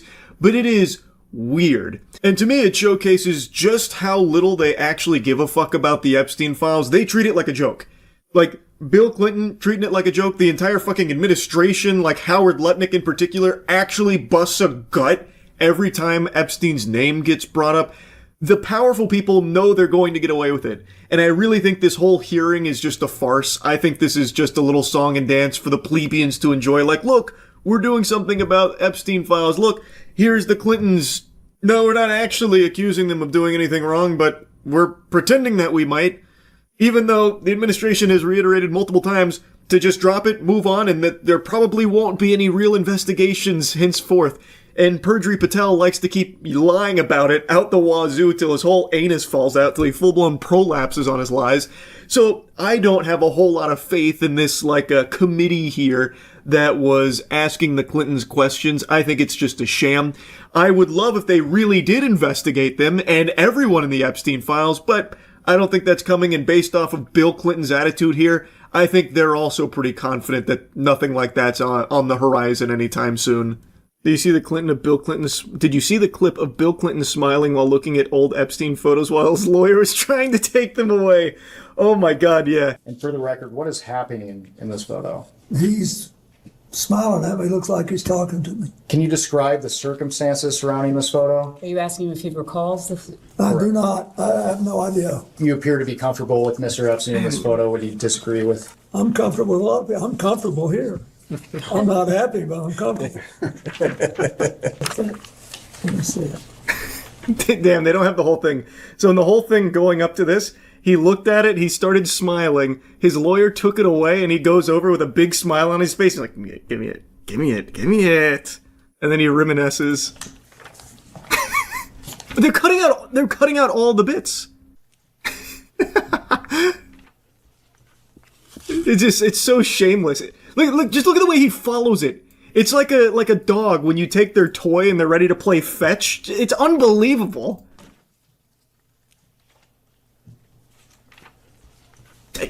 That's enough, Bill. No, wait. Stop. I was having fun.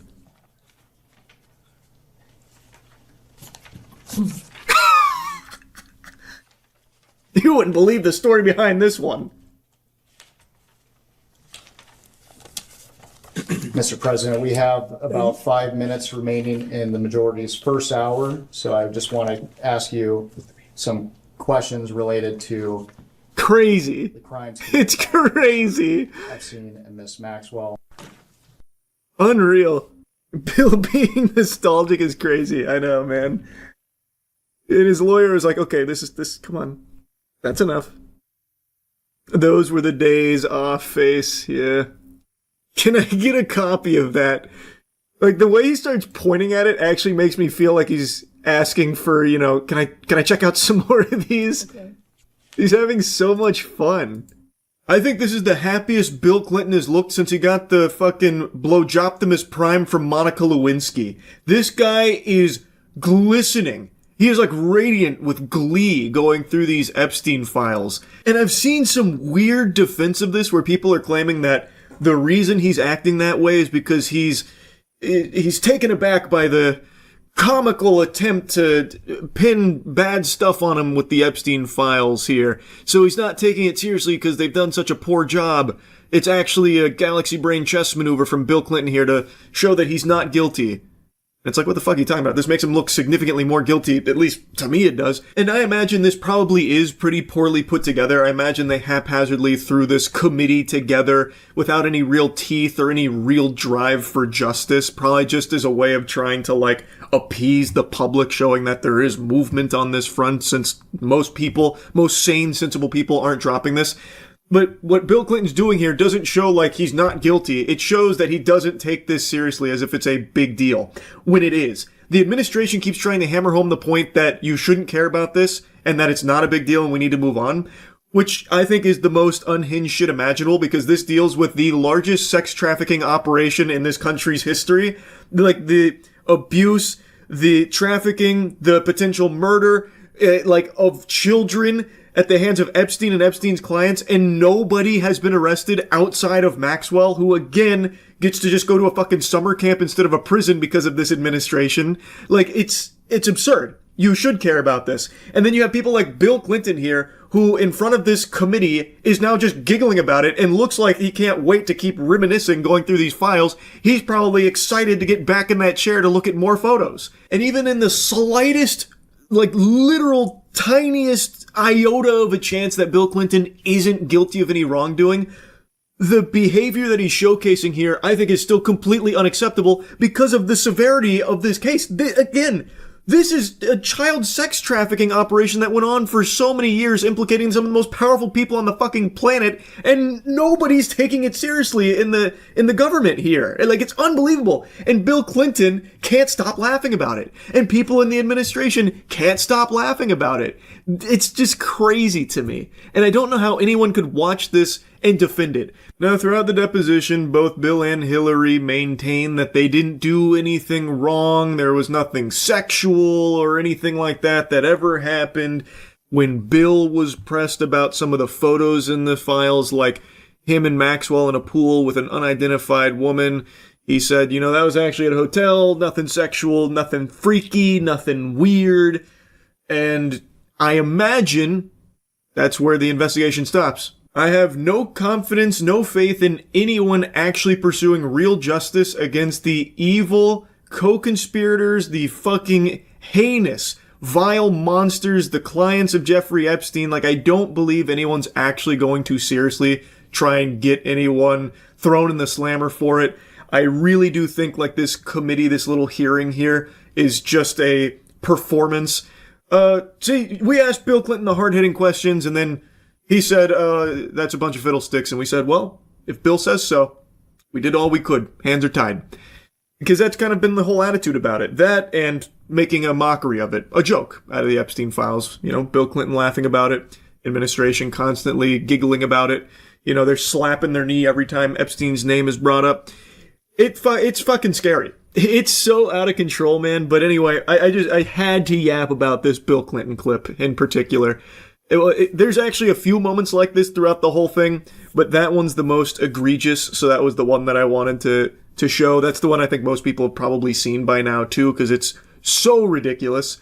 But there are quite a few moments like that throughout there. They just don't last as long as this one did. He really got lost in his happy thoughts, reminiscing in his Epstein days, his glory days. Anyway, though, that's really about it. It's fucking sick stuff, man. Absolutely twisted. Alright, see ya. I'm going to try and use my power of incorrect predictions for good instead of evil.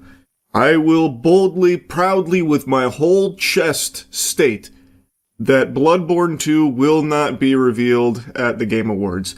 A statement I didn't even think needed to be uttered, but the hopium, it's overflowing right now. The cup runneth over here for people to see Bloodborne 2 at the Game Awards next week, because Jeff Keighley posted a wacky statue, which does look very cool. It's a very aesthetically pleasing little doodad there, a little doohickey.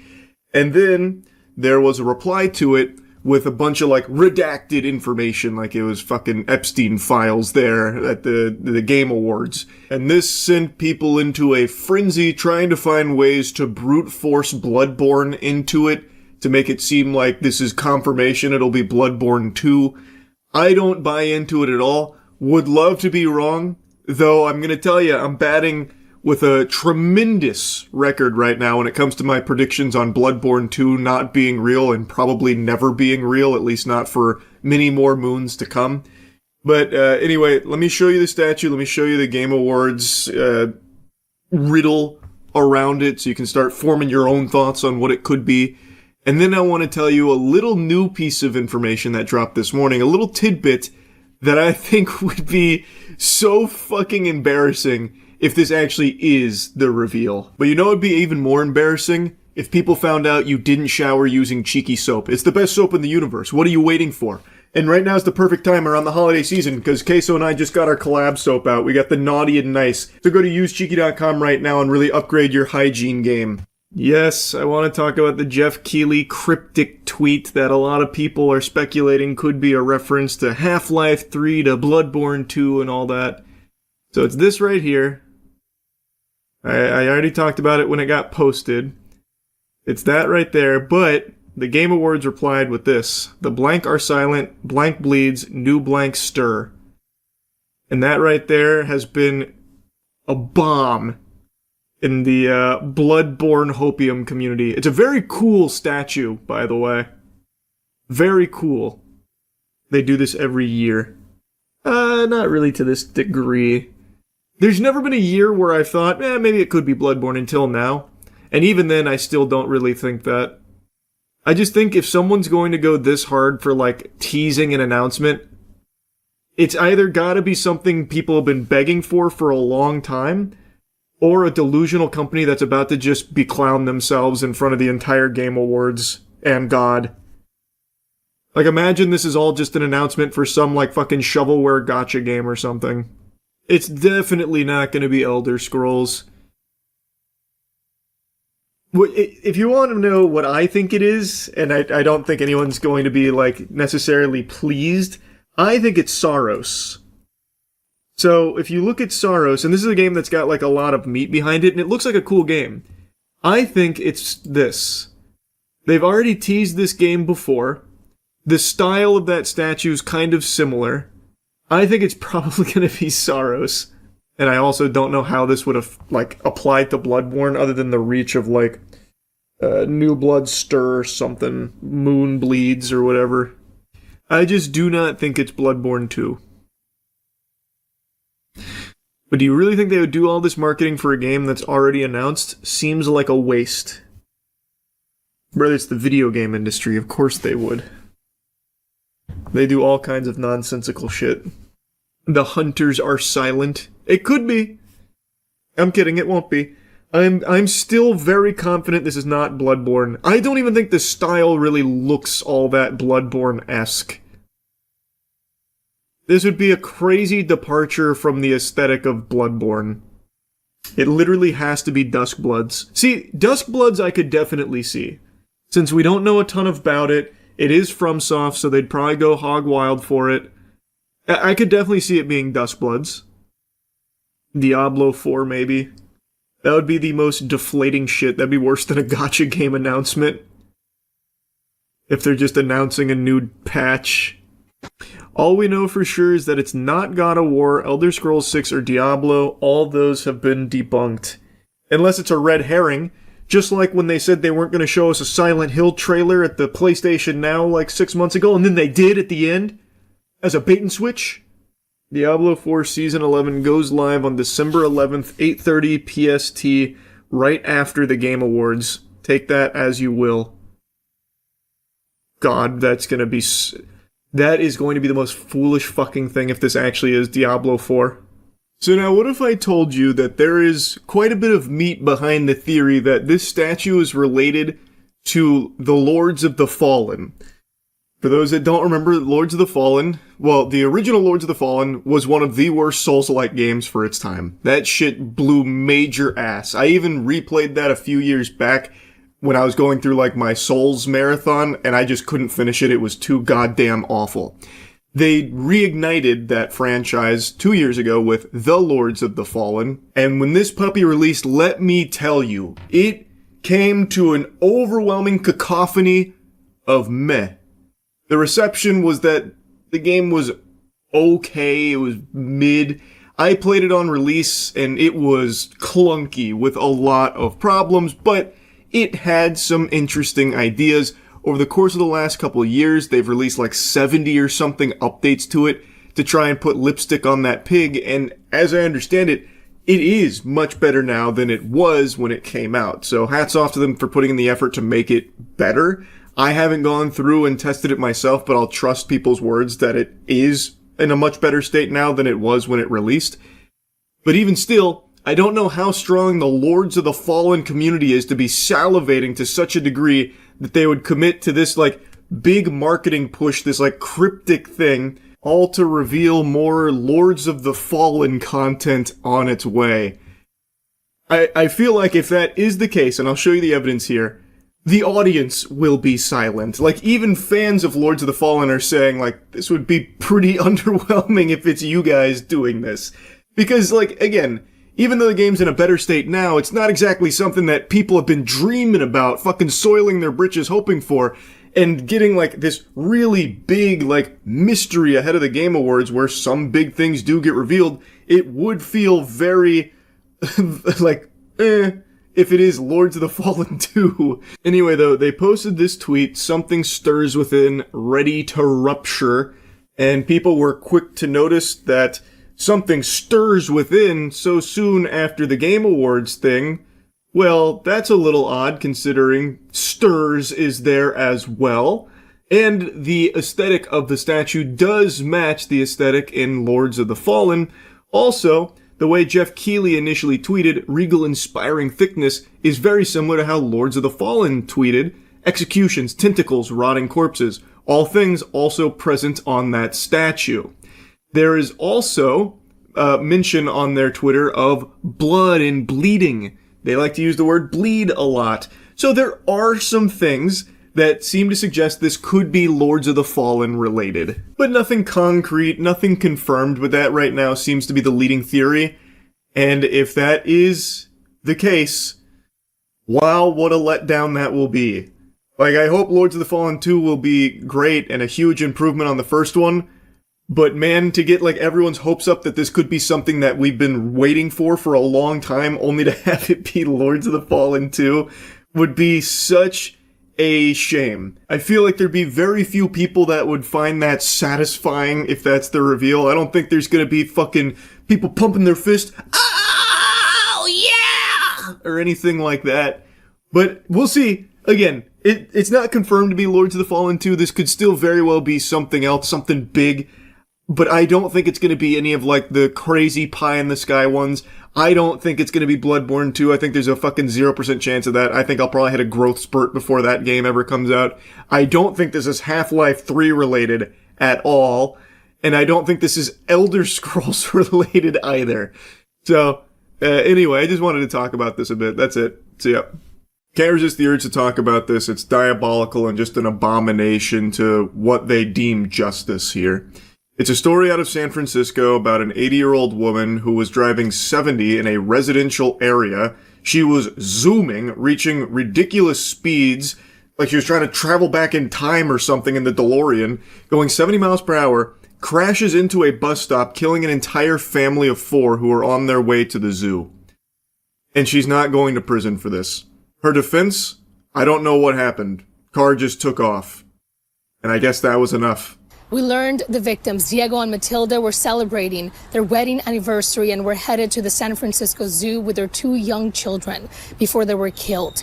They were waiting at the bus stop when 80-year-old Mary Fong Lau crashed into them. Matilda's mom, brother, and Diego's sister spoke to the judge about the pain and trauma they have endured and described Lau's request to reduce the felony charges to misdemeanors as insulting. It is insulting.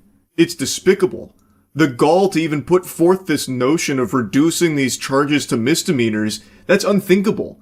The fucking shamelessness here is, it's sickening. She massacred a family of 4, blasting through a bus stop at 70 miles per hour without even an attempt to hit the brakes or swerve or honk the horn. What? And then she's saying she doesn't know what happened? Like what? Did she hit a fucking banana peel like it's Mario Kart and just lost control or something? This is craziness.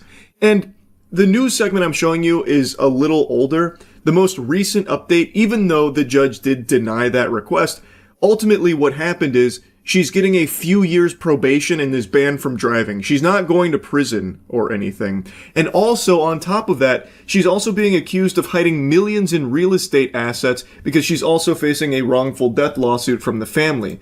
So, according to the information here, she fraudulently transferred her ownership of 2 San Francisco homes in a commercial building to Nevada-based LLC corporations in August, which was not permissible under state law to transfer the property while facing the wrongful death lawsuit. This new lawsuit exposes an intentional scheme by Ms. Lau to place assets beyond the reach of grieving families seeking justice, showing an unwillingness by Ms. Lau to take accountability for her actions, the attorney for the victim's family stated.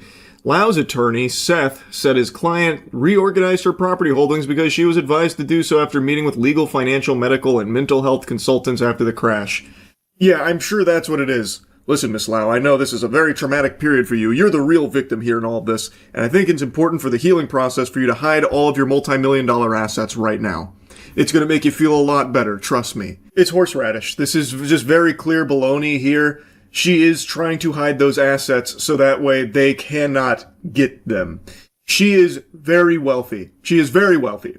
And this feels like a case of her being so wealthy that she's above the law. She killed a family of 4 with her dangerous, carefree driving, hitting a bus stop at 70 miles per hour in a residential zone. Lau's attorney asked the judge to consider her clean record and the fact that her husband died in a vehicle crash when she was 25 years old, becoming a widow with 3 children. But the judge denied that request. Judge, listen, there may be 4 corpses right there, 2 of which very young children. That's bad stuff. Big thumbs down moment, I get that. But have you considered that this is the first time I've done that? Can we put that into the equation here? What do you think? Oh, also, here's something entirely unrelated about a tragedy that I've experienced, back at 25 years old with my husband. Can we consider that as well? Like, that has nothing to fucking do with any of this. You killed a family of 4. It doesn't matter what's happened previously to that. There needs to be punishment there. There needs to be justice for the family. It's such a slimy, weaselly tactic. And then she goes a step above that by hiding multi-million-dollar assets so that way the grieving family can't get their paws on it, so that way it can be protected from them, so that way she never faces any real punishment. A few years probation and she can't drive anymore. That's justice? In the courtroom, the victim's family members questioned why Lau didn't hit the brakes or honk as she sped 70 miles an hour in the residential area where she crashed into this family. Lau's attorney said she was headed to her brother's house to take him soup and couldn't explain why the vehicle, quote, took off. Oh, I see. It's like that scene in that Fast and Furious movie where they hacked the cars and just fucking took control, assumed direct command of the vehicle, and forced it to go 70 miles per hour in a residential zone, and then crashed into the bus stop, killing a family of 4.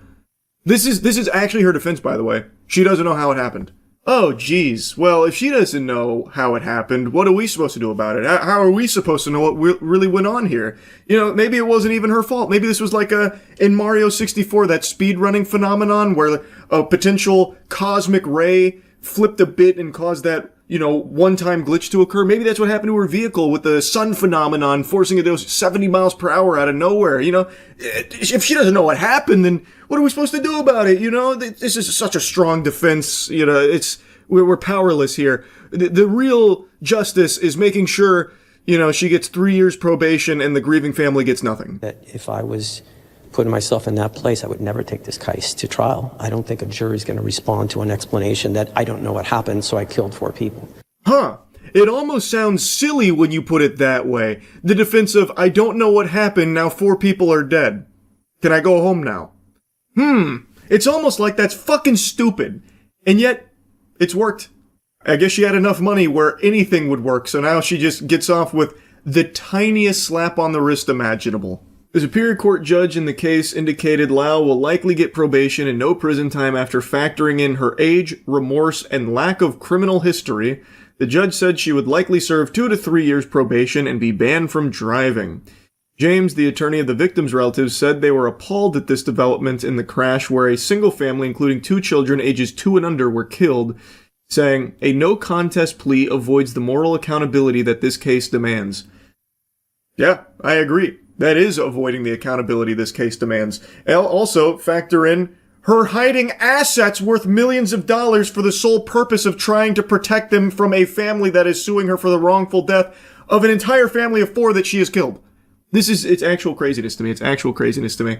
So you factored in her age and remorse, which, by the way, I don't really buy the whole remorse thing. Someone that's that remorseful, probably not immediately looking to hide multi-million-dollar assets off rip. That's just my hunch, right? That's how I feel. Like, if you're really remorseful, you're probably not immediately then bouncing to put your fucking real estate and properties into LLC shell companies. I would think, but who am I to say? As for the age statement here, her being elderly, I think the attorney said it well. He argued that if the defendant gets away with probation without prison time, that it would send a concerning message to the public that an older driver can get away with killing a family in a car crash and simply get a slap on the wrist. Age cannot become a shield against meaningful consequences when the conduct constitutes gross negligence and results in catastrophic loss. I agree 100%. That's a big amen moment from me right there. Just because she's a fucking octogenarian doesn't mean that all of a sudden she can get away with killing a family of 4 with no consequences. How does that make sense? So once you reach a certain age, you're just immune to consequence because you're just already old? What the fuck? Lau's family had urged the court for home detention and meaningful community and service as the punishment that fits the crime here. The crime of slaying an entire family of 4 through your reckless driving? That's what they thought justice looked like. The meaningful community service, by the way, I'm sure would be very, tough stuff. Picking up trash on the side of the road. But I'm sure, given her age, she's 80 years old, it probably wouldn't be that much. Maybe like 1 or 2 Twix wrappers and then call it a day. I mean, that's a hard day's work right there, and that's really setting her on the straight and narrow. That's really letting her think about what's happened here. It's just insanity. It's actual insanity. She killed an entire family of 4.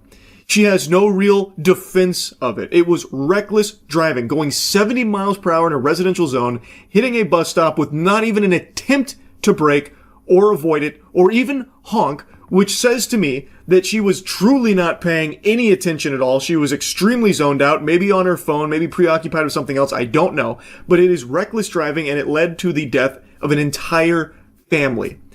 And then she goes and then she hides multi-million-dollar assets in order to try and protect those, it seems, and she is getting away with it. No real consequence. How is that justice? It's fucking absurd, man. It's insanity. I had to yap about this once I learned about it. It just blows my mind. Anyway, though, that's really about it. See ya. This is my home. It's my United Nations. It's my country. But I am not a tree. I am a snowman. And this is my son. Together we are snowmen. My son's favorite activity is a good game of who's got your nose. This is our nemesis. The tigers drove snow people to the edge of extinction. It is only myself and my son left to clash with these creatures. They do everything in their power to prevent us from rising up and reclaiming this planet. This includes fucking up my trees. And I prefer my trees not fucked up. But one thing the tigers don't count on, they don't know about, is I have an ace in the snow. You see, according to a prophecy written long ago in ice tablets, my son is destined to become the next Frosty, the Tiger Annihilator, and once and for all, defeat the Tiger Menace. What the fuck do you tigers want? Stop sniffing my asshole, face me like a man. You're not getting my lunch money. No, I'm not afraid of you, don't whisper in my ear. Oh, you stepped on my snow hole, that's a cheap shot, you son of a bitch. Alright, my son, if we want to survive, we're gonna have to put the whooping on them. They don't know we're snowmen yet, so get ready to strike. This one's getting up close and personal, it's sniffing me. It's looking for my lucky charms. We got the drop on him, go, get him, son! Where are you, my son? Why are you not going berserk? You didn't even attack, why'd you freeze? We had him! You just decapitated my son. You fucking fiend, you'll pay for that. Fear the frost! Oh, no, no, no! Oh. Alright, I may be down, but I'm not out. Fight me. Come here, I'm not finished. Get your nose out of my nose. We're not sniffing buddies. Get out of here. What are you doing, you sack of shit? Oh, no, fuck!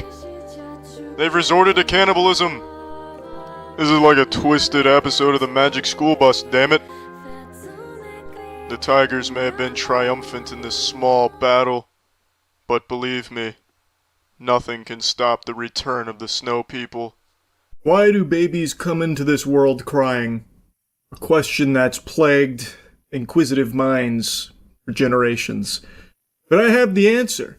I believe babies are born crying because they know that they will now have to share oxygen with Pokemon scalpers. And that is definitely worth shedding tears over. Also, they probably know that all their toys are going to be purchased by these fucking losers and flipped on Facebook Marketplace and eBay, so they'll never even get a chance to play with hobbies that are literally designed for them, but have been hijacked by these awful, degenerate losers. Another day, another big load of spit that I gotta fucking hawk the loogies on at scalpers. Why don't you just hell out and have one, dude? He's literally like asked you so politely, like. You want this one? You really do? Yeah, you do? Yeah. Alright. He just wants the pouch. But no, now you gotta buy it, because you just did that. No, leave it there. Because he just did that thing. There you go. You know why? Because I opened this. I collect this. Yeah, I didn't do it. Okay, then buy it. Oh, you can. You have all of them. Yep. That guy's nose grew 50 inches with that big lie that he told. My left butt cheek, that guy's a collector. He's a scalper. And there is so much ill will towards scalpers, rightfully so, that now they have to always try and hide behind, I'm a collector! Don't worry, I'm a good guy! I'm collecting all of this product. But everyone knows that's not the truth. Just look at this fucking goober. Look at the way that he lashes out because someone had the audacity to ask for one of the Pokemon products that this guy is hoarding. And so then he just starts crumpling it up like toilet paper and giving it to him like, okay, there, you can buy that, buster. Then when the guy understandably says, no, this is stupid now, you've ruined it, I'm not going to pay full price for something that is completely ruined now because of your temper tantrum, the guy takes it back and is like, well, I will purchase it because I am a collector, pinky out. Like, bullshit, man. No sane person is going to be paying full price for something that is completely destroyed. He's just trying to make a whole song and dance out of this performance. I'm a collector, so the condition doesn't really bother me. And that's just not true. If I crumpled up all of the Pokemon product around you and then charged you full price for it, would you do it with a smile on your face, Mr. Big Shot Collector? I doubt it, buddy. It's so fake, man. He is a scalper. No legitimate normal collector or someone that's buying it for their kids is going to take the entire stock of Target and Walmart Pokemon product. That is exclusively behavior from these degenerate worm scalpers.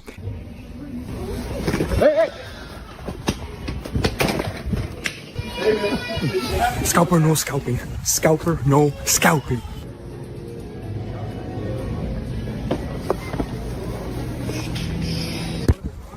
Scalper, no scalping. I'm not normally one to get behind TikTok trends, but this one, I gotta tell you, put a smile on my face. Just taking the Pokemon product from scalpers' carts. Hey, you're not gonna get any fist wiggling from me over that behavior. Because these scalpers truly think that because they put it in their shopping carts, it's theirs now. They planted the flag and now it's theirs, and you're stealing from them if you take one of those products. Which is just goofy. That is just not true at all.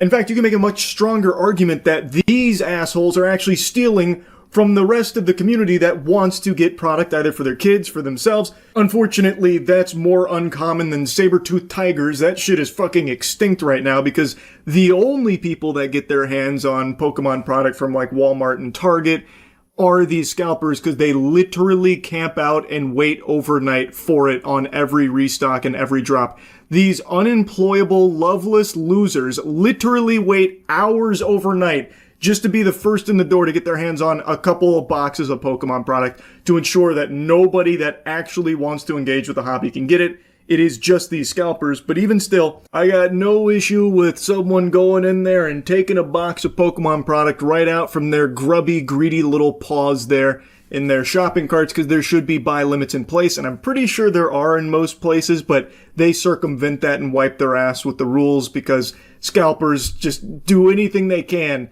to hoard Pokemon product. So this guy's done 2 videos like this. This one made me laugh the hardest because the guy chases him down and fucking slips and falls. I don't know if the TikToker dropped the banana peel Mario Kart style and just had him spin out and eat shit, but he was feeling it, man. He had his like head buried down, walking slow over the cart afterwards too. It actually gave me a bit of a belly laugh there. And it's not just that TikToker that's doing it. Other scalpers are now getting in on that action of just taking from other scalpers' carts. It's pure fucking pandemonium. That reminds me, have you seen that scalper clip of the guy who grabs a box right from the employee before they stock it, and then once he reaches the counter, he begs another scalper for one-piece TCG packs? I have not seen that one. That sounds on par for pathetic scalper behavior, though. I'm good. Nice. But you cannot do that. Yeah. Come on. What do you mean? I'm gonna pay. I'm gonna buy it. Buddy. I'm gonna pay for it. Okay, you're not allowed to take that box. Okay, you can get what you want inside it, but you can't take the box. Alright. Yo, could you not touch my... Yo. Can you not... This guy has the gall. Can you not touch my box? Brother, you just took this off of the employee's dolly. And now all of a sudden he's claiming ownership of it. What a loser. Normalize taking shit from scalpers. First come, first serve, bro. Yeah, but I was there first. Bro. Watch yourself, bro. Watch yourself, bro. I can hear this guy's a dweeb. Watch yourself. What are you gonna do? Cry to mommy about it? The chutzpah. Wow! What a dork.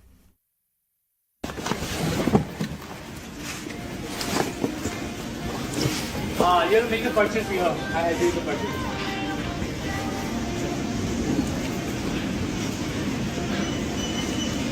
Fucking insane.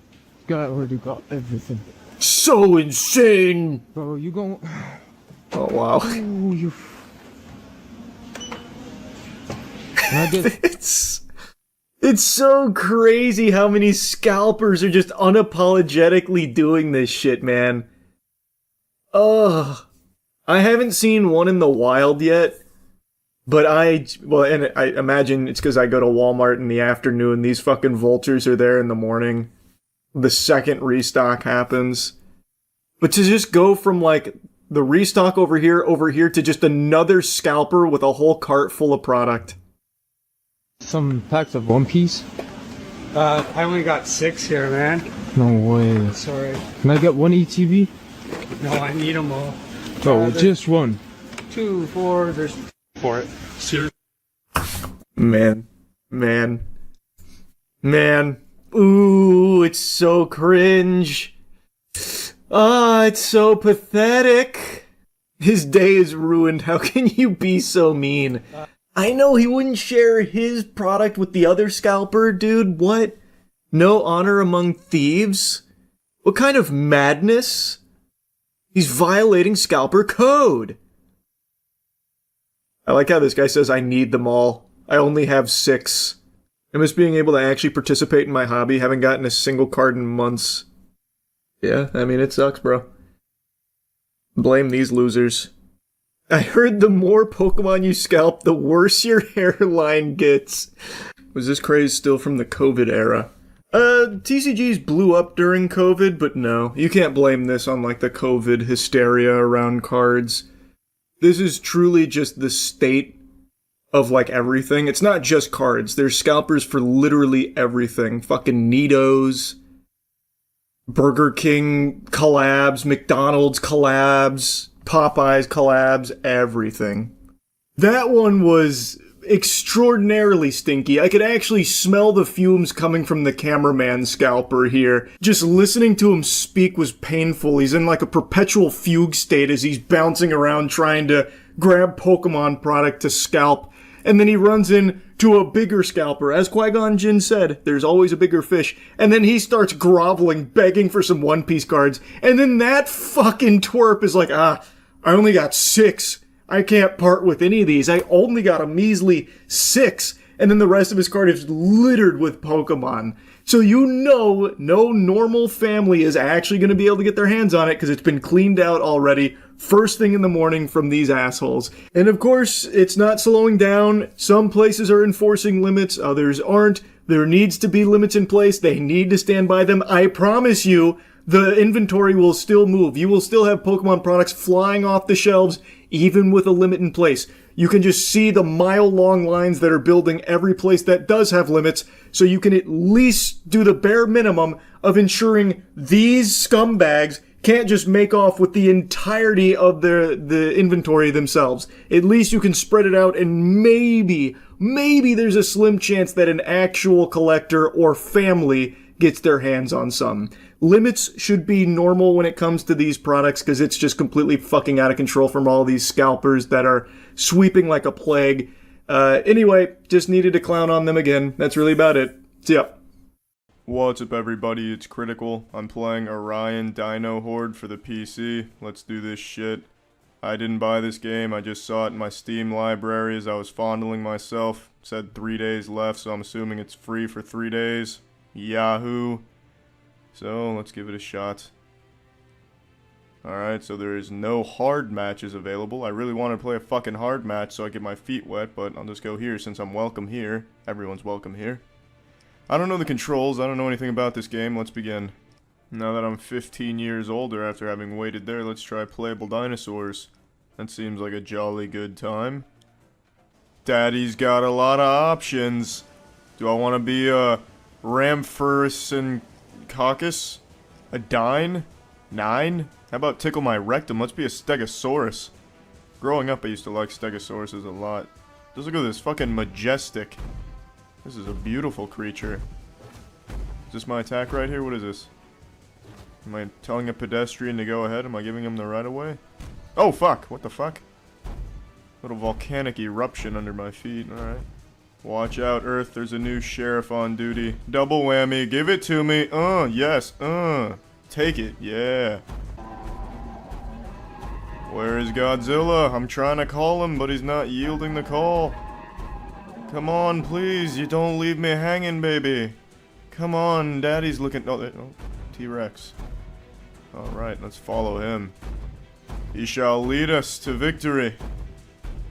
I'm a Stegosaurus, don't you forget it, you bitch. I'm coming. As much as I love walking around for 4 hours, I think I'm gonna try and find a more lively match. It was really a lot of fun being a Stegosaurus and just living my life, doing me. But I actually would like to get a little action here. Fuck playing Recon. We all know the Reconomy is in the shitter right now, and I don't feel like supporting anything other than titty firecrackers, so let's play Assault. Give it to me. Activate the generator to begin. I don't know what that means, but I'll figure it out, Chief. Is this Hoth? Where am I? What do I do? You know what? Who gives a shit? I'm just gonna hit a bunch of keys. Oh, shit. Alright, we're getting closer now. Oh, fuck, grenade out. Fire. Everyone get back. Alright, we're safe. Resume your normal activities. Only another 1,470 meters till I get to power generator. We're really getting there now. We're in it now. Daddy Longdick is coming in flaccid. But when he gets there, oh buddy, does he get it going. Almost there. What the fuck is this thing? Yeah, get me in here. Alright, let's do it. This looks like something right out of a cereal box. It's just a fucking frozen wonderland out here. Alright, buddy. Thanks for that, Mr. Hostile, getting all pissed off about nothing. Hot Wheels is coming in with fury. Bam! Bingo! How do you do? Connect 4. Nope, I think that one was a squirrel that just met its end. Oh well, it happens. This dude is very unenthusiastic about his Kilosaur. Shit, I lost my multi-kills, fuck. I want to get that back, come on, I want more than just a Kilosaur. Come on, comrades, son of a bitch, let me get a few of them. Let me get all of them, actually, I got it. Bam, take that, Smurf. Fuck, wave completed. Damn it, I wanted to get every single dinosaur kill. They call me the Snow Plow. Nobody calls me that. I don't know why anyone would ever call me that. Oh look, there's the power generator that I ran across the galaxy to get to. That's underwhelming. And here's one of the corpses. That just looks like old silly putty there. I don't know what it's doing with its hand. I guess it was trying to snap its fingers, but little did it know it can't do that. No, and little did I know that I can't stand on top of a fucking power generator. I guess I'll just go throw myself out of a helicopter. You're gonna sit there with socks on your feet and tell me I ran all this way to not even be able to stand on top of a simple appliance? Wave 3 incoming. Survive the horde. Well, I'll do more than that. I'll go right ahead and fuck myself. I'll show you who's boss. There's clearly room for 2. Let me on, you selfish piece of shit. Why won't it let me on? Oh, what the fuck are you pushing me for? Damn. I gort this when it was in alpha. It's awesome, but I'm surprised $1 for this game. Well, then you would absolutely be shell-shocked to know you can gort this for free right now. Get out of here, dinosaur, you fucking acid-spitting piece of shit. Come here. Come on, Daddy's trying to open up his new shop. I need customers. Come on. Oh shit, they're calling in their elite squadron. Oh fuck, reload. Damn it, Team Rocket's taking it to me. Yeah, there we go. The receipt's in the bag. You're mine. Damn it. You're mine. You're still mine. If you got coal on your hands, chances are you were in a mine. Wave complete. Wave 4 incoming. Survive the horde. Affirmative, Captain. I shall do just that. Oh, yes, yes, give it, yes. Fucking perfect. There we go. Oh, shit. You want it back. I'm sorry, you know, it's just sometimes you gotta do that. Get shit fucked. Get out of here. You want ass? Come get this ass. Yeah, oh, wow.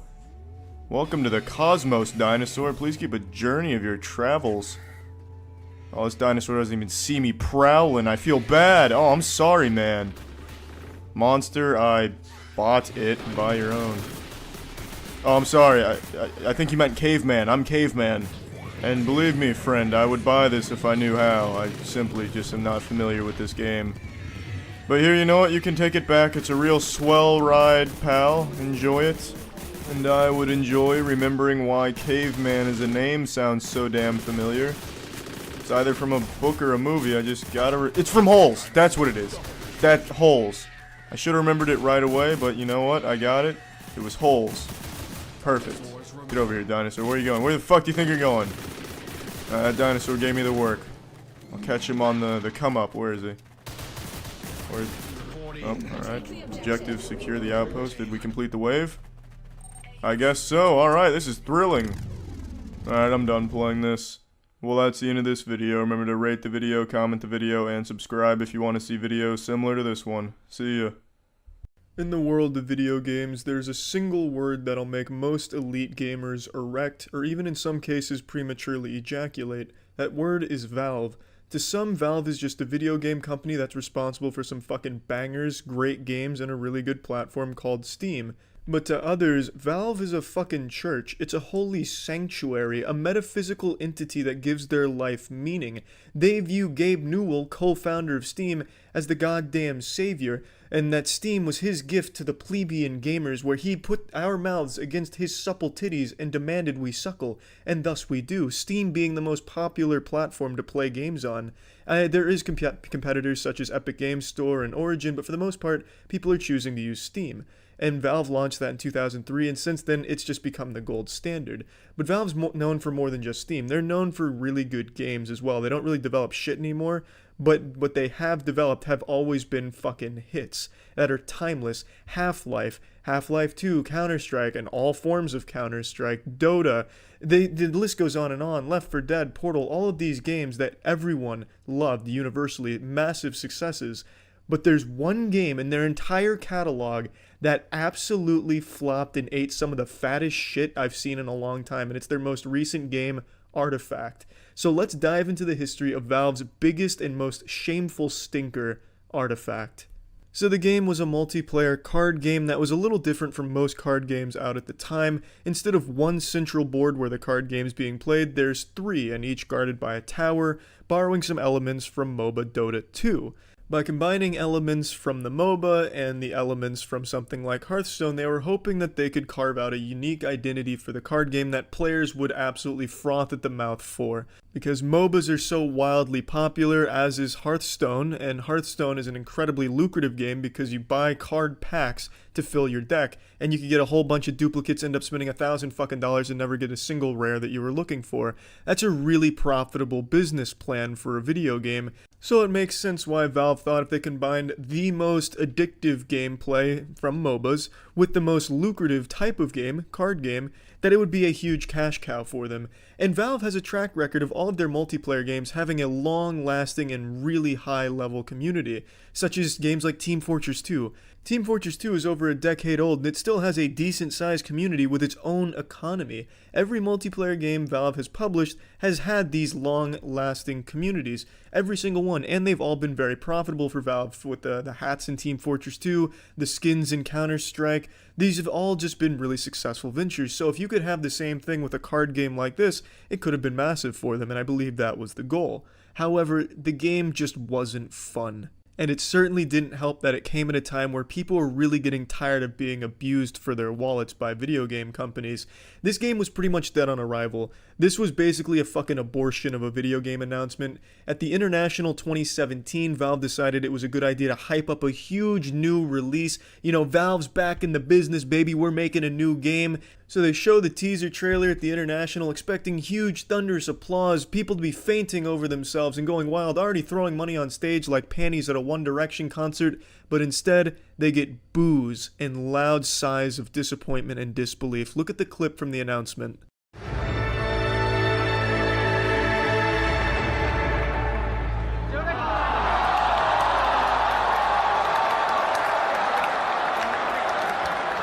This is hugely wrong time, wrong place. They're at a fucking Dota championship, a massive tournament for Dota, and they're advertising a game that's a spin-off that really just seems like a cash grab. Obviously, it wasn't going to generate hype. However, they were able to bounce back from this. Over the course of 2018, Artifact started to get a positive reputation in the community. It was revealed that basically the guy who invented fucking card games was behind Artifact, Richard Garfield, the man who invented the Magic the Gathering, fundamentally. He was the creative mastermind behind this game. It started getting this hype, you know, this ain't a game for your mom. Your mom's too fucking stupid to handle this kind of card game. This is a real man strategy card game, but you can't even look at it like a card game. It's reinventing what a card game is. It's like a real-time strategy game for generals of the US Army. This shit is super complicated, and people loved that, and it worked. And interest in the game grew steadily, and by the time the next International rolled around, people were looking forward to more information about Artifact. And then fast forward to its release in November of 2018, and the reception was super lukewarm. Now, lukewarm reception is a big deal because all of Valve's games get universal praise. You see, in video games, there's certain companies that when they release a game, you're genuinely not allowed to criticize it negatively or have a negative view of it for at least 6 months after its release. You are not allowed to, or you'll be outcasted by internet communities, called a loser, clout chaser, and just trying to be edgy with a different opinion. You're not allowed to have a negative opinion. Companies this goes for is Nintendo properties such as Zelda, Super Mario Maker, Mario Odyssey, Bethesda games you can't criticize, Elder Scrolls or Fallout for a good period of time, except for Fallout 76, that was just a punching bag across the globe. Rockstar games, you're not allowed to say anything bad about a Rockstar game until at least a year. And Valve. Those are the main ones that you are not allowed to have a negative opinion of, so people feeling confident enough to give a lukewarm opinion on a new Valve release, and Valve hadn't released a game in a long time, that's a big fucking deal, and Valve felt it. Because you see, on launch, Artifact had a major problem that wasn't even gameplay related. It was the economy. Artifact did what Hearthstone didn't. It wasn't free to play. Hearthstone is free to play, and you can grind for cards and card packs. However, most people do elect to buy the card packs because the grinding does take a long time, and it's only for the really committed and really good players.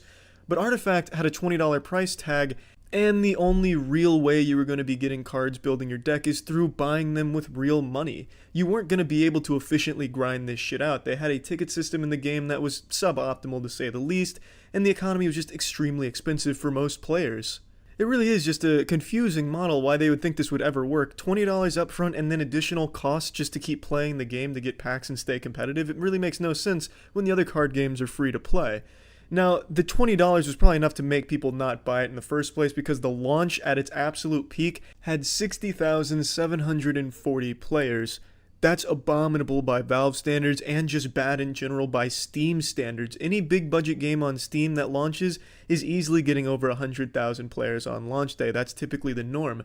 To put this 60,000 in perspective and how low it is, I compared it to Team Fortress 2's concurrent player count, and Team Fortress 2 came out in 2007, and in any given 24-hour time period, there's 53,000 concurrent players playing that game. So on launch, which is basically prom for video games, that's when you're getting the most activity, Artifact was just barely able to beat out a 12-year-old game on any given day. That's fucking wild. So not only were the responses to the game lukewarm from the few people that did buy it, but really no one bought it in the first place. That bitch was left alone out in the cold streets as the rain poured down on it. And it only took a week for the player base to drop 60%. By the time 2 months had passed, it went from 60,000 players to 1,500 players. So everything that could have gone wrong for Artifact was going wrong, pretty much from the get-go. And now, as of today, September 2019, the most players that have been on in the last 30 days is 150. The game is beyond dead. I'm sure Valve has already washed their hands of it. They're trying their best to forget about it and trying to erase it from the internet's history, but it's not going to happen, I'm sure, because Artifact lives on in infamy as a lesson to all video game developers on how not to launch your game, how to do research about what your audience is looking for and how to, get them excited for your upcoming titles. But also, Artifact has another legacy, a much more recent one that I talked about, where Artifact had a second life on Twitch. You see, during its death, its spiraling demise, Artifact was comically pulling 3 viewers, 5 viewers every day on Twitch, which is lower than pretty much any game you can imagine. Even shit like the official Burger King Xbox 360 games were pulling more viewers than Artifact was on Twitch. However, when people started making fun of how low Artifact's viewer numbers were, they started to hijack that category on Twitch for Artifact streams and play their own shit. On the Artifact section on Twitch, you would always find porn or Avengers in-game. You'd find all types of incredible shit because people started to use it as this hub to dump all kinds of illegal content on, all things that go against the site's rules, and just this wild, wild west of video dumps and streams all just taking over Artifact because no one respected it, no one was watching it, and it was a good joke. And man, there was some good fucking content on the Artifact section. If you scrub through like all the weird porn, you could find entire streams of John Wick and John Wick 2 and you got to interact with the chat. It was fucking great. So Artifact, while no one liked the game, no one played the game died within 2 months, people fucking love the category on Twitch, I'll tell you that much right now. As a fan of the old Artifact category, I'm glad the game at least got made for that week or 2 weeks that Artifact was killing it on that. It was fun. That's the only good thing Artifact ever did, and the only thing that justifies its existence on the internet, I'd say. The game is by far Valve's worst game, and it probably always will be, because Valve probably won't ever fucking develop a game again. But anyway, what really killed the game ultimately wasn't just the monetization model, which sucked ass and was way too expensive, but it was just very simply, the game wasn't fun enough for the players that were playing it. It wasn't fun enough to justify the incredible expense it would cost to play. It was too RNG heavy for some people while not being RNG heavy enough for others, and it just wasn't a well-liked game by even the very few people that had unfortunately subjected themselves to playing it for any meaningful length of time. So they didn't recommend it to anyone, they couldn't recommend it to anyone because they didn't want to, and they stopped playing it themselves within 2 months, and thus the game died. Now, again, I don't think Valve is going to top this in any way. I don't think you could, because this game was just a perfect storm of everything going wrong, from its announcements to its design and its timing. So that's the end of that story. Valve will probably not top this anytime soon, and I don't think we're going to see an Artifact comeback if they're even still acknowledging the game's existence. So yeah, that is Valve's worst game. So yeah. It happened. Doomsday is upon us. Nostradamus tried to warn us, but we plugged our ears and refused to listen. But now, we have been dragged kicking and screaming into the end times. Pranksters found AI. Or at least one of them did. This one courageous soul bravely peeled himself away from his daily routine of eating glue to use AI to have an overwhelmingly negative impact on strangers' days. Full disclosure though, I don't think every video they've posted doing this prank is real. Because some of them are just so outrageous that I find it hard to believe that he wouldn't have had his ass beaten right then and there for doing it. So I take all of them with a grain of salt, but what he's showcasing is very much something that can be done, and I have seen other videos of others doing to a lesser degree. This guy, however, has made it his entire identity to do these AI pranks. So he's the one that I want to talk about today to show. Do you know that guy in the blue shirt that was sitting right behind you? He was like going up behind you and like kissing you in the back of the neck. I recorded it. That guy, right? Mm-hmm. Look. He did it with... That's crazy. What this guy does isn't really a prank. Fundamentally, what he's doing is he's framing innocent strangers for crimes they didn't commit. He has, I think, 28 of these. It's basically all he does now is these AI pranks. And I don't know how what he's doing isn't a crime in and of itself. Because this is going to lead to an innocent person getting arrested. No doubt in my mind. In this one right here, what he's doing is he's going up to a stranger, claiming that another stranger that was sitting near him was kissing the back of his neck. A sexual assault. And then he shows him a video of it and is convincing the guy that it happened and is goading him to confront that gentleman, who did not do this, by the way. This is all an AI-generated video that he is now trying to fan the flames of an actual fucking fist fight for. So even if this one is fake, which I have a hard time believing this one in particular is, because an employee even gets involved in there, and I feel like they probably wouldn't participate in shit like this. But even if it is fake, what he's showing here is something very real. You can just manipulate videos of innocent people doing crimes, and it's going to be very hard for them to defend themselves, especially because it looks as though he's mainly doing this to elderly people that probably don't know about this kind of technology, so how the fuck could they even possibly argue their innocence? What you did to me like that? I kissed him in the back of the neck. You did? Yeah. Is that you? I didn't even get touch this guy. That was a lie. Yeah. Hey, did you see me touch this guy? Look at that camera.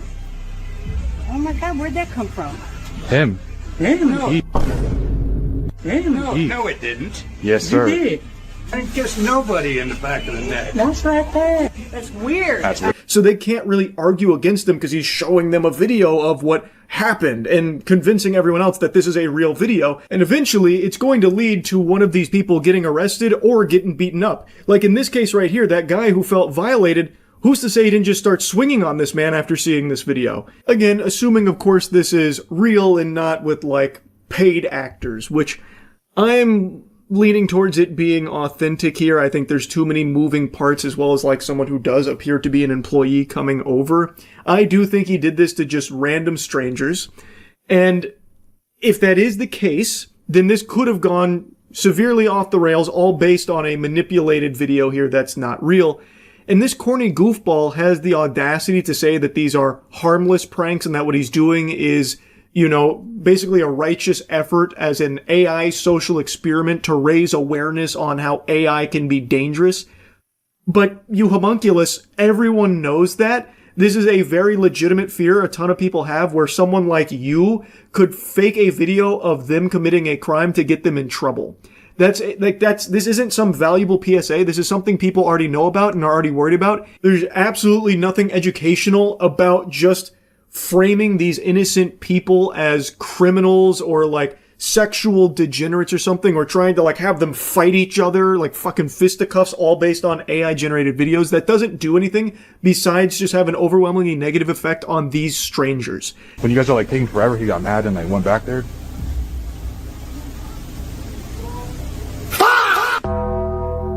Is he allowed to go back there? First off, I didn't go back there.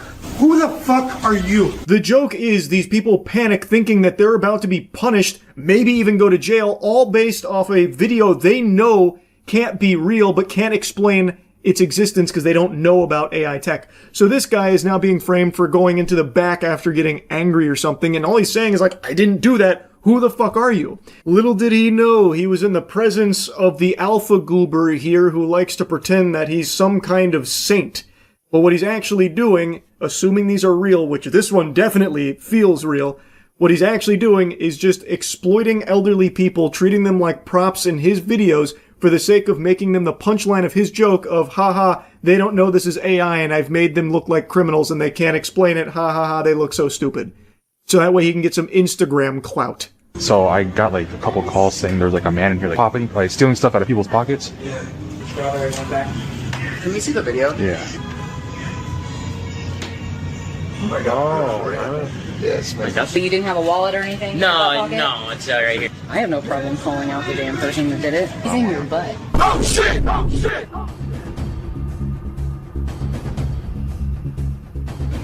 Enemy spotted. Here he's actually going up to store staff about a stranger pickpocketing one of the employees. Again, this is a crime. They even all go together as a group to confront this guy they think stole from this man or was attempting to. Who's to say they wouldn't have just called the police right then and there and this innocent man being taken away in handcuffs? Now, I imagine at that point he probably would have stepped in and said it's an AI-generated video. Maybe, but maybe he wouldn't. Maybe he would be afraid that then he'd be in trouble. So maybe he'd just keep his fucking mouth shut and that guy would then go to jail all based on this AI-generated video. It's terrifying. Not only is he trying to suckle from the titty of clout, but he's also just trying to promote some dogshit website that's probably a scam. It's why he has his watermark plastered all over the place there, and in every single one of these videos he is shamelessly shilling for that site constantly. I imagine it is a fraudulent website based on this guy's behavior and the way that it gets discussed here, which should be further evidence to this guy's true motives not being something positive about AI awareness, but instead to get Instagram followers and money through his affiliate partnership here with that site that he is constantly plugging. Now again, there is a chance that this is all scripted, but I find ones like these hard to believe that he would have the wherewithal to fake it and be able to get this many people on board with it. Because that does appear to be like actual Sprouts staff. Like, they are wearing a uniform. They are coming from the back of the store. This is not a set, it doesn't seem. This Instagram account is not nearly big enough to have some kind of soundstage out there in LA to put together, like, a Sprouts studio look. Like, it's not fucking Pluribus here or anything. Like, it feels like he is actually at Sprouts. Those are actually employees, and they do legitimately go confront that guy. It feels real. Into a team member's pocket. I didn't reach into his pocket. We got a complaint, so we received it, and magically get this on camera, and you're reaching into one of my team members' pocket. I swear that's not me. The odds of that same shirt, though. Mm-hmm. What the?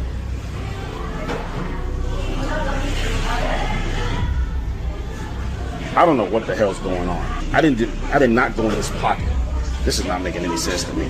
This is ridiculous. I did not touch his pockets or his pants. So I don't know what the hell this is. Now, one thing I will say is he shows two different AI-generated videos here for the evidence about what happened. And it like, it feels like it should be obvious that something's very fishy there. Like, surely the employee would have felt something or, something like that. Like, it doesn't make sense, but I also could see a side of things where they have these videos from a customer who's making this complaint about being, witness to a crime. So they're acting on that information without really like thinking too deeply on it because they have this evidence here. So they confront that customer who seems very confused by it. I do think his reaction is less than I would have expected it to be when so many people kind of like gank him here about like him stealing or attempting to steal from an employee. But overall, I just can't imagine this one being like faked. Like maybe he's in on it, so he's just playing along. But in that case, wouldn't he be worried about facing repercussions? Because those do appear to be real employees. And like I said, if they did alert authorities and authorities showed up, would this guy have piped up and said like, oh no, it's an AI generated video, I made it all up, it's fake? I don't think he would have, because I bet he would have been worried that the cops would turn around and like throw him in cuffs for like falsifying evidence or something, because it is a misleading testimony, it's fake, and all of it is geared towards getting this guy in trouble for the sake of his Instagram prank. Now, while I can't say for 100% certain whether or not all of these are real or not, what is real is pranksters are integrating AI into their dog shit. The ones that I've seen arising on TikTok that I think some of you have probably already seen by now are people that are AI generating like fake IDs of employees to show them and be like, look at this, I found your ID, that kind of thing. And it's like very quick in and out, and they like laugh at them for not knowing how that's possible, which is trash, but it's not to this level. This is the only account I've seen doing AI pranks like this. And if they're real, it's extremely dangerous. And if they're fake, he's still a loser for doing this anyway. What the fuck is the point in faking pranks on something people already know can happen? It's not even entertaining. Like, it's just lame, and it is just preying on the fear of what this technology can do. It's not raising awareness because people already know about it. It is very easy to generate this kind of shit. It is just useless. It is solely here as a vessel for him to promote his Instagram and his affiliate website that he is constantly just throwing out there. Because I'm guessing he makes a few bucks from people that get referred to it. It's trash. Like, even if it's fake, it's still dog shit.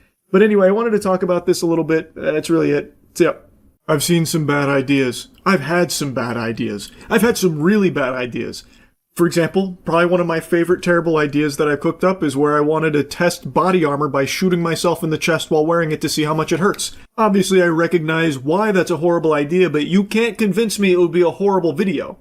I think that would be a slapper. I think it would just be a full-blown red alert DEFCON banger for sure. But, point is, I've had bad ideas, and I have seen innumerable horrible stinkers, especially from the likes of Ubisoft, who have become kind of like the Michael Jordan of bad ideas.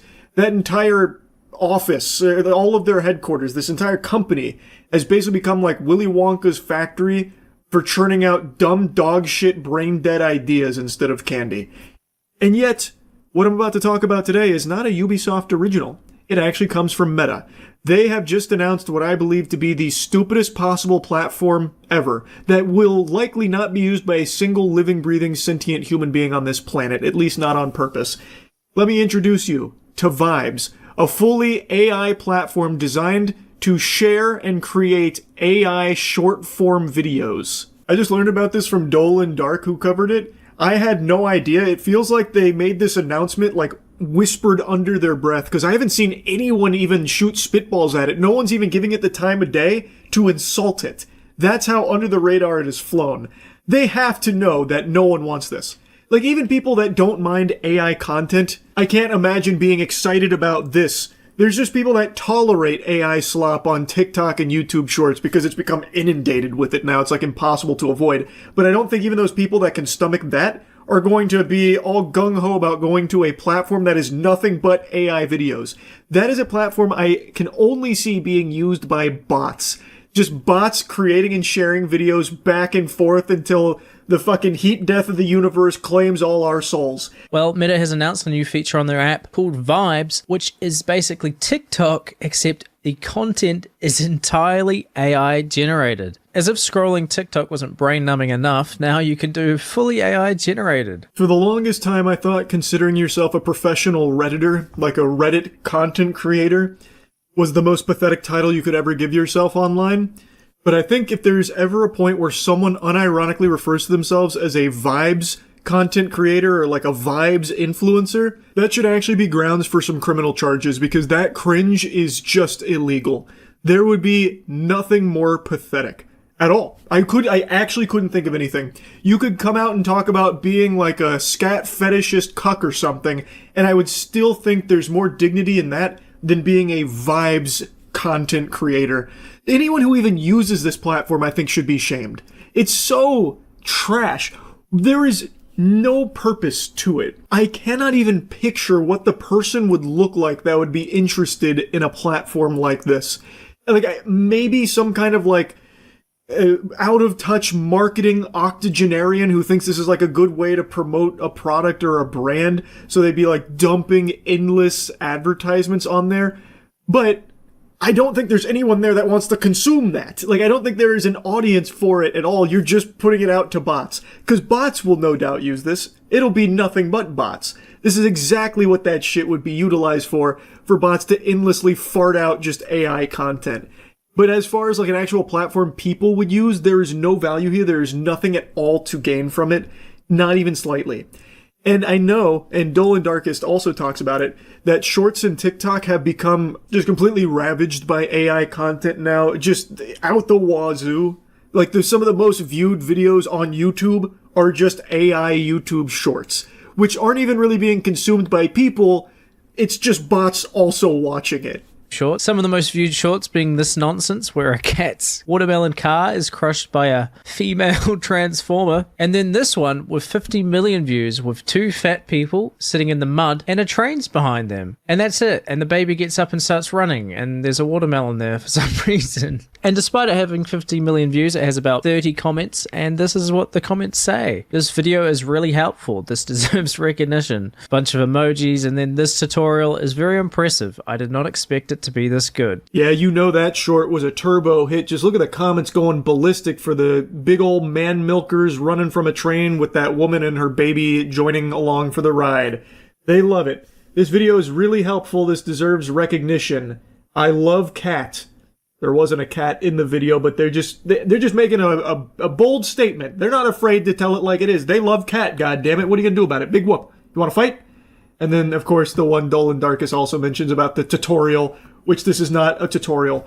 It's clearly bots. It's not people watching this. It's just bots. And Dolan Darkest also went to that channel, and they have like actually 50 different variants of that exact same AI video. Just with like the different ethnicities as well as like different trains. It's such a mess. So now it's an entire platform of that. Who is going to watch it besides just bots who also aren't watching it, obviously? It's a waste. Meta is so out of touch, it's laughable. But here, you know what? Maybe I'm just a big old sourpuss here who can't see the vision. Here's the key takeaways. This was the first step towards a new way to discover, create, and share AI videos, which everyone has been begging for new ways of being able to discover AI videos. It's hard to find them these days. You don't know where to look. They're just so hidden. And there's so few of them. So this is a really great service. We're rolling out Vibes, a new feed of AI videos at the center of the Meta AI app. You can bring your ideas to life with new AI visual creation tools or remix an existing video by adding music. So I already love that they're encouraging, just go ahead and steal other people's videos because, I mean, it's AI. They don't even own anything anyway. They didn't actually create anything. So why don't you just take that video and add some different music to it? Or, like, maybe put it through a Studio Ghibli filter. Like, there's so many different options to remix that video. It's so good. They're just immediately just encouraging that shit. Vultures. Parasites. Anyway, though, they're rolling it out. I really like the images they show here for this little section. Good morning, Alex. Create an image of tiny treehouse for squirrels in the forest. Restyle my photo as cyberpunk. Create a video of a dog playing jazz. Holy shit, that's a game changer. This guy's a visionary. AI is giving this genius the tools to bring out-of-the-box ideas to life, like a dog playing jazz? What? I've never even heard of something like that before. This is crazy. This guy's going places. He's able to see things that no other man can see, and AI is allowing him to share this creative vision with all of us, from inspiration to creation, just as advertised. Holy shit, thank you, Vibes. Yeah, I didn't mean it as an exaggeration. I really think this is the worst possible idea for a platform. It is a platform that will actually probably break records for being the only website or the only app that has 0 users. Like, actually 0 downloads. It will entirely just be bots. It's so fucking stupid. Like, Jesus Christ, Rate My Poo from the early 2000s was a more valuable and better platform than Vibes. And that was a site dedicated entirely to strangers rating pictures of people's shits and toilet bowls. Like, somehow that has more use and value than Vibes. It is so sickening. It is gross. It is despicable how stupid Vibes is. It actually makes me upset that this would not only just be an idea, but something they're actually going through with. Anyway, that's about it. See ya. I was going to turn on the desk light here to illuminate it a bit better so it doesn't look like I'm telling scary ghost stories, but I decided I kind of like this vibe for the topic. Because this is a scary topic. Too many people are sleeping on an incredible show. I'm not seeing enough glaze. I'm not seeing enough movement. I'm going to be honest. There is a show that I just finally finished, that only just recently ended, that I am just not seeing get proper nut care. Like, I'm not seeing enough people fondling those balls. It's To Be Hero X. So far, it is my favorite anime of 2025. I do still have a couple others to catch up on, but I can't really imagine any of them somehow surpassing this in my eyes. I think the show is extraordinary. The first, 3 or 4 episodes had me under a very different impression for what kind of show this was going to be. Immediately, it's pretty clear that the animation is beautiful, and it's a show that uses multiple styles. So, it'll flip-flop between, an arcane vibe and then a traditional 2D anime style. And it does it with the snap of a finger. The best hero, the strongest character, X, you will sometimes hear snap his finger, and that's when it flips from arcane to some of the most breathtaking 2D animation you'll find in a show. It's not to, Demon Slayer Infinity Castle level, but it's really not far behind either. It excels in its visuals. So, it is majority 2D, but for the first arc, the first character you follow, Nice, it's mainly arcane-ish. And I think it is so cool when it flips back and forth. It is so creative. It doesn't feel like a gimmick or anything, because it doesn't need to rely on it. Like I said, it's mostly 2D, but it does go between them occasionally. And it is so unbelievably pretty. Now, don't worry, Puppet Pals, I am going to gush and grannies further on its visuals, but before that, I want to tell you what the show's about. So, this is a world where there are heroes and powers, and those powers are directly tied to how much others believe in them. It's trust value, so if people have faith in somebody, that trust value goes up and it makes them stronger, or if they don't have any powers, gives them some based on people's perception of that person. For example, there is a character, a hero named Firm Man, whom always stands tall, standing up straight, firm, and basically nothing can crush him or move him or anything, because when he was a firefighter, he caught some debris that was about to fall and kill a child, saving her life. So when that story broke, people started to believe in him with that perception of being immovable, firm. So it gave him those powers. It's a creative spin in the genre. I actually really appreciated it. But there's also another force out there that's starting to take hold, and it's fear. Fear also grants people some extraordinary abilities, and of course these two forces clash. That's kind of the big point of To Be Hero X.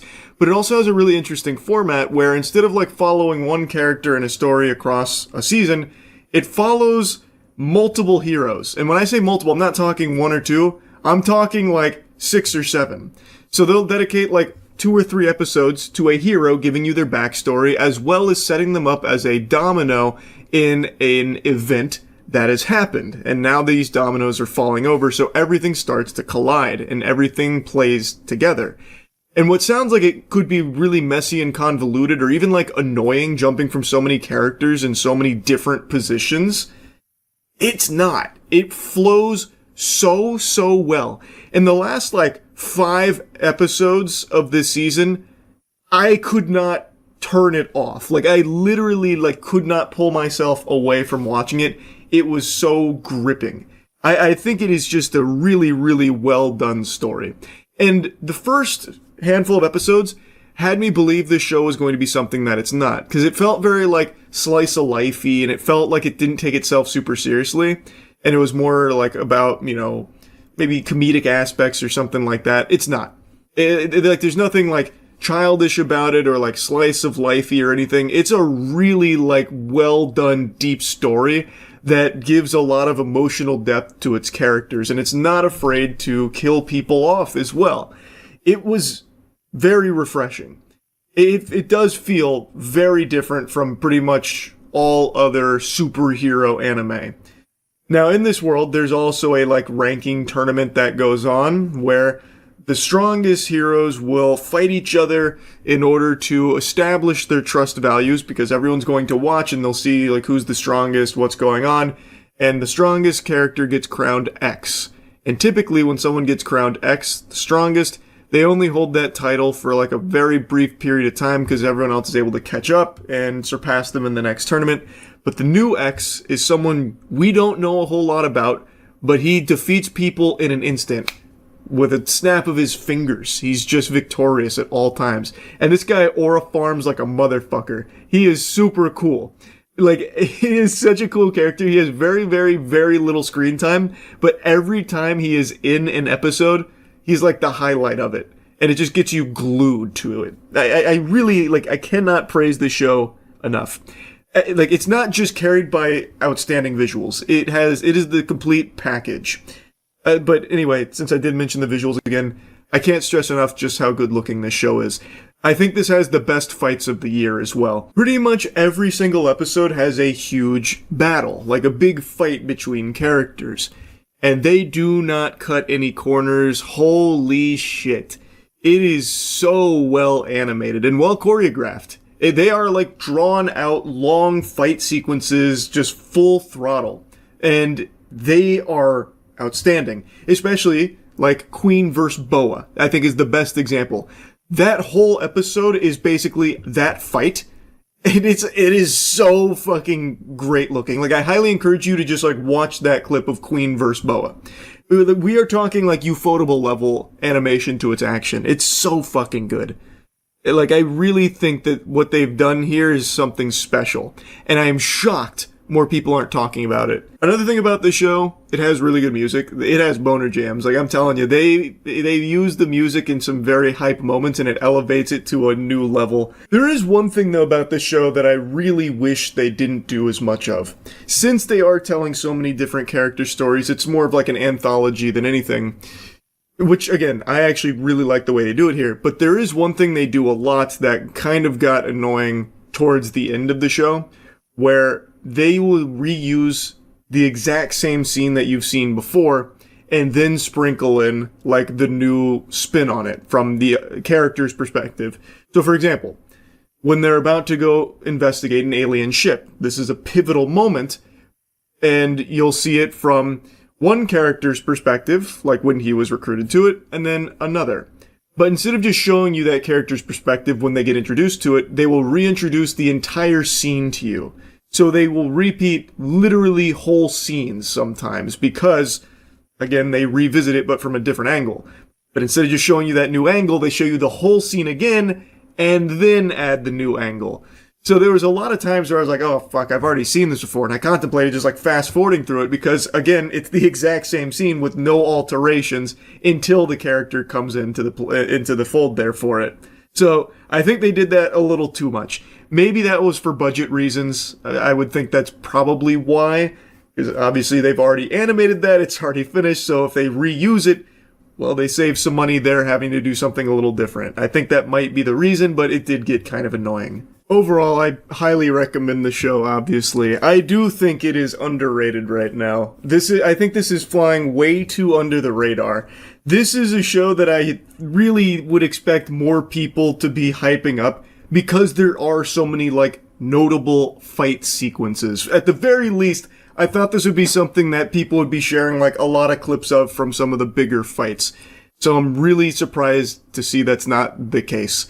So I really think this one, like for me personally, is my anime of the year, and I really think a lot of people would really enjoy it. They maybe just haven't heard of it. So I'd say check it out. 2B Hero X slaps. That's really about it. See ya.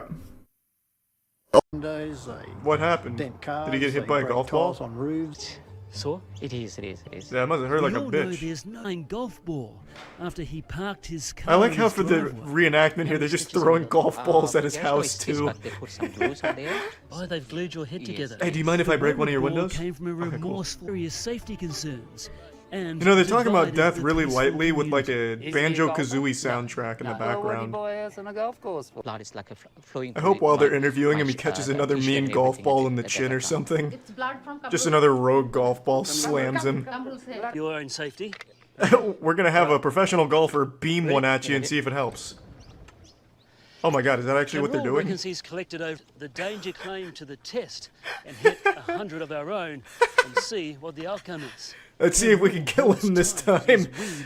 See if we can finish the job. This is journalism, baby! The story's about a man who caught a golf ball to the skull and almost died, so their solution is to see if they can hit him with a golf And ball. another 15 meters away from the tree-lined. Ah, now we're in it. Making cider, look. Here I am making cider. I'm making cider, look. Is this John McAfee in disguise? Cider. You know, I've never seen cider being made. Lovely cider. And Damn, the Joker out here, alright. Is this an acting reel? yeah, jack it down and there's the juice running out of the hole. When it's all said and done, he's making cider. This is the fine cotton affair. What the fuck is that First statue? It's hard to Two explain geese just fucking? how big a scandal it was. John Gillespie, a small-time Ooh. crook with hundreds of convictions, who was about to try and pull off something really big. That's an intimidating How name, much do you John regret now Gillespie. your involvement? I regret ever I wouldn't running need John even Patrick need to Gillespie. meet that man to know he's As an evil. individual, he's only a... Was a lighter shade of Why am I brown, looking at known horse as assholes? beige, but look, Just keep going. but off So they what was went this guy's to Brisbane's involvement? Eagle Farm Racecourse. Is he one of the, like, the real semen fine collectors or cotton something? Left waiting on the home, the only challenger was Harbour Gold. If fine But luckily they had a cotton's sniper young on the jockey grassy wielded knoll like that took him this out. Nowadays, I can't believe that bit of commotion fucking started. boring ass What was sports your like knowledge this of what still happened even to the fucking paint exist. job? It didn't look good. Horse racing, baseball. It made us want to give our No, neighbours what was that, Weird Al? It's okay, buddy. It's about you. He just needs love. oh, Tweak on his your nipples. Put your tongue in his mouth. Whoa, ACA's on the job. They're gonna walk in and put a bullet in their fucking head. That's the ACA, baby. Scott, what have you got to say about Oh, the fact God. you're dating a 17-year-old ACA's on the girl? case Does already. the army know what you're doing, Scott? Damn, ACA's nuts. On every level. Oh my god. It actually says Coolsville. Bro, that's fucking awesome. Is that a real place in Australia, or did he just think that was cool? Missing man may have been baked into a pie. No. Damn it, I knew it. I told them from the get-go. I told them it was possible. I believe that he's deceased. You don't look like It's sad that he's missing, I'm too busy to do that. but it's enjoyable to think about what could have happened with him being baked into a Population pie. 13. Some fucking Hansel and an Gretel unlucky shit. number for one resident. Do you think he's met foul play? Yes. Oh, absolutely. It's incredible how a current affair has this uncanny ability to turn even a serious story like murder into a comedic segment. Thanks, Bonnie. Without a trace. Maybe he baked in himself one of the into more a remote pie. parts of our country. Oh, the cake's still frozen. Yeah, I Fran think believes this. I the think pie this no bullshit woman's up to no good. They get everything here, don't they? Yeah. Like that episode of Teen Has Titans left where they this turn the amiable Titans into tea candy house and she host. tries to eat Get a them. lovely Harry. Right, it's a camel pie. Oh, I don't know about that. It sounds like a patty pie. And Fran doesn't take no for an answer. Oh god, the reporter's gonna eat a dead man. Camel potato pie. Larimer. Oh, the cannibalism. What part of the camel is it? Everybody has a right to go home and go to bed at night and be safe. Everyone in this village here looks haunted, like spirits that never passed on. Naturally happen.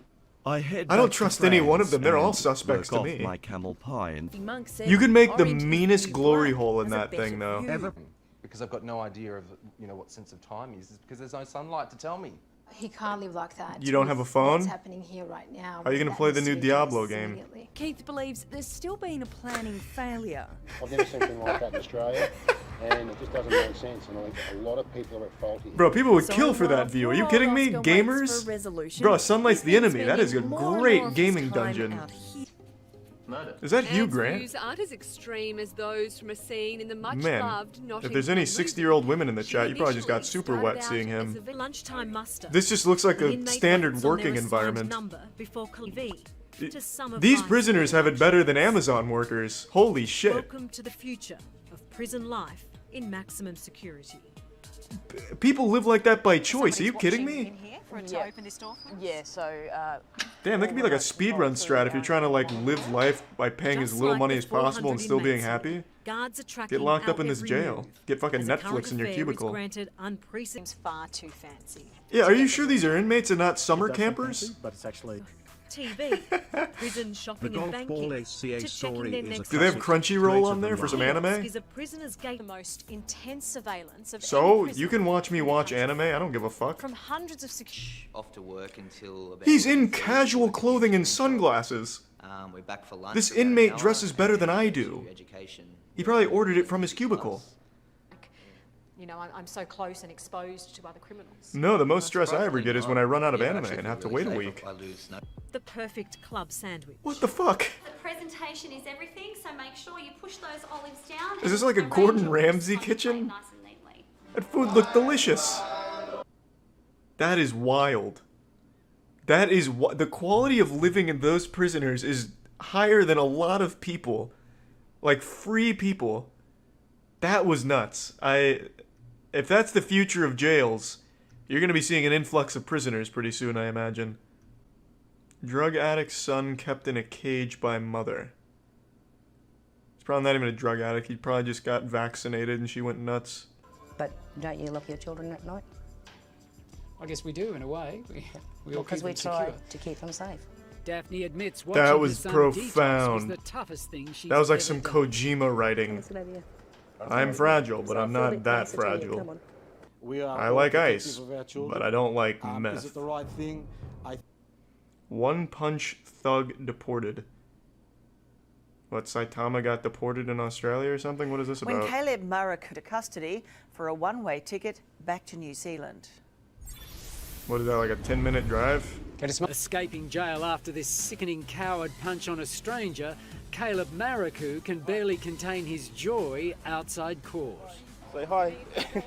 If we No bigger pussy in the world than the man who throws a sucker those punch. people having left. So you've nothing to say to your victim as you're being deported? Hey, cool chin strap. Many of the Get in the car with him, Quite as happy as you ACA. did when you walked out of jail. Ride out of court the shotgun. other day, You mate. know what happened? They want to... Job recruiter accidentally leaves a shocking voicemail. All of these stories are fantastic. Man discovers he's powering neighbor's weed operation. Damn it, it's hard to choose, ACA. Why must your content be so good? Street, they turned up ACA knocked down the house and blamed the company for the story. On the Yeah. letterbox said. So the lads went to work. They fired Like up fucking the 10-ton Mysterio digger from and Spider-Man just torpedoed framing through the front crimes of the home. to It look like folded heroes. a house of On the topic of magicians, I found this channel called Hey Nerdy Knives, and if you look at his shorts, they're insane. Oh my god, it's this guy. I have seen this. Not exactly a magician. I mean, I guess kind of, but it's not in the way that you're thinking. Let's see it. Is his most popular one the montage? Where he has a fucking crazy montage of it. Or maybe, I guess maybe it's possible somebody made a montage of it.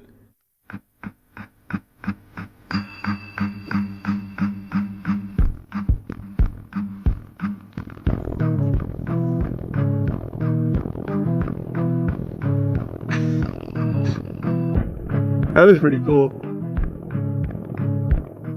But yeah, you can actually see he has scars on like his hands and arms, presumably from doing this.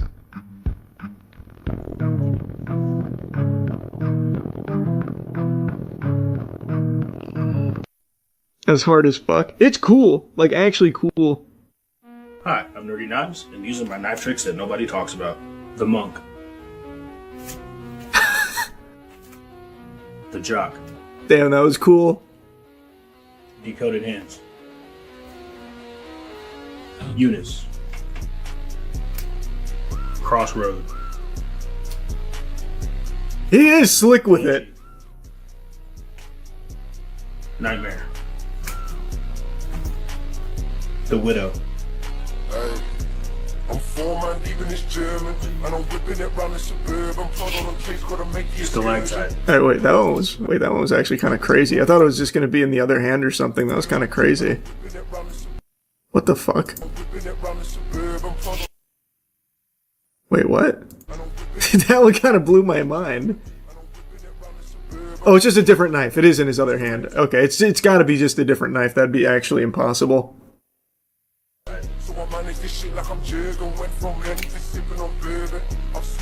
Shaolin. The windmill. Wow. The bridge.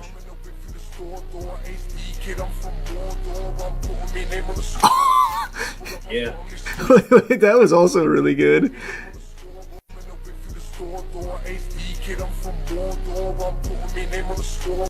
What the fuck? That one's really good. Yeah. Just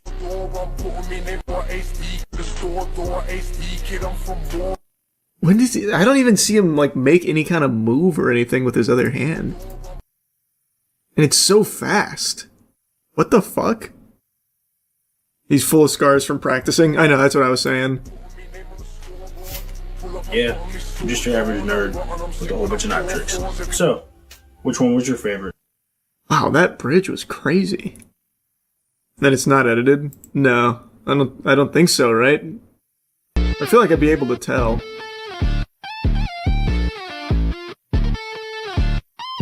Because he's using real techniques. Like, he's using actual techniques that you'd find in card tricks, but with a knife.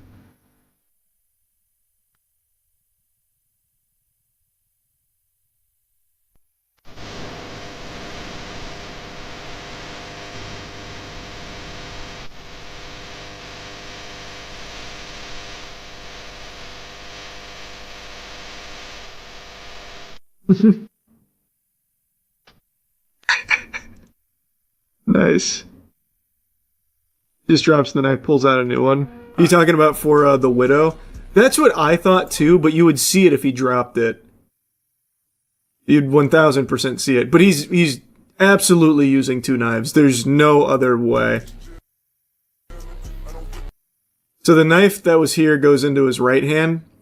It is absolutely another knife because you can see everything here. So there's no way. Stalactite. And the bridge, you can see it. Let me see.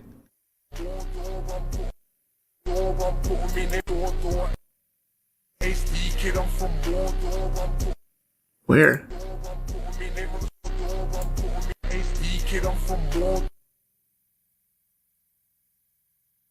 So we drop it here, but where? Whoops. I don't see.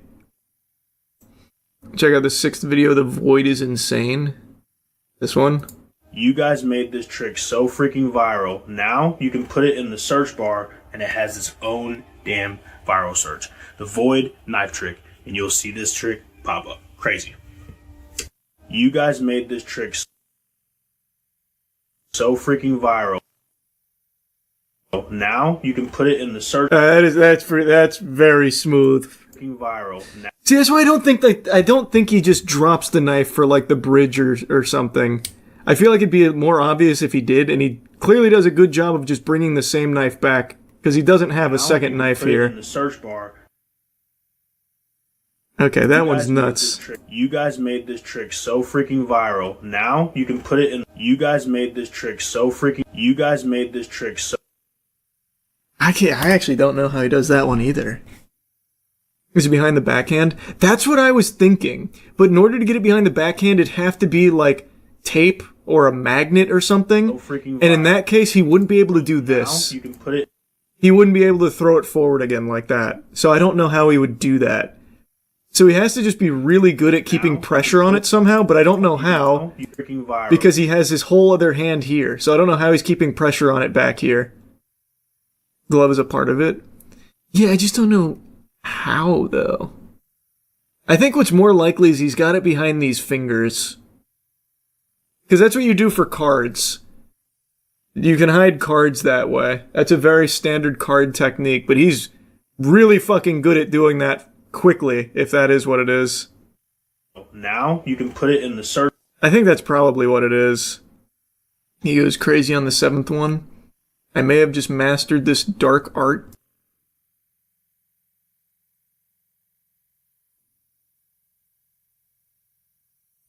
See, like, I don't know. I just don't think he's dropping it for that.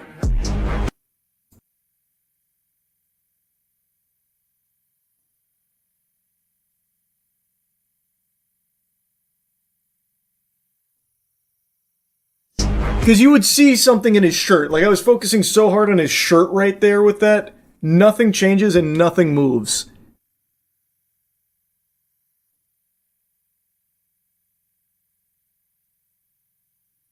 That is crazy. That is fucking nuts. Maybe the finger again? No, I don't think he was doing a palm. Well, actually, I guess he could be, because you can't. No, he wouldn't be able to. He wouldn't be able to hold it like that with these two fingers. See the back of his hand there. When you do that with cards or by extension a knife, it just goes down the back here. You'd see it. That's not it.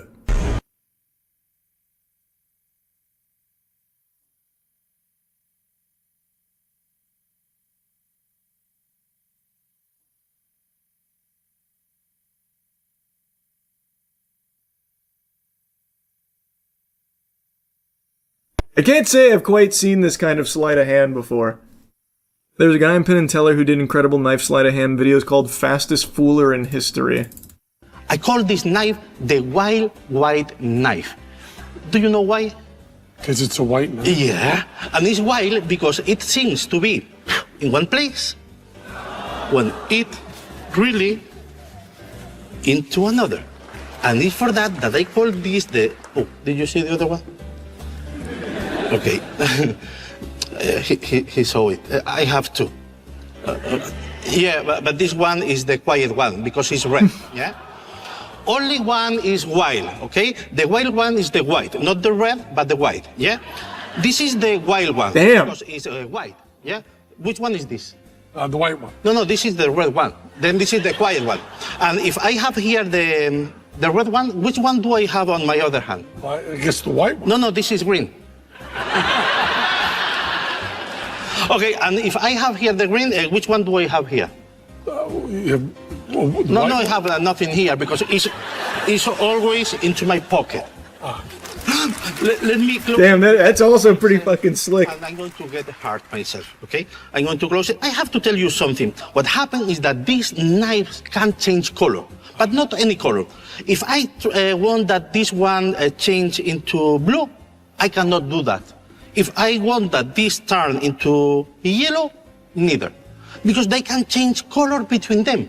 That means if I want the red turns into the white one will turn into... You don't believe me, do you? Okay, I will do it without closing the hands. And bit by bit, watch. I just need to move bit by bit, bit by bit, bit by bit, bit by bit. Look, it's almost the half. The other side the same. I just need to... Yeah, so it's just... And now I have here the white one. That's cool. And I have here the red one. I can do it also with the green one. Some kind of gimmick knife. On my hand, the white on the pocket. 1, 2, 3. And now I have here the white one because the green one is always where? Into the pocket. Yeah. But maybe you are thinking, that's cool. It's not wild. They don't change color. It's just a sleight of hands.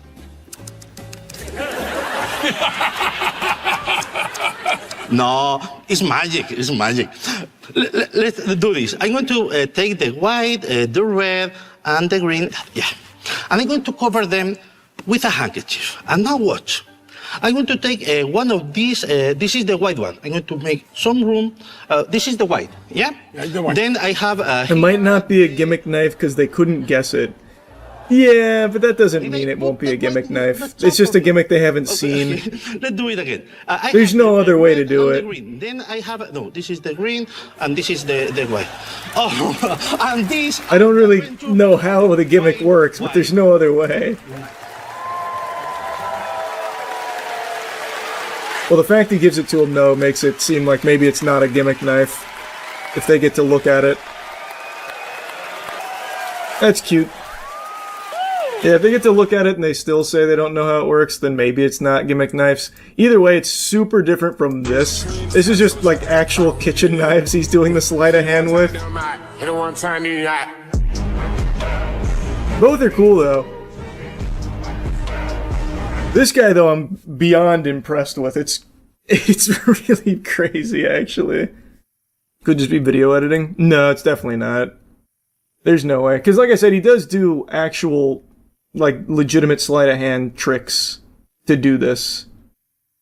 You guys made this trick so freaking viral. Now you can put it in the search bar and it has its own damn viral search. The Void knife trick. And you'll see this. Plus his arms are covered in scars from practicing. I don't think there's any editing.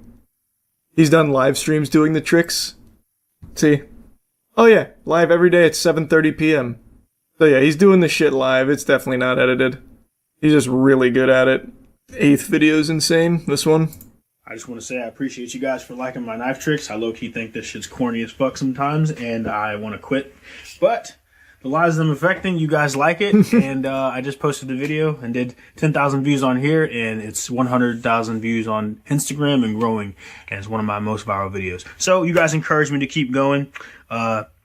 It's only cringe till it works. So whatever you want to do in this world, you can do anything you want. That's sweet. I have now entered a diabolical pattern of getting one night of sleep and then one all-nighter, so I alternate days where I sleep. I only sleep every other day.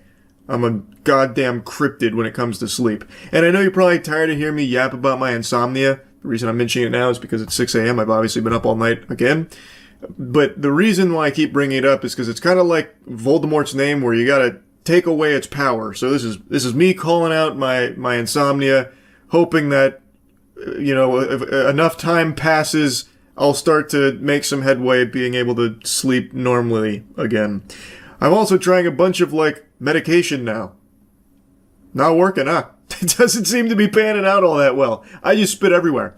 This has nothing to do with the topic, by the way. You've got eyes, and I assume you're literate. You know what the topic is. It's a huge YouTube issue that apparently has just started up and people have learned about.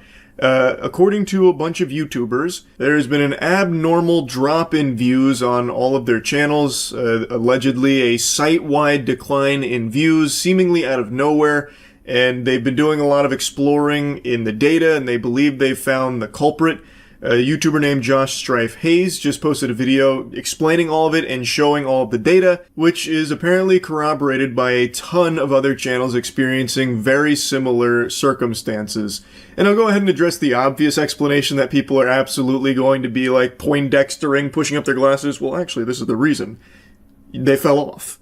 Like, that's going to be what most people typically default to. Like, there's probably no YouTube issue. These channels are probably just falling off or posting some lackluster content that people aren't interested in. Or you could easily just point to the time of year that it is, you know, back to school and all that. And that's not like some kind of fucking outlandish hypothesis that'll have you, you know, thrown into a padded cell at Arkham Asylum. Like, that sounds reasonable.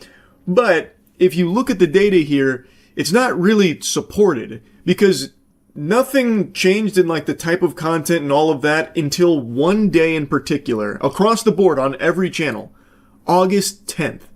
That is Judgment Day for YouTube channels, where the views just got fucking smited, and it seems like something changed on the back end that has now led to this net decrease in views for pretty much every channel on the platform. I want you to specifically look at your views from device type in August, specifically around the August 9th to 12th period, because that is the date range the desktop views specifically fall out of correlation with the other device types and become consistently lower. 12,000 per day drop to 6,000 per day over 4 days and then remain at that. The other channels I've asked to check their analytics also corroborated this same drop. August 10th shows a substantial and sustained reduction in views from desktop source only, while not showing a correlation reduction from other device types. This is why I said that explanation of, oh, it's just the time of year, or, oh, they must have just been posting cringe on main or some shit, just doesn't really work here. Because when you look at the analytics, the views stayed the same on device types, except for one, which doesn't make any sense if the explanation is they were making bad content, shit no one wanted to see. Because if that was the case, you would see a reduction in views on all device types there, not just a single isolated one. He is showing here that all the views maintain the same consistency on all devices except computer post August 10th.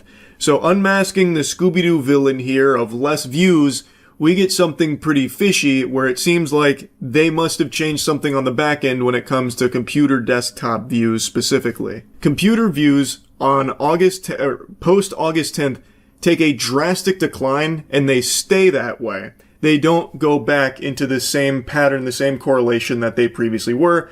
Josh Strife-Hayes showcases it with his channel, and then he mentions other channels also corroborated that as well. So naturally, I wanted to take a peek at mine. I don't typically pay attention to views, so I didn't even realize that this was like a huge thing going on in the first place with like a reduced views out of nowhere.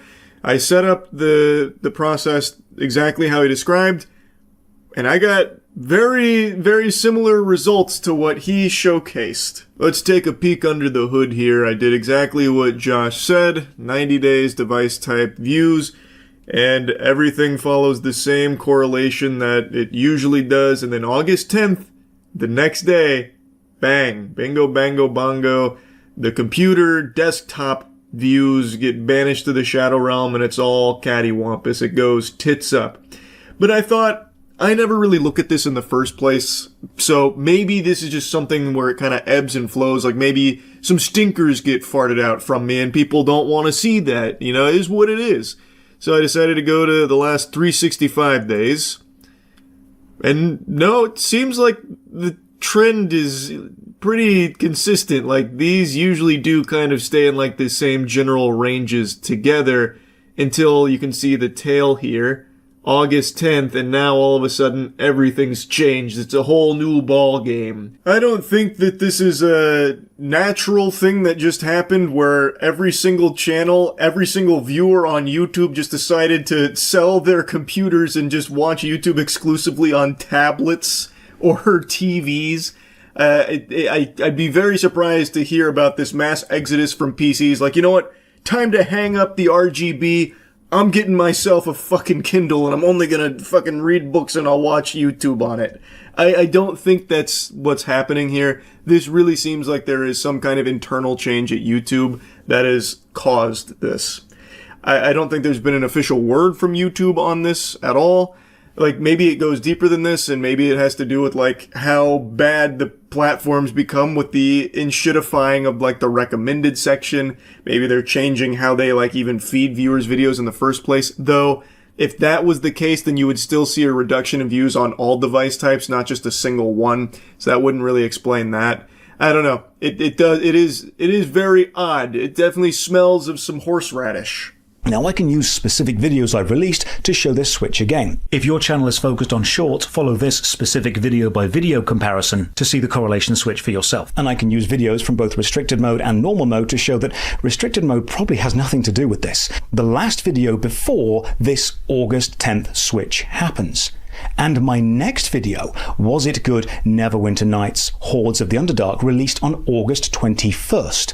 And that was the first video ever on my channel to have a higher view count from mobile devices than from desktop PCs. Here is the complete graph showing every video I have ever released on the channel. The blue line is desktop views, the green is mobile. Desktop views have been consistently higher than mobile views within correlation, except from August 10th onwards. If we look at the last 90 days again, you can see the desktop view dip. Which is something you could see on my channel as well. He mentions that he doesn't believe restricted mode has any role to play in this, and the data that he presents here is very interesting. I think Josh Strife-Hayes has done a great job with this investigation here. He has narrowed in on the date and also the culprit, which is desktop views. What changed? Did they change the way they calculate the views, or did they change the way they even feed people videos on desktop? Like, maybe there's a chance if you're a desktop YouTube enthusiast, maybe you do not get the videos from the pages you subscribe to. Maybe YouTube just decides not to push them on desktop users. Who's really to say? But you can see in the data that that is where it is coming from. There is something that happened on August 10th that it seems like every single channel is experiencing. Josh Strife-Hayes does make a mention that it doesn't seem to matter for shorts content, like short form content. That doesn't seem to play by these rules here. It's only for long form videos. If you're a YouTuber, I encourage you to check your own analytics on this here to see if it's the same story. I imagine it probably will be. It seems very consistent for every channel so far. I would be surprised to see the trend be bucked at this point. It seems like there definitely is something that happened on August 10th at YouTube. But who knows? Maybe this is like a wild coinkydink that so many channels have the exact same thing happen on the exact same day. I guess we'll see. Maybe YouTube will shed some light on this topic. Anyway, just wanted to put this on your radar a little bit. Great work to Josh Strife-Hayes. And yeah, that's really about it. See ya. What do you got for me, AJ? I still can't believe it's really all over for you and Red. Telepathically communicating. Now falls count anywhere. Yeah. Alright, I don't care. Yeah. No, oh, no, no, no, no.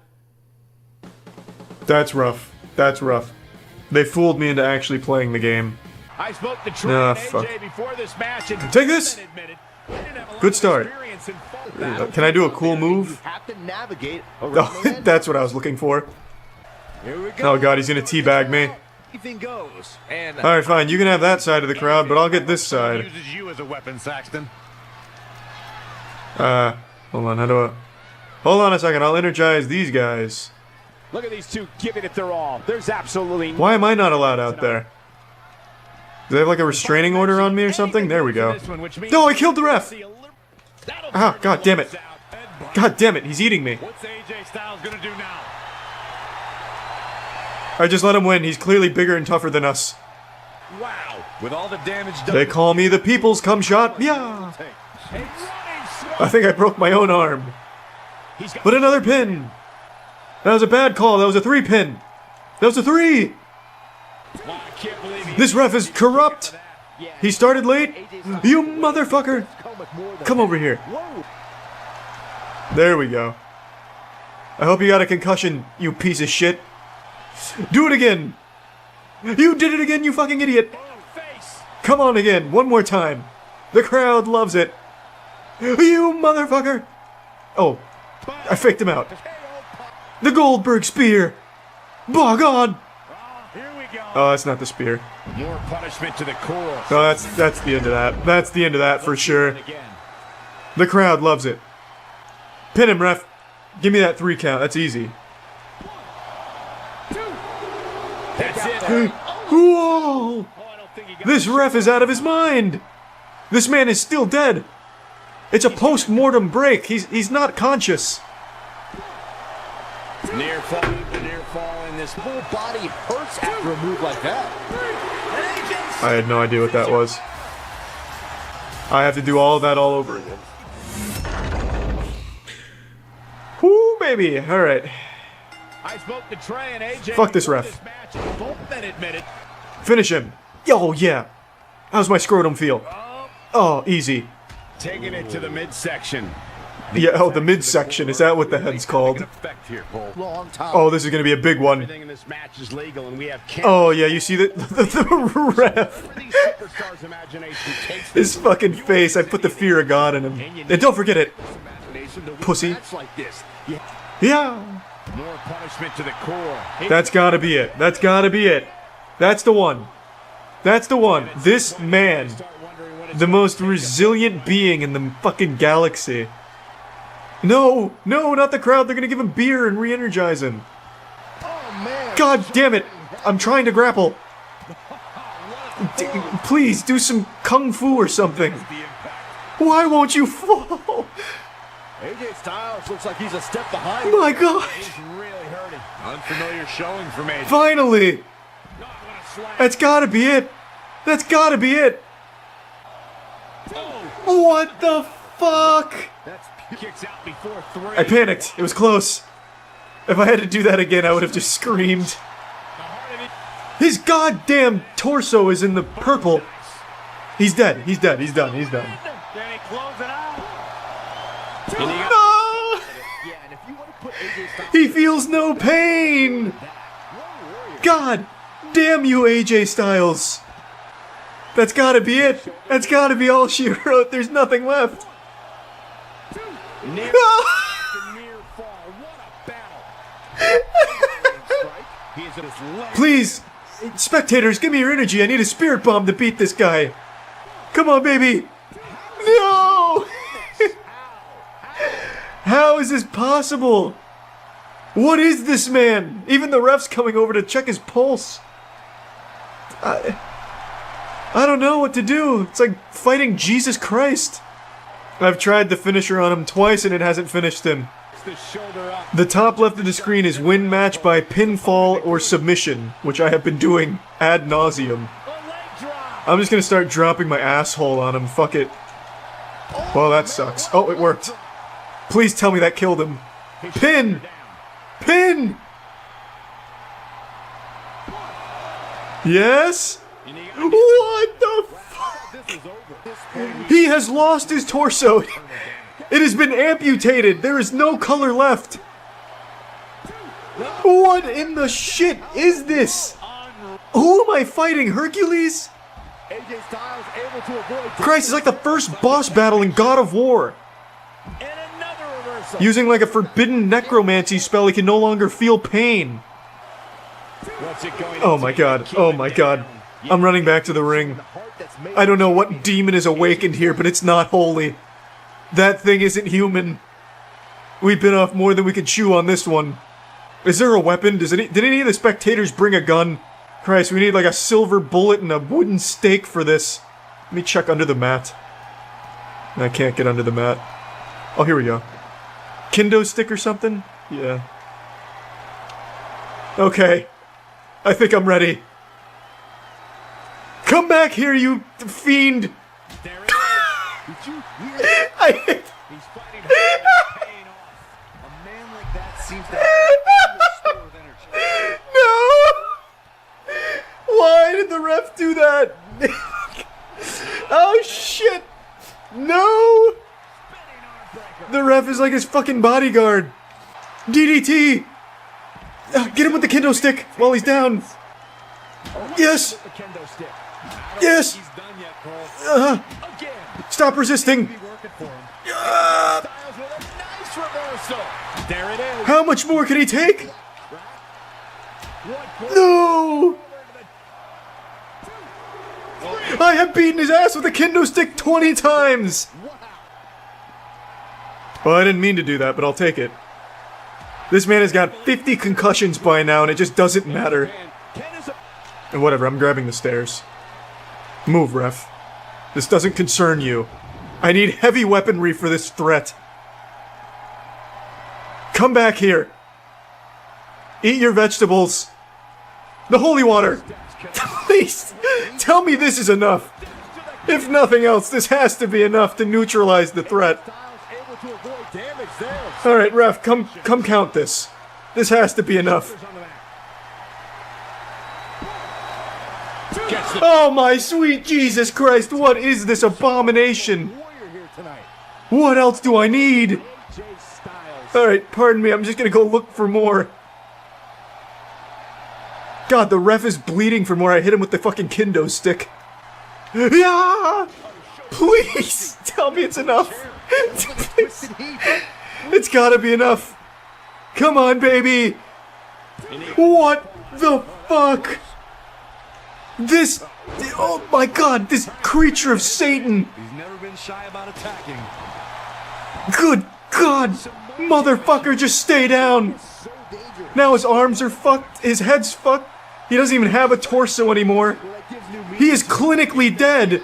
Why is he still kicking out? Oh! Oh! Alright, we're going for the legs. Oh god. His heart stopped 50 minutes ago. Oh, this will be big. This will be huge. That's it. That's it. Even the ref knows it's over. Pulling his fucking pants up. Game. How is he not flatlined? I don't think there's any winning this fight. But it's not a scripted loss, though, because I already lost and it made me redo it. Alright, let's try this old strategy again. Alright, perfect. No, it says win by pinfall or submission. It says nothing about a finisher. Plus, I've already used the finisher on him twice, and it hasn't been enough. DDT, DDT, DDT, I need it now. I need it now, I'm going for a submission. We're switching up the strategy. Don't you dare roll away from me, you motherfucker. Fuck, I'm stuck. Get out of the ring! What? This is not a submission. Rug burn. You said R2 and A. I'm just dragging a corpse. His shoulders are down. Oh, Jesus. Oh, thank God. We're still in it, baby. Oh, my stamina. Oh, fuck me. Great. Great. Why did he have so much stamina? That's a 45-minute boss battle down this shitter. I'm fucking stunned. I've been stone cold stunned. What's up, everybody? It's Critical. I'm gonna be using the Vine Sauce ROM Corruptor on some Nintendo 64 games. Let's do this shit. Well, Link's being dragged behind a horse, so he must have been caught by a group of cowboys while doing something mischievous. I'm sure glad I slept on the floor instead of that awful bed. Just look at that shit, it's just a Lincoln log with a bedsheet over it. This floor is comfortable as fuck.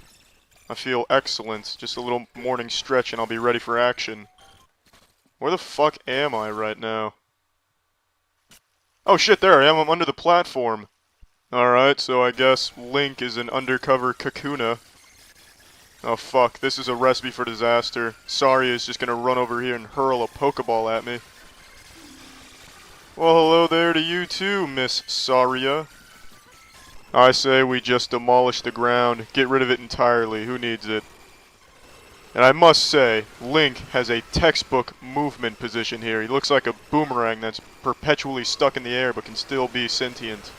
I've been devoured by the wall. This is the ultimate nightmare, shared throughout the universe by multiple species. The day when you can no longer trust walls is the day the universe crumbles.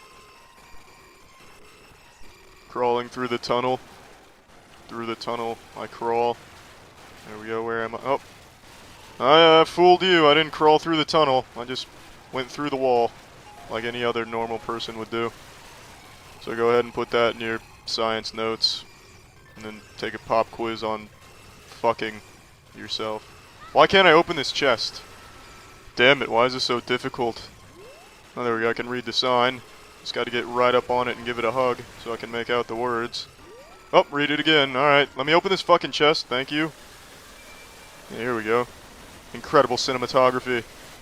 This is the director's cut Ocarina of Time.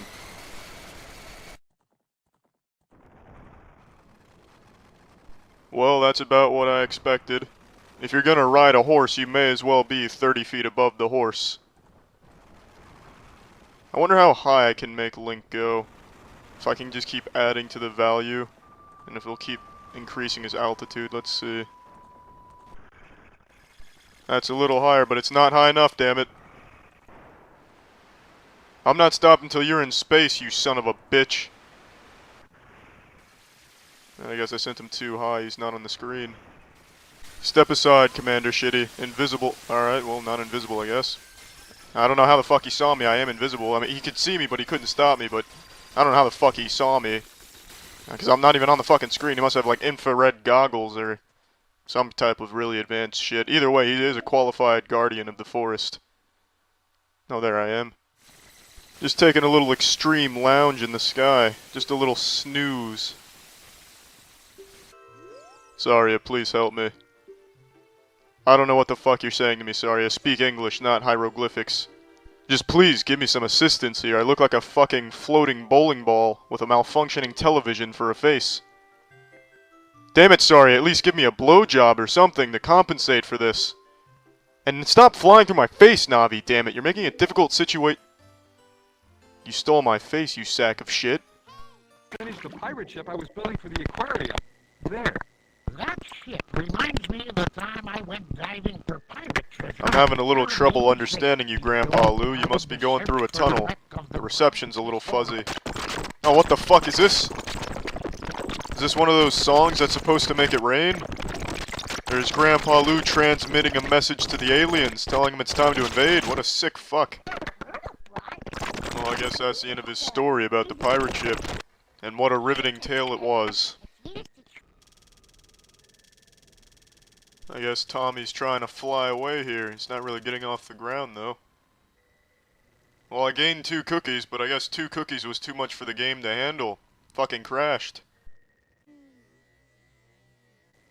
Holy shit, Tommy. You alright there, Sprout? This bastard just got re-atomized. But the game must go on. 3 spaces, let's rock and roll. I realize you've fallen into a black hole, Tommy Pickles, but we've got a board game to play here. Goodness fucking gracious, look at Chunky Kong in the back, he's turning into a seagull. What is happening to that poor fellow? I tell you, I remember the song pretty well, but I don't remember the animation being this crisp and fluid. I feel like Donkey Kong should be here. Oh, there he is. He was just exploring a different dimension. The sing-along lyrics are a little behind the actual audio, so if you're trying to sing along, be wary of that. Oh, fuck! Oh my goodness, Donkey Kong is giving us the serving treatment right now. Holy shit.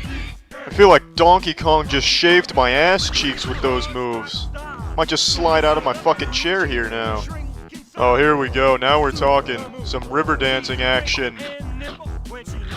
Oh yeah, take that, you fucking green mutant. I tell you, the choreography here is outstanding. It could easily win every award at the choreography competitions. Just look at those feet, look at those fancy feet, look at that shit. Look at that fancy feet, you find me feet like that, and I'll tell you, you found a damn good pair of feet. This is the scariest fucking thing I've ever seen in my entire life. Well, now this abomination left the game, probably to enter some poor soul's nightmares. Oh, there he is. Look at this fucking creature from the Dagoba swamps. It's basically a demented piece of spaghetti. This is just absolutely disturbing. I don't know what's going on here. Alright, so Diddy Kong seems to be locked in a fierce battle against this hat. So this is where the idea for Beyblades came from, huh?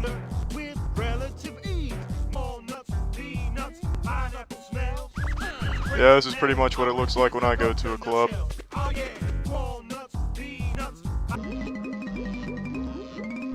Professor Donkey Kong is turned into a piece of paper. Will you please help? Holy shit. The blue dude's riding the lizard like a horse.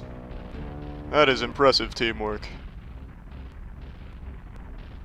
Ooh, that was impolite. The blue guy was just riding a horizontal motorcycle.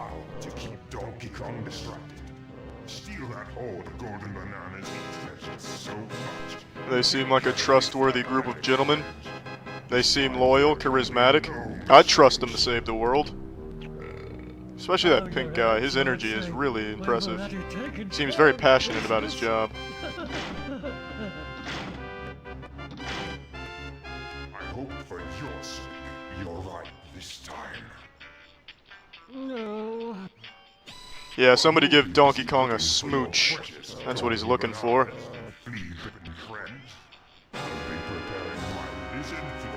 Alright, well that's the end of this video. Remember to rate the video, comment the video, and subscribe if you want to see videos similar to this one. See ya.